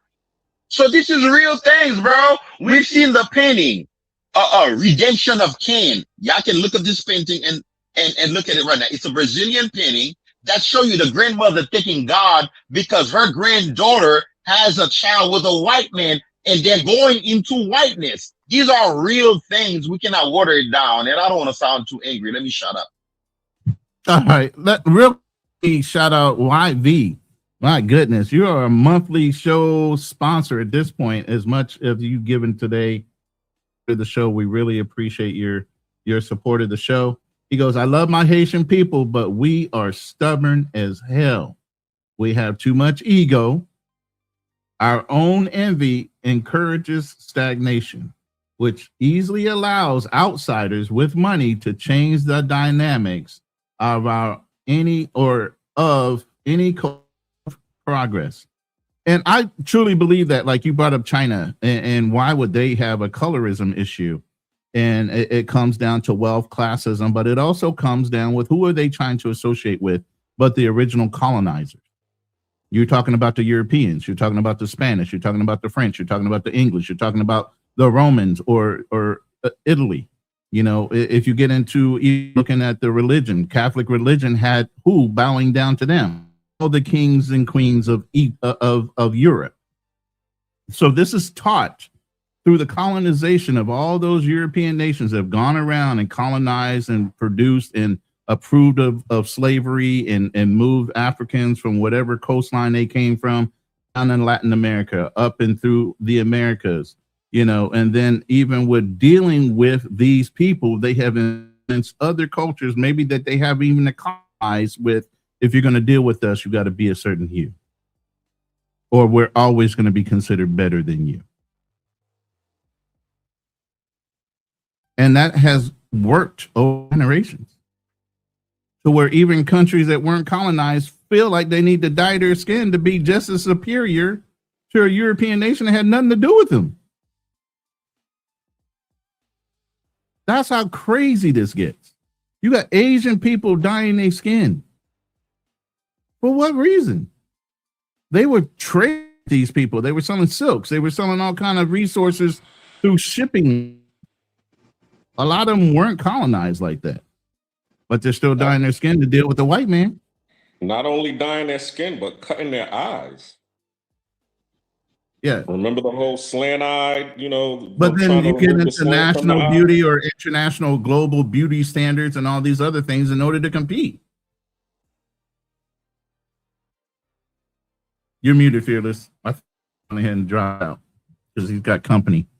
But anyway, yeah, we can continue the conversation if you guys like. We're in the 3 hour and 55-minute mark. Again, those QR codes that are on the right-hand side that are to get a hold of Andre Love Crossing Borders, who is in Cali, Colombia, and the different efforts that are going on there. He's a good resource to point you in the right direction, or you can donate directly to him and his organization. And then the other one is an actual legitimate nonprofit organization that is in Choco, Colombia, or Choco.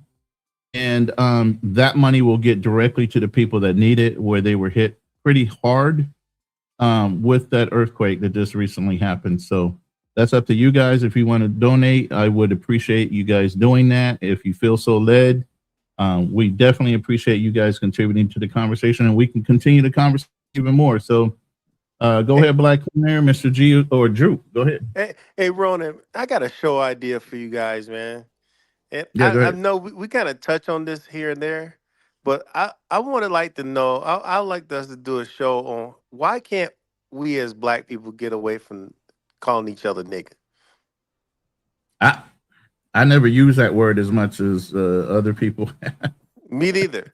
But you know what? I just don't feel, and there used to be a brother that had a show a long time ago, not a few years ago. He did a radio show, and he had some young interns in his office, and it was during the time of President Trump's first administration.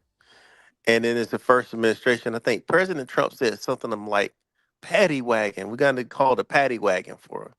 I don't know if you guys recall this. And people said, well, he's interns. He said, wait a minute. Do you guys know what a paddy wagon is and where that term comes from? Yeah, and they it's said, an no. Irish term. No, they said, no, we don't know where that comes from. Never heard of it before. Paddy wagon, never didn't know.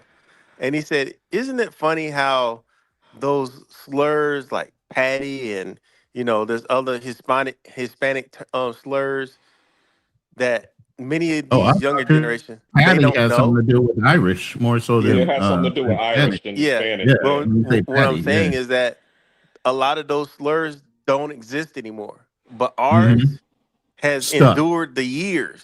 Yes. And it's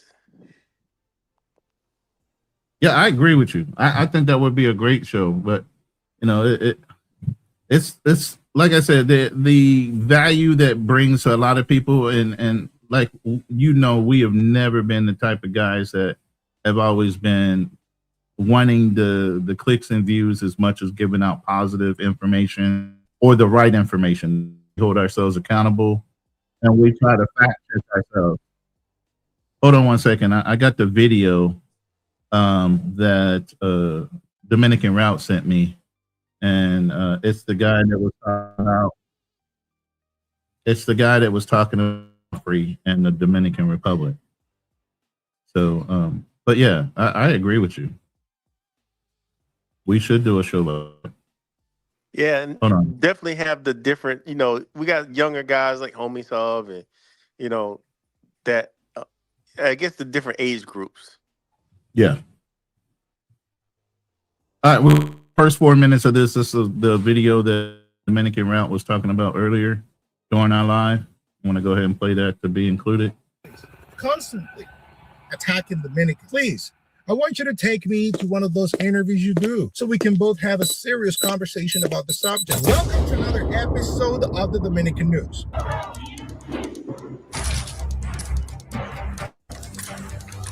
So today, I want to talk a little bit about this gentleman right here. Okay, he has an obsession with Dominicans, and I know we live in a world where I support free speech. That's why I'm going to use my right of free speech. Come on, leave alone. We don't care about you. Most Dominicans don't even know you, so we don't care. I'm not black. I'm Dominican. I'm not black. Negro nunca, nunca. I know no, nunca. I know black. I'm like, oh, you black? No. I know black. Dominica. I go, I know, but you're black. No, papi. I know black. No, black. You're always, constantly trying to get the tiniest opportunity to attack Dominicans' identity and attack Dominican as a nation, as an everything. So I have to talk about an interview that he had where they're actually talking things that are not entirely true. Lies. I don't even know if this gentleman specifically has been to the Dominican Republic ever. I don't know. Maybe yes. I don't think he's been to Haiti either. So let's listen to what they say. Check it out. Dominicans checking Haitians, stopping them in the street and taking them to jail. Tell me if you want to stop. Right there, that's not true. He talks about the You can stop it, man, dude. This shit is overkill. Right. And what do you mean by overkill? Dude, I mean, people use snippets they see in social media and talk about it. It's the same shit, the same fucking videos. So it's just like people are not in the country. They're not seeing what's really happening. So they use these snippets on social media and use as talking points. That's why I tell people, like, turn the fucking computer off, go outside and see how shit operates. It's like the shit's fucking old, man. Like, dude, I don't know, man. It's a lot of sorry ass people out there. Let's be clear. Are you referring to the Haitian dude? I mean, are you referring to everybody? Everybody. Just everybody. And Godfrey's not Haitian. He's Nigerian. Well, it's just the context. Wait. Let me finish. Are you talking about the Dominican guy saying he's tired of it too? Or are you talking about? I mean, dude, he's a content creator, so he's gonna jump on it. But that shit is so old. It's like, dude, honestly, if you go out and about right now, do you think people talking about Dominicans not being black? No one doesn't give a fuck. No one don't care. That was a Godfrey talking point. That wasn't what that brother was talking I'm saying, if you were to go outside right now, Roland, would you hear people talk about the shit? No. It's just not social media. It's a small segment. No. Yeah. All right, man. Not about Godfrey. Can I chime in on that? What I'm saying is Troy just had an experience, so you can't ignore somebody's personal experience of getting run up out of a fucking club. Okay, see, the thing is, like, you like to do, Ron, you like to bring something that has nothing to do with this. That's perfect. What Troy experience is completely different what this Dominican's talking about on social media. It's completely different. How can you compare the two? Again, I mean, there's a nuance and connection to it. Yeah, can I say this way? There's a nuance. Okay, let's keep it a book. I go to DR a lot. Shit, I own land in DR. I got family now in DR. Shit, I'm there a lot. I haven't been there in a while because I've been chilling here. Dude, yes, do Haitian get harassed and pulled over? Fuck yeah, that happens. I see it. Do they get harassed when they leave work? Yes. Do they treat you different because you're black? Yes. I mean, as much as they want to paint like, well, we don't see colors, they do see color. The only thing is, if you look like a man that has means, you're treated differently. If I'm walking around with some sandals and some ripped pants, trust me, I'm gonna get pulled over the same thing as that skinny African, same as that skinny Haitian dude. The only difference is I'm just a big dude. So it's just like, for me, they see me like, okay, he doesn't look like a Haitian because I'm not skinny, but they don't know that Haitians come different sizes. But additionally, Kano, truthfully, aside for your size, you see that blue pass. I hear you speak perfect. I don't carry my passport around me, so they don't know. It don't matter. So then it's your English. No. Okay, again, if I don't speak, you don't know what I am. And also, too, I speak Creole. I speak Creole live and well in DR. So they can hear I'm Haitian or I'm speaking Creole. But Keno, let's not, I agree with everything you're saying, but there is a dynamic of like, so check this out, Keno, and let's listen to this to run in. So there's a time when I wanted to go to Haiti, right? Because I've been to Haiti only twice since I left it in almost 30 years now. And I remember telling my uncle, when I visit, what I'm gonna do is I'm gonna wear like a hat, like a straw hat, and try to blend in like I'm not from the United States and stuff like. I remember my friends and my uncle telling me, "Look, they can smell you. They can smell you don't live in Haiti. They can smell you just like in DR. Even if you look black, even if I look Haitian, they can smell by the way you dress. They can smell you that you don't live there. You're not like a poor struggling Haitian, right? So I agree with that. I come agree with with a that. certain that come with a certain respectability off top that they're not gonna treat you with a certain way. The Nike shoes you have on your feet, well, I don't know if you guys wear Nikes. I wear Nikes, or New Balances that I wear, whatever. The Oakley sunglasses that I wear. They already know I'm not from there. Yeah, but you know what I'm saying? I understand that. That's everywhere. I mean, the fact that they look at you, they say your skin is different, your skin is glowing, or your teeth is white. They say little things that make you feel like you're standing out. But at the end of the day, I'm still a black man, Haitian black man. And for the corrections out there. Of course. But to go back to what Godfrey said, I really and truly, I almost empathize with the guy, with the Dominican, with our brother's friend, coach friend, the Dominican guy. I almost feel almost like him because there is extreme amount of nuance. Like for guys like us, you, me, that actually on the ground, that are living the real life experience, and we see the nuance. It's not that black and white, and that's what I'm saying. It's not that black and white. I understand, but also too, talk to the dark-skinned Dominicans. They'll tell you something different. That's why I always tell people, like, listen, your perspective, you being mixed or light skin or very light with white features, it's gonna be completely different than someone who is dark that have African features. Right. It's gonna be completely different. So that's why I always tell people, listen, when you go to these countries, talk to the people. Right. Now let me tell you about an experience here since I've been here for about a year and so, right?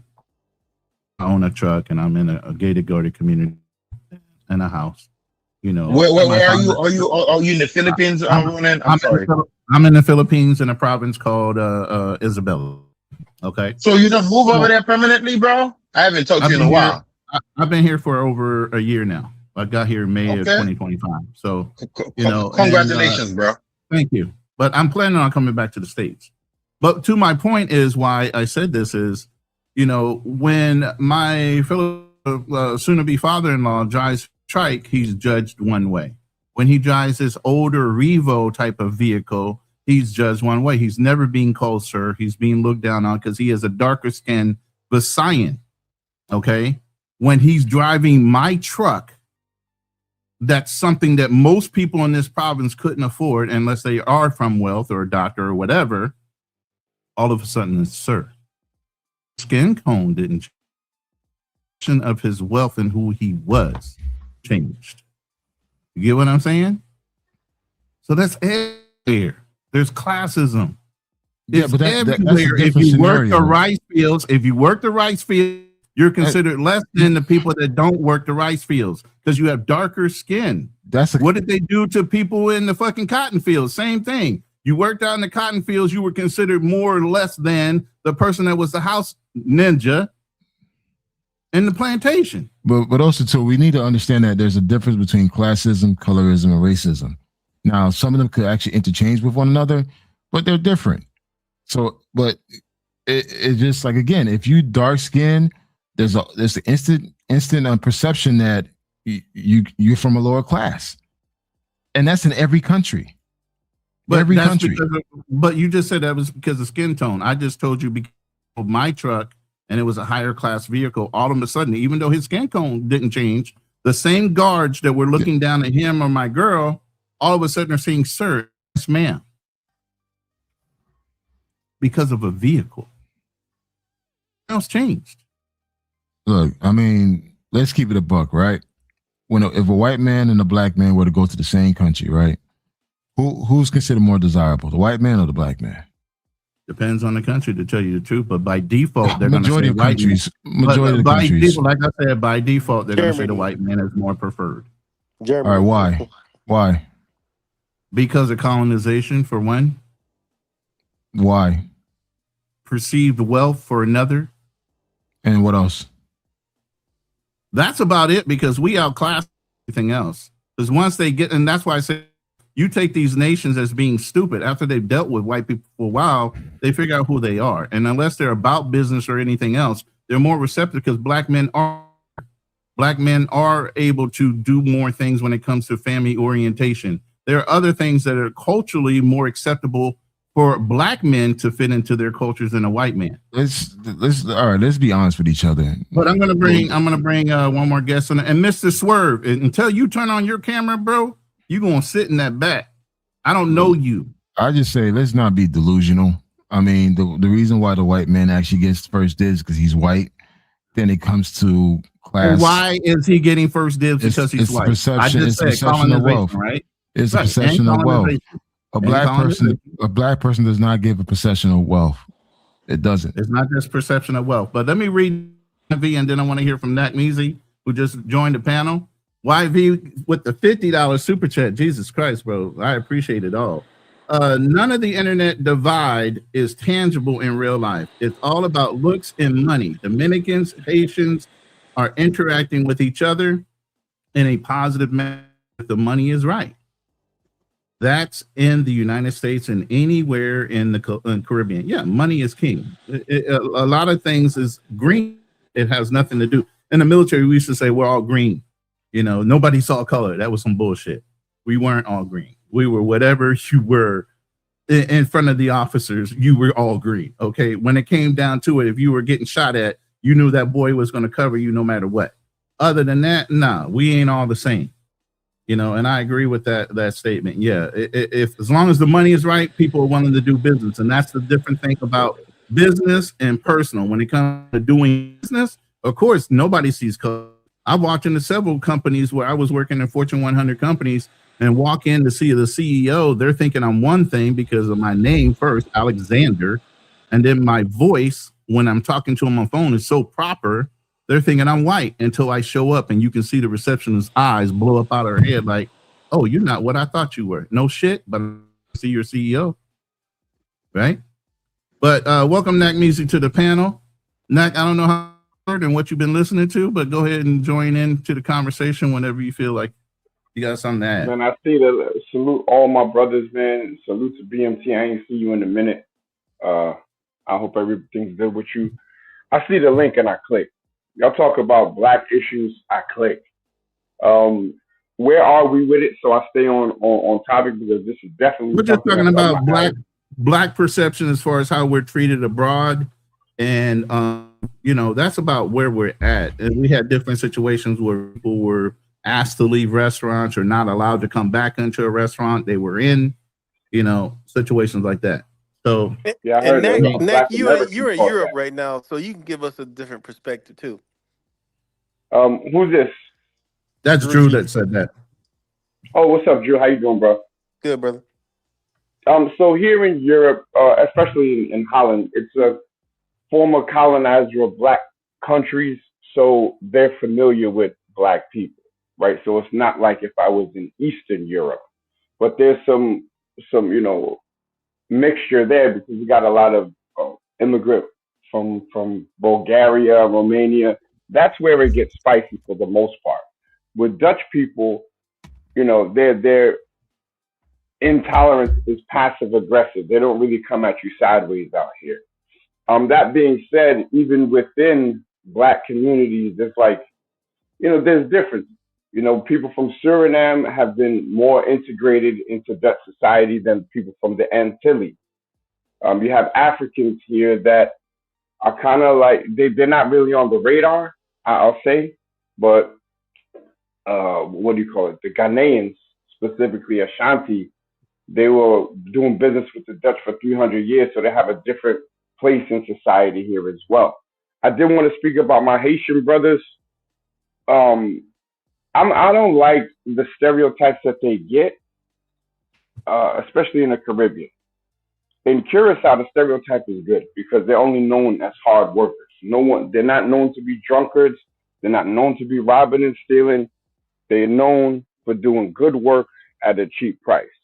I think that same thing might travel to the Dominican Republic, except for that whole historical issue that they got between each other. But make no mistake, in DR, I've been seeing videos about them just running up on random dark-skinned people on motorcycles saying Moreno, which just means black person, Moreno, and then chasing them, making them have to show their ID on some like Gestapo, not Nazi Germany stuff. And it's really because of their phenotype. And a Dominican homie of mine, he actually looked like he's Ghanaian, very dark-skinned, short, squat, brolic dude. He said in Dominican Republic, if you are black and you got money, you're Dominican. If you're black and you're poor, they're going to call you Haitian until you prove otherwise. And I think that's a shame. Facts. That's one thing I wanted to, cause shout out to my brother, not me, Z, my fellow airman, my wingman, fellow Air Force guy. But what he said is correct because I know a guy, actually my baby mama, her auntie got a child with this Haitian man.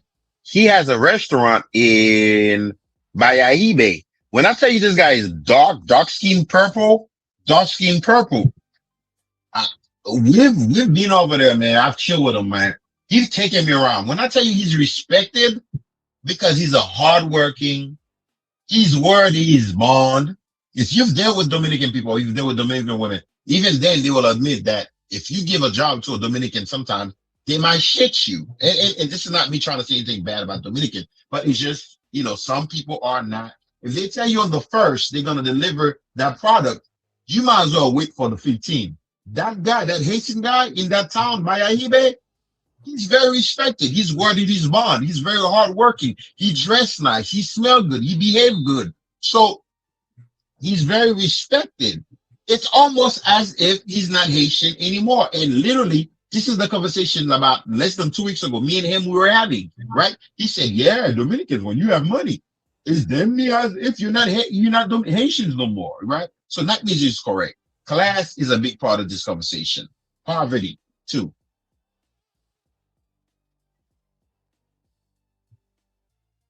Yo, Drew G, I know you from another sector in YouTube, right?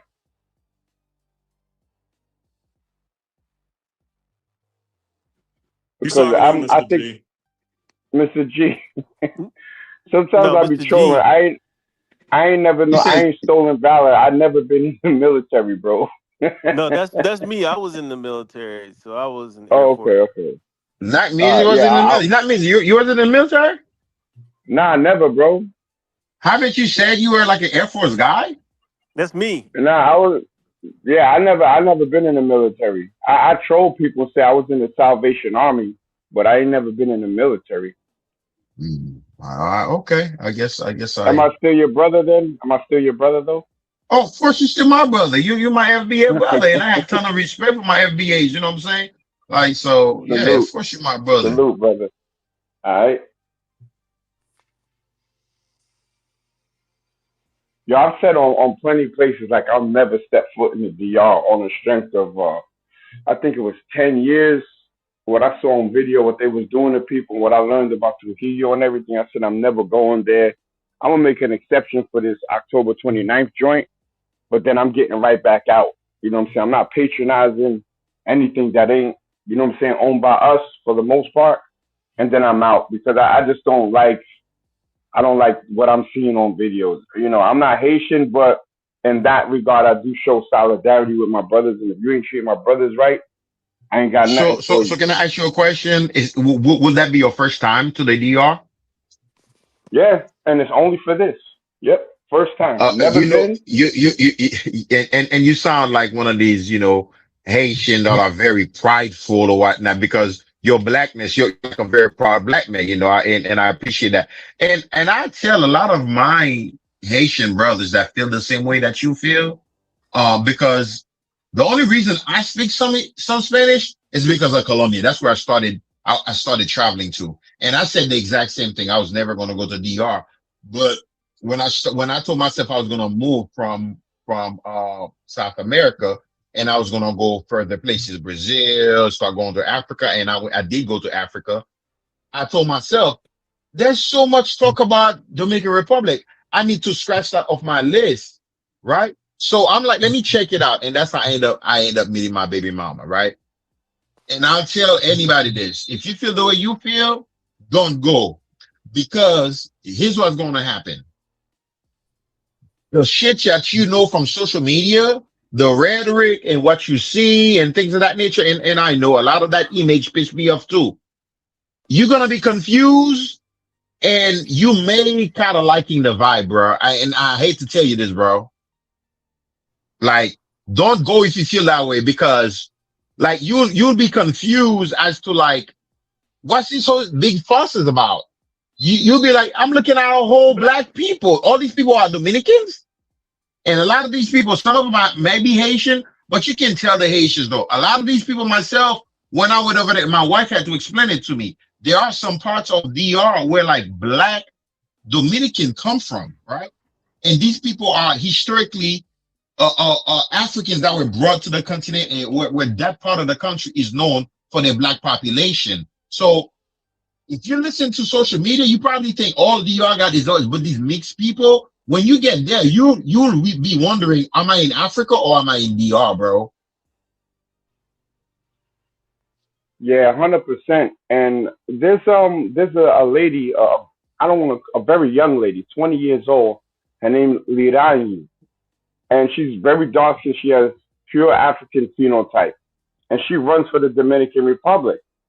But anytime they have their black sprinters, you see Dominicans in the comments, oh, she's really Haitian, she ain't Dominican. I'm just like, yo, these people are so caught up, you know, and they keep their hate like straight up, even if they win. They're like, yeah, a real Dominican should have won that. I'm like, yo, these people are wilding out. They did an African dirty, an African YouTuber named Marwa over there, smacked them up and all of that. And that wouldn't happen to me because I don't have that phenotype, number one, and I'm Black American, right? They can tell off the rip, but it don't mean that they wouldn't test me. You know what I'm saying? They'll treat me a little different because I smell like money. But if y'all treating other black people like that, I can't deal with it. But yeah, I know there's not indigenous. I don't like to use that word. It's like weird.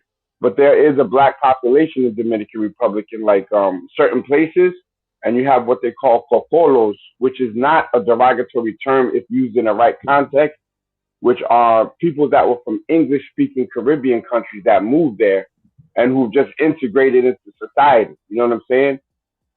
They're there as well. So, you know, it's complicated. I'm going to go there and fly back out quickly.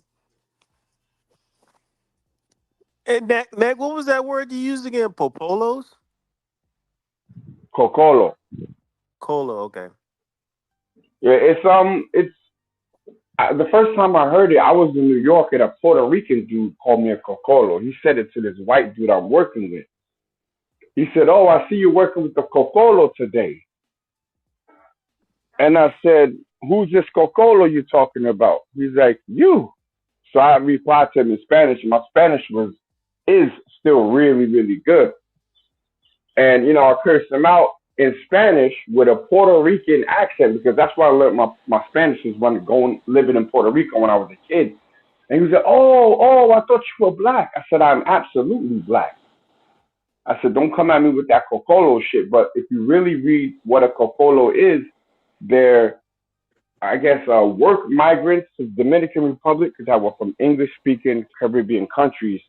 And they populate places like something de Macorís. They live in Bonao and places like that. But they're black. You know what I'm saying? Yeah, he tried to talk slick. That's basically what he tried to do. Right. Yeah. San Pedro de Macorís, that's where my wife family's from, right? They're like very, actually her like I just met her father the last trip I was there, and they call him Moreno, but it's just like they call me Moreno too, but he looks like the Sammy Sosa, like that vanilla, not vanilla, but like that caramel looking dark skin kind of black. They are from San Pedro de Macorís. It's a lot of Afro, and it seems like the same thing like Colombia, right? When you go to Colombia, the coast, that's where a lot of the dark skin chocolate people. Just like when you go to Cartagena, Cartagena is a lot more chocolate. It's a lot more dark. Cartagena and Barranquilla. Yep. Those places. DR seems to be, I know it's an island, but DR seem to be like that though. When you go on the coast, that's where you have a lot of the more darker skinned people. So San Cristobal is where we stay, but you have Jaina. There's a port in Jaina. That's all coastal part. San Cristobal is where the Constitution was written. It's a lot of black people there. And in DR, all the cities that have sun, San Pedro de Macorís, San Cristobal, all the sun are really like dark-skinned people. There's a lot of dark-skinned people in those places, in the coastal parts.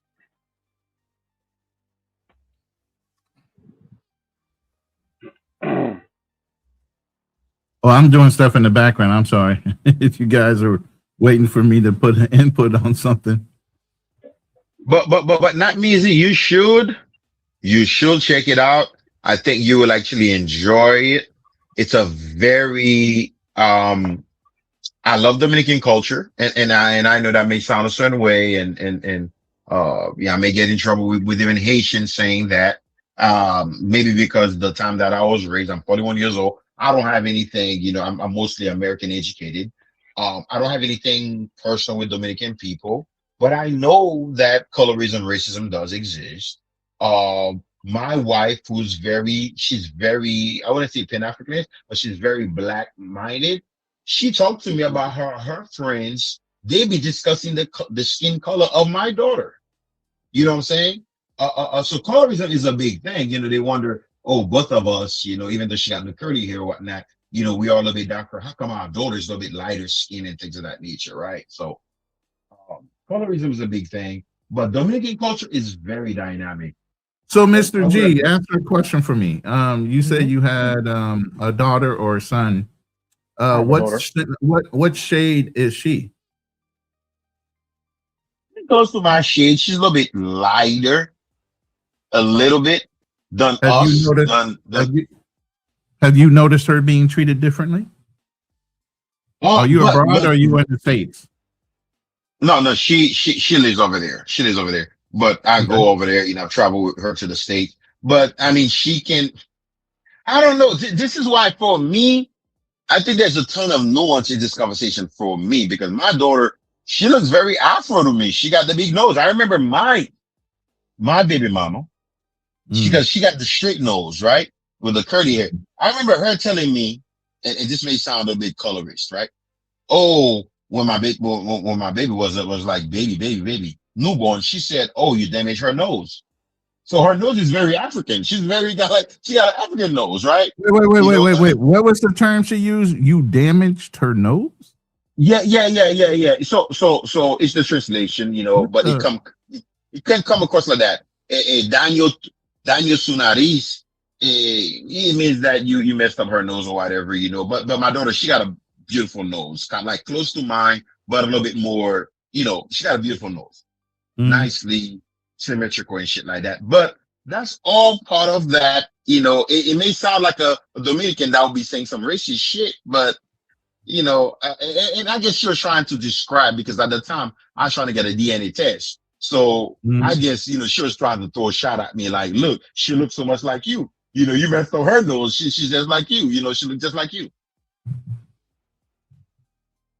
Okay. But now, how old is she? She's 2.5 years old. She's 2.5 years old. So she's not interacting with other kids or school kids or none of that shit right now. It's basically. She will be very soon. She'll be soon. Starting Monday, yeah. She'll be going to school. Oh, wow. Oh, yeah, that's right. You just said that she was good and she's getting enrolled. So how do you think the perception of her is going to be with the rest of the children of younger age? Because, you know, racism and colorism is taught. It's learned. So thank you for asking this question. And I think this is a very pinpoint question. There is an extreme. This is why I told the brother, don't visit if you feel so like Black Power. How come they treat the Haitians like that? And I did too. That's why I never visited. Right? Matter of fact, I've never been to Sosua. I don't even know what Sosua looked like. But I've heard so many videos. I've watched so many videos about Sosua. It's almost as if I know Sosua, but I've never been to Sosua. Right? Just to show you. Right? Listen, she looks like kind of like the average.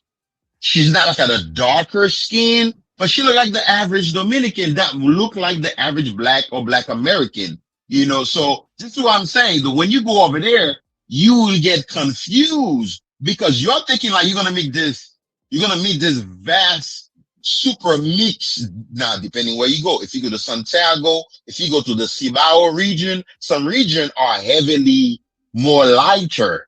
But if you go to like more general Dominican let's say if you go to Santo Domingo, if he goes to Santo Domingo, he's gonna be confused. Like, what the fuck? Am I in Africa? Am I in the United States? Or where am I? These are niggas that speak Spanish to me. That's what he's gonna come to the realization of. So I know I didn't answer your question, but I kind of did answer it. So my daughter will have a general. Just a general experience. Now, I mean, what's her? I'm gonna have to say this. What is her grade of hair?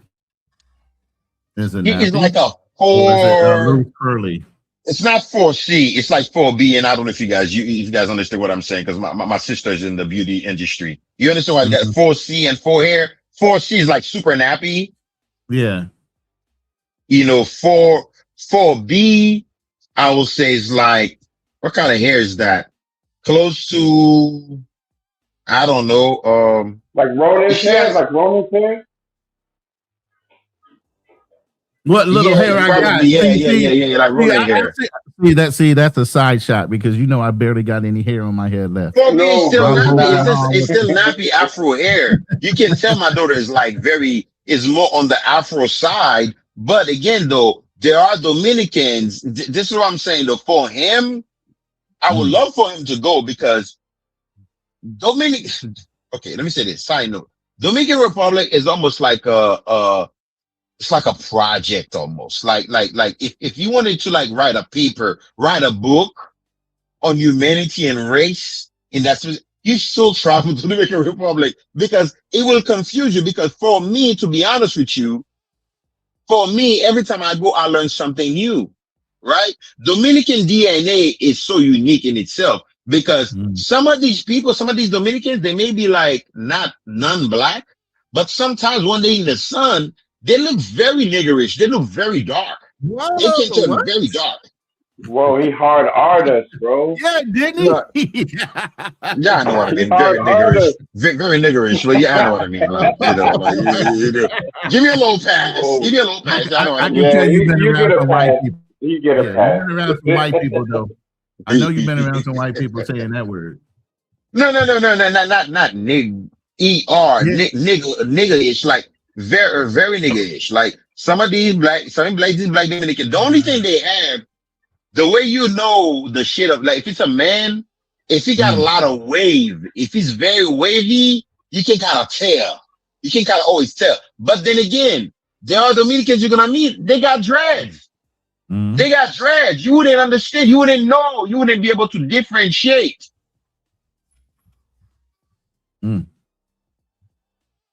I think it's a very interesting culture. Okay, so if your daughter stays down there, what's your hope for her as far as her acceptance level based on her skin tone? No, so I'll get straight to the conclusion for you. No, my daughter is not gonna stay and live there because I already know all of these things that we've been discussing. How society, imagine my daughter's literally, and this is not me saying things, trying to be crazy, but my daughter is literally richer than me, right? Based on the things my mother has worked for, generational wealth and things of that nature, that I know that's going to go straight to my daughter. Imagine a Dominican kid, just because he has light skin, but he's stuck over there. My daughter was 9 years old, shitting on American Airlines. I didn't have an American passport till I was 14 years old. I didn't travel. I didn't get on a plane till I was 13 years old. My daughter was 9 months old, shitting on airplane. Imagine a light skin or Rubio Dominican for a shit mistreating my daughter. This is why I will not let my daughter get educated all her life over there. She's only 2.5. What's your plan for her then? I already told you, I will not let her stay over there all her life, get educated. Now, once you know, Dominican would her mom allow her to come to live with you in the States or wherever? Oh yeah, we've already had this discussion, and the dynamic. It's a little bit complicated when you talk about these kind of things, but we've kind of got to that conclusion. If the relationship, what I'm saying, if we're not going to go that route, this is what it's going to be. I want the best for my daughter. No way my daughter is going to spend her life over there. Do you know what it's like? Do you know what it's like when a girl is get abused over there? There's conversations. And the other day, I know, they call this thing travel space. They were having this conversation about a certain YouTuber and what he did over there and things of that nature. I understand. And not that I'm a fan of his or none of that. But people don't know the real things that go on that island. When these girls when these kids get violated, that thing gets swept in between family over there. I'm gonna say they don't go to the police, none of that. I'm gonna say this: that they got a lot of shit in their closet, bro. Like a lot of shit in their closet. The pedo stuff down there is big. The incest is big. Uncles banging nieces, cousins. Cousins banging cousins. It's bad. It's really bad. And that's why, there's a saying, I can't say it in Spanish, but in regards to make sure that the girl can run faster than the guy, meaning that the likelihood of her being raped or it's bad. And that's one thing. That's what I kind of sit back and listen to, and they talk their shit. I'm like, I could say some things. They don't know what goes on over there. They don't know. People want to act like they care about minors and stuff. Like, again, I don't want to change this that shit is bad. And but it really grind my gears. When my wife told me the place where she got a beauty salon, she was like, yeah, there's this white man, this American man. He be chilling over there, chilling with minors. Chilling with minors. When I told her, I was so pissed. And I told her, yeah, I'm going to go to the American embassy. She's like, baby, come down. Baby, come down. You can lose your life. He's over the top. Hey, real quick. Well, one thing is keep in mind too, man, and they don't talk about now, and it's been a big thing in the countryside, in the Campo area. They're now distilling organs. So they found kids' bodies in the Campo with no organs. So they're stealing kids' organs now. Not just in the Campo. They be kidnapping kids in all the cities. Yes. Yeah, but my wife talked to me about that already. Damn, bro. Fuck. Shit. God damn. That's why I can't do panels, man. I can't do panels, man. It's like shit. All I'm saying that there's a lot of stuff that goes on in these countries where, particularly in DR, that they talk about all the positive things, but it's a lot of negative, man. And it's just especially around kids, man, it sucks, man, but it's what it is. Okay, let's look into that. And I want to talk about those specifics. But you guys are some of the only people bringing it up. Isn't Latin America the one culture that has a whole term called feminized? Feminization, yeah, that's really big in Latin America. I think Brazil. I never heard that word. I never heard that word until that black girl got killed on vacation. Yeah, that's femicide. Femicide. It's Right? femicide. Yeah, that's very common in Latin America.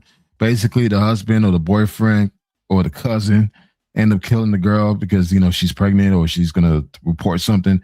Yeah, it's very common to find women bodies across certain parts of the country. Yeah, that's common. And that's what they don't talk about. I think nobody talks about that. No, everybody's like silent about stuff. It's a culture thing. I don't know. Nak, you was gonna say something? Yeah, brother. They've been doing that. I'm from New York, and it was commonly known that Hispanic dudes, when they caught their women cheating, or they were like, "Yo, Maria, why you make me do that to you?" You know what I'm saying, like crying and shit, because they off their woman. That's the thing. They will off their women much quicker than any other people that I know. Yeah. Especially us. There's one other culture, and unfortunately, they've been blended in with those Spaniards here in the Philippines. You can off your woman or the man that might be messing with your woman, and guess what? There's no divorce. So some chicks that might not be looking like she got a man, she got an ex-husband that ain't an ex-husband. And he could have a whole nother fucking life with Barbara down the street and kids too. But if he decides to double back and catch you, it's legal. There's gonna be some ramification, but he can claim that crazy shit and get away with it. Yeah. Yeah, but hey, Nak, you'll be all right, man. You'll have a good time in DR, bro. I mean, there's gonna see some things you're not gonna like because I know how pro-black you are, but overall, most of the Haitian Dominicans, they kind of get along. I mean, a lot of stuff on social media kind of make things more grander, but once you're there, you see like they kind of fuck with each other a little bit. They talk to each other. You'll see a lot of intermarriages as well between Haitians and Dominicans. There's a lot of that. Yeah, it's just social media, man. I think social media just kind of just magnify everything a lot more grander than what it is. Because once you get there, you realize like, all right, cool, it's not as bad. But once you go into the weeds of things, and you see some shit, it's like for me, I seen over 10 dead bodies in DR already. Driving, I see a body on the road, just a dead body on the road, a kid dead body on the road, just like that. What's that mean, Tim Howard? Where's the angel side?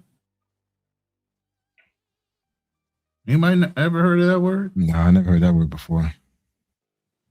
Wow. Your phone dying? Enjoy. No, I know. I'm about to look it up, but I just never heard that term. I mean, overall, you're gonna have a good time. But most of Latin America, femicide, that's like really big. Brazil, Colombia, DR, Mexico. Mexico is really big on that shit. Hey, so but yeah, it's what it is. But I mean, like I tell people, man, America, even though we have our good and bad, it's probably one of the best countries to live in if you play your cards right. Absolutely. All right. Oh shit. Androcide is a systematic and international killing of males, specifically men or boys, because of their gender. Never heard of that. Because of their what? Because of their gender, because they were boys. You know how certain women, like the Z lady says you shouldn't have a male child, and if you have a male child, you should kill him. Something like that. Mm-hmm. There's a whole new word for it called Andrew. Yes, bro. She is not pro-black. No, bro. She does not pro-black. No. She said worse shit than that. And that's why even when I was on the panel with Razor Rays and O'Shea, I was just running it down to him. I said, man, don't listen to her. She has all kind of rap, and she believes the world should end. Fuck reproduction. But I don't want to get in a conversation about her. Yeah. Bless her heart. That's why we find each other every time that name comes up. But you got to pay half a fine because you started with the letter. That's still mentioning. No. I got to say the name. Okay. I got to say the name. And I still owe Fearless. I got to send him $20. I got to send him his cash app right after we get off the line, matter of fact. But yeah, anyway, anybody else got anything? Because we've been at hours and 43 minutes. And if we kind of exhausted this conversation, definitely for Lions. First of all, Kunal, you got a a live tomorrow night based on some more in-depth conversation about this topic, right? Yeah, I'm gonna do it live, man. I wish I could control the conversation better. So definitely you do running the live show. about it. Yeah. Huh? Well, you'll be running the show tomorrow night, so you absolutely can. So I'm definitely gonna be just giving more of an international perspective how things, how colorism, racism, classism actually works. All right, and then next week, I guess we got an FBA. I guess we got an FBA versus Haitian challenge next Friday for Lions Den. They want another round, Nick. You know, we've done 2 of those already, man. Man, that conversation is not really yo, man, let's you ain't learned your lesson yet, man. You know, I honestly, listen, as much as I want to do it, man, I'm like, that's a waste of energy for me. I ain't yeah, man, I'm exhausted. I love my Haitian brothers, man. Those that talk slick, you know, at some point we just gotta be like, yeah, whatever, dude. You know what I'm saying? Like we had the young brother. What was his name?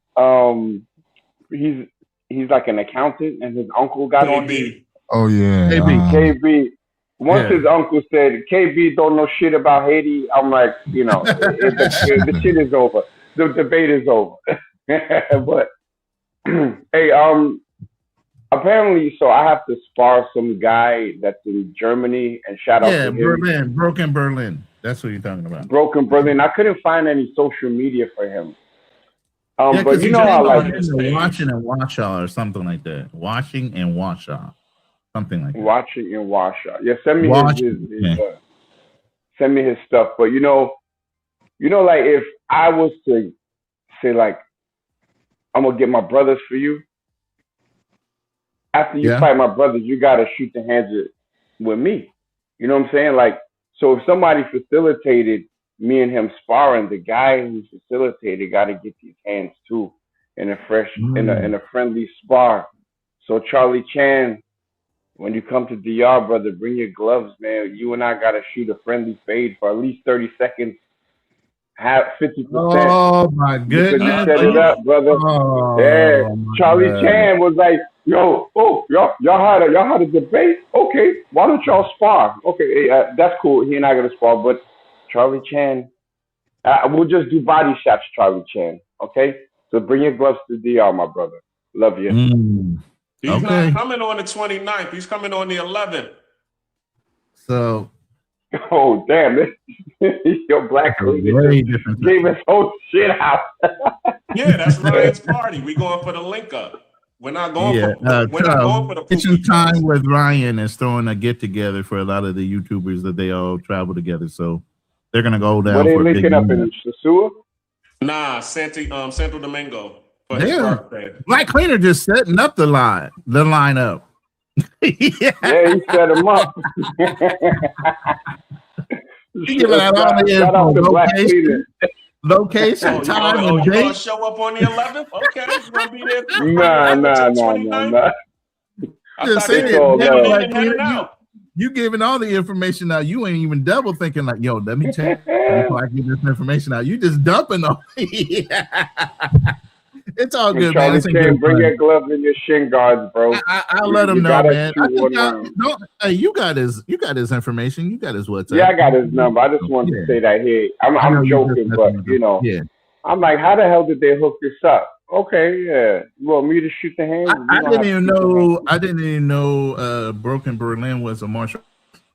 But you know, hey, you learn something new every day. Yeah, he think he's Patrick Swayze. You know, Roadhouse. Bartender by day, martial artist by night. Yeah, okay. Send me his channel. I want to look at some of his content. I got to see if he has one. If I find one, then I'll let you know. Yeah. Yeah. All right, fellas. I appreciate you guys in the live. I appreciate everybody that hung around. There's 50 people in the room still. After 4 hours and 50 minutes, damn near. So we really appreciate you guys joining in. Shout out to YV, the show sponsor for the next month. I don't think nobody will ever beat that. I really appreciate your contributions to the show, their comments and interactivity with the. I really appreciate that. But yeah, we're gonna be coming back next week. I guess we're gonna have to figure out another title because it's not gonna be versus because the Haitian already bowed out. But anyway, Hey, no, it's all good. I don't care. Like I said, I got a life outside of YouTube. I got a good life outside of YouTube, so I'm good. You can call me the fuck you want. I don't care. But either way, we're going to do a live on men's health, and that one's going to be more on different things you can do to maintain your health. It's not necessarily going to be about Dr. Sabi, and we're going to bring some of the same panelists back for that one. We are going to be bringing back Thursday night therapy sessions. You guys just met Troy. He was a licensed therapist. He's in retirement, and he'll be a male perspective therapist versus having Georgia, who was a female and kept on switching back on girl code instead of helping brothers. So I can appreciate having a male therapist go through some of the things, and he specialized with not only youth, but military out of the VA system. So that should be some good information as we go through certain things to talk about with that. Other than that, gentlemen, you got anything you guys want to promote? Yeah, I got a live on Monday. It's going to be the people or the platform. We're going to be talking about what's going on in Colombia, but also we're going to be talking about a lot of this smoke and drama that's going on in the travel community, where people are choosing to create drama because they want more viewership. They're on that digital sharecropping. So we're gonna talk about that and talk about. I like that term, digital sharecropping. I like that. Exactly. That's a crazy bar. Digital sharecropping. Oh my God. Yeah, that's hot. You better put that on a shirt before I do. Yeah, you better put that on a shirt before I do, bro, because I'm about to steal that one in a heartbeat. Digital trade, sharecropping. Sharecropping, yeah. Yeah, so that's pretty much what we're going to be talking about Monday on the Black Cleaner channel. So check us out. And yeah, if you want to come on, it's going to be an open panel, of course, so you all can share your stories about what you all feel about. Do you all rather choose the family, or do you all rather choose job security or the government safety net? That's really what the whole focus is on. All encompassing around, how you could see what's going on in Cali, Colombia, but also Buenaventura and El Choco. We forgot to put Buenaventura in there because that is a heavily Afro-Colombian populated area as well that is being ignored. And they're using their social capital to be able to stabilize themselves, because as they say, the state has failed them. They're not sending resources over there. They're not sending the government and FEMA. They don't have those in these countries to help rebuild their infrastructure. All they have is friends and family working together. So we see when family comes together during a crisis, it works. But when we have, a structure like what we have in America with the safety net, we more rely on the safety net than we do our friends and family. So we just want to talk about that. So I appreciate you having me on the panel tonight. And I didn't get a chance, to say anything about, the treatment that happens here in Panama. I mean, it was very brief, but yeah, the same thing that happens in the DR happens in Panama. It is colorism.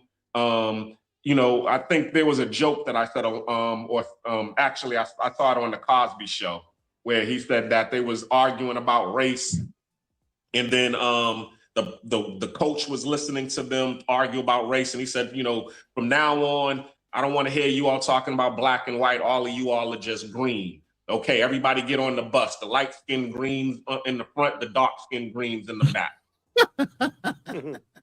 And that's what you see that goes on in Latin America a lot of times. You see them saying, there is no racism in these countries. We're all Dominican. There ain't no racism in this country. We're all Mexican, or we're all Panamanians. But then they go light-skinned Panamanians in the front, dark-skinned Panamanians in the back, or dark-skinned Colombians in the back, light-skinned Colombians in the front. So it's the same thing. I mean, it's, as we were saying earlier, yes, colorism does exist, racism exists, classism exists. And it's usually, white supremacists trying to make the darker hue people second-class citizens under their thumb. And what happens is the ones who, you have two types of Black people. One who sees injustice and says something about it, and one who sees the injustice and keeps picking the cotton. Shout out to Jason Black. I can't claim that. But so you got to figure out which one are you. Are you the one that's going to speak on the injustice, or are you going to be the one that keep picking the cotton? And I'm the one who's going to keep speaking on it every time that I see it. So shout out to thank y'all for having me on the panel. Say it again. I said you paused for a half a second, like you had to think about it. I thought he was gonna say I was the one picking the cotton. I'm like, damn, don't do it, Black Cleaner. Don't pick that cotton, please. Juji, you got anything on your dockets as far as travel? I know you've been working your butt off. I know you work for the government, so I don't know if you're in travel mode yet on PTO or what. Nah, bro. I just got back from Hawaii the other week ago, man. That's the only travel I do. But that's family trip. Yeah, that's you going to see your kid and stuff. So yeah, that's about it, brother. But yeah, man, I appreciate the panel and whatnot, man. Enjoy the discussion. And definitely I want us to have a discussion one time on how can we get away from calling each other nigga. Hey. Nigga, what the hell you talking about? Mr. G, what about you, sir? I know you're a normal. You skate around the YouTube streets. What you got going on? Yeah, man, it's a good conversation, man. I haven't messed with you. Damn, who did him like that? I did not do that. Where did he go? Wow, man. We can hear you now. I didn't do anything to him. Why did he jump off the panel halfway in the conversation? No, I think that's a mistake. Yeah. And where is that N-word conversation happening? I want to pull up on that. When is that and where? I don't know. He just suggested it as a live that we should do in the conversation. I'm going to have to do a little more. I've done a live stream about that. I've done one on that. It's a good topic. Yeah, I know, but I just got to do a little more research. You know me, man. I got to do some background stuff before I can get on the show and just talk confidently about just using that word, because I don't like using the word period. You know, like, and maybe because I am sensitive, but you know, me being sensitive that my grandfather, as dark as he was, other family members being as dark as they am, just because I'm light, don't mean I use that word freely because I knew who I had as my family member. If I wouldn't say it around my family, I ain't gonna just say it to you. But what was deep about what he said was how, you know, he used the analogy where he was talking about the paddy wagon and how, and how we stopped using Irish slurs, but yet we're still using Black slurs. And it's like, well, but we all understand, well, the Irish got accepted into white society. So that's why you don't hear the Irish slurs. You might hear it amongst themselves, but you don't hear, you know, any other races, you know, disrespecting, you know, the Irish community. And the same thing with the Jewish community. You don't hear nobody calling Jewish bagels anymore, because that was big, you know, before they were accepted into white society. Well, Mr. G is back. I don't know if YouTube wasn't allowing you to be great or you X'd yourself out, but that wasn't me. You there? Yeah, it was an accident, man. Appreciate you having me, man. What I was saying is I haven't messed with y'all in a long time. And I guess you can kind of see why. Not y'all, not that I have anything personal with y'all. Black Men Travels, Ronan, and Fitless Fearless. But sometimes, you know, you guys having these conversations, you know, these are real actual things, but I live the real life, right? So I was able to contribute tonight. You know, I guess I need to plug back in with you guys. But a lot of the stuff that you guys talk about, these are real things. I appreciate you guys talking about these conversations because I follow these things. I'm living the real life. You know, these things do exist. And I think you guys are having a conversation that most people are not having in the so-called travel space. Because you guys have a lot of the people, they have conversation on the fluffy stuff. One of the things that I started talking about earlier, and Black Men Travel will chime in on it, is the people do get abused. Because you asked me a question if I would let my daughter live in there the rest of her life. Probably not, because I want her to get an American education. but there's a lot that happened in the Dominican culture, the good, the bad, and the ugly. I get to see all of it. But sometimes when people are on these so-called travel space, they only talk about like just the sosua, just the surface stuff, right? People don't get to have dinner with these people. People don't get to meet these people that like, have like real life on the ground. They're just having the tourist experience. And my experience is greater than the tourist experience. Not that I'm saying that I'm better than the tourist, but my experience is more real, what's going on the ground. So I just stay away from some of these YouTube channels, because some of that conversation is very fluff. It doesn't have to do with the real stuff on there. But I appreciate you guys talking about something that's real, something that people experience. And the brother, I forgot what's his name, the brother that lived in Punta Cana, the experience that he had, I guess, on the bus. His name is Troy, and like I said, he's a licensed retired therapist. So you're going to see him. We're gonna start, Troy. So we're going to bring him on to the Thursday night therapy session. So he's actually going to be our therapist on those shows. So you'll see more. That's great.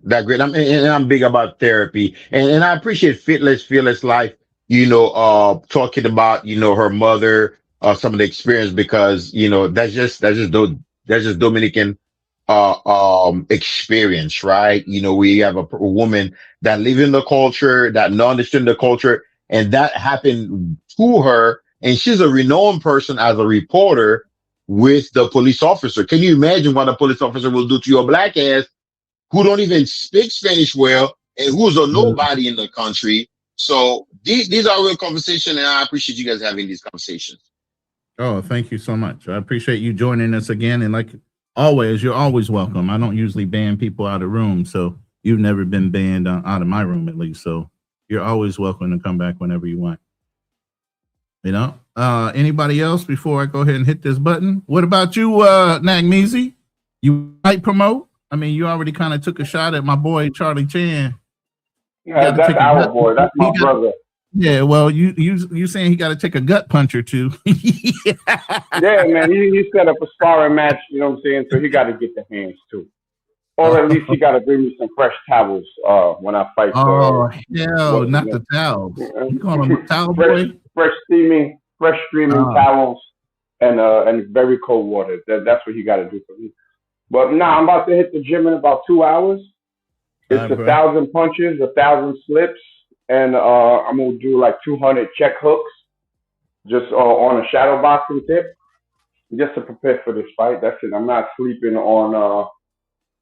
You're not. You're not Rob. Yeah. Yeah. So I'm putting the pain. You know what I'm saying? I'm about to do that today, and that's it. And then I'll check you guys on the next one. All right. All right, fellas, we're going to go ahead and end this. I'm pushing the button and ended the stream. Thank you very much for everybody that hung around. Still 46 people in the room. Unfortunately, I can't go any longer. So if anybody else wants to go to a live, I definitely would promote it. But we out of here.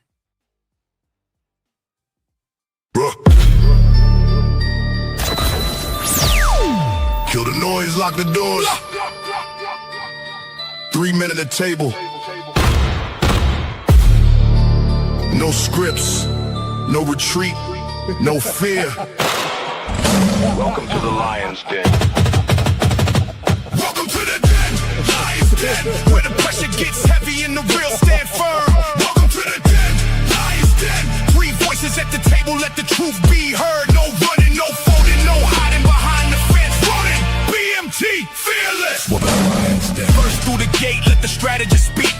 Calm under pressure, but the structure runs deep. Running at the table, every word got weight. Study every system, every motive, every state. Veteran discipline play. Long range sight. Separate the facts from the noise in the fight. I do not chase trends, I examine the frame. Follow the incentive, then expose the game. Build with a purpose. Stand on the code, carry the pressure. And control the load. No empty performance, no counterfeit shine. Running in the den, hold the line. Running. With the passport stamp, global perspective, every pattern gets mapped. Traveled in an unfiltered, no rehearsed disguise. Seen the world firsthand, so we recognize its lies. Facts in the chamber, context and place, culture and money. money examined face to face. Type of mind sharp, business sense clean. He reads the machinery behind the machine. Receipts for the claim, evidence before spin. BMT brought the world inside the den. Bring the facts. Bring the facts. Fearless steps forward, tighten your stance. Direct with the question, never dodging the chance. Competition in his blood, business in his mind. When the pressure gets heavy, he does not step behind. Challenge every weakness, every gap in defense. Drive the point home with experience and sense. No fear in the voice, no retreat in the chest. Disagreement is pressure, pressure breathe is the test. No apology often, no convenient bend. Fearless brings the challenge inside the den. Never back down. Fearless, never back down. Fearless. 3 men, different roads, different scars, different codes. 1 table, 1 standard, 1 den. Who holds the line? Ronin. Who brings the facts? BMT. Who brings the challenge? Fearless. Where are we now? The Lion's Den. Lion's Den, where the pressure gets heavy and the real stand firm. Welcome to the den. Lion's Den. 3 voices at the table, let the truth be heard. No running, no folding, no hiding behind the fence. Ronin. BMT. Fearless. Welcome to the Lion's Den. Check the levels, cameras ready. Microphones live. Ronin ready. BMT ready. Fearless ready. 5, 4, 3, 3, 2, 1. We are live.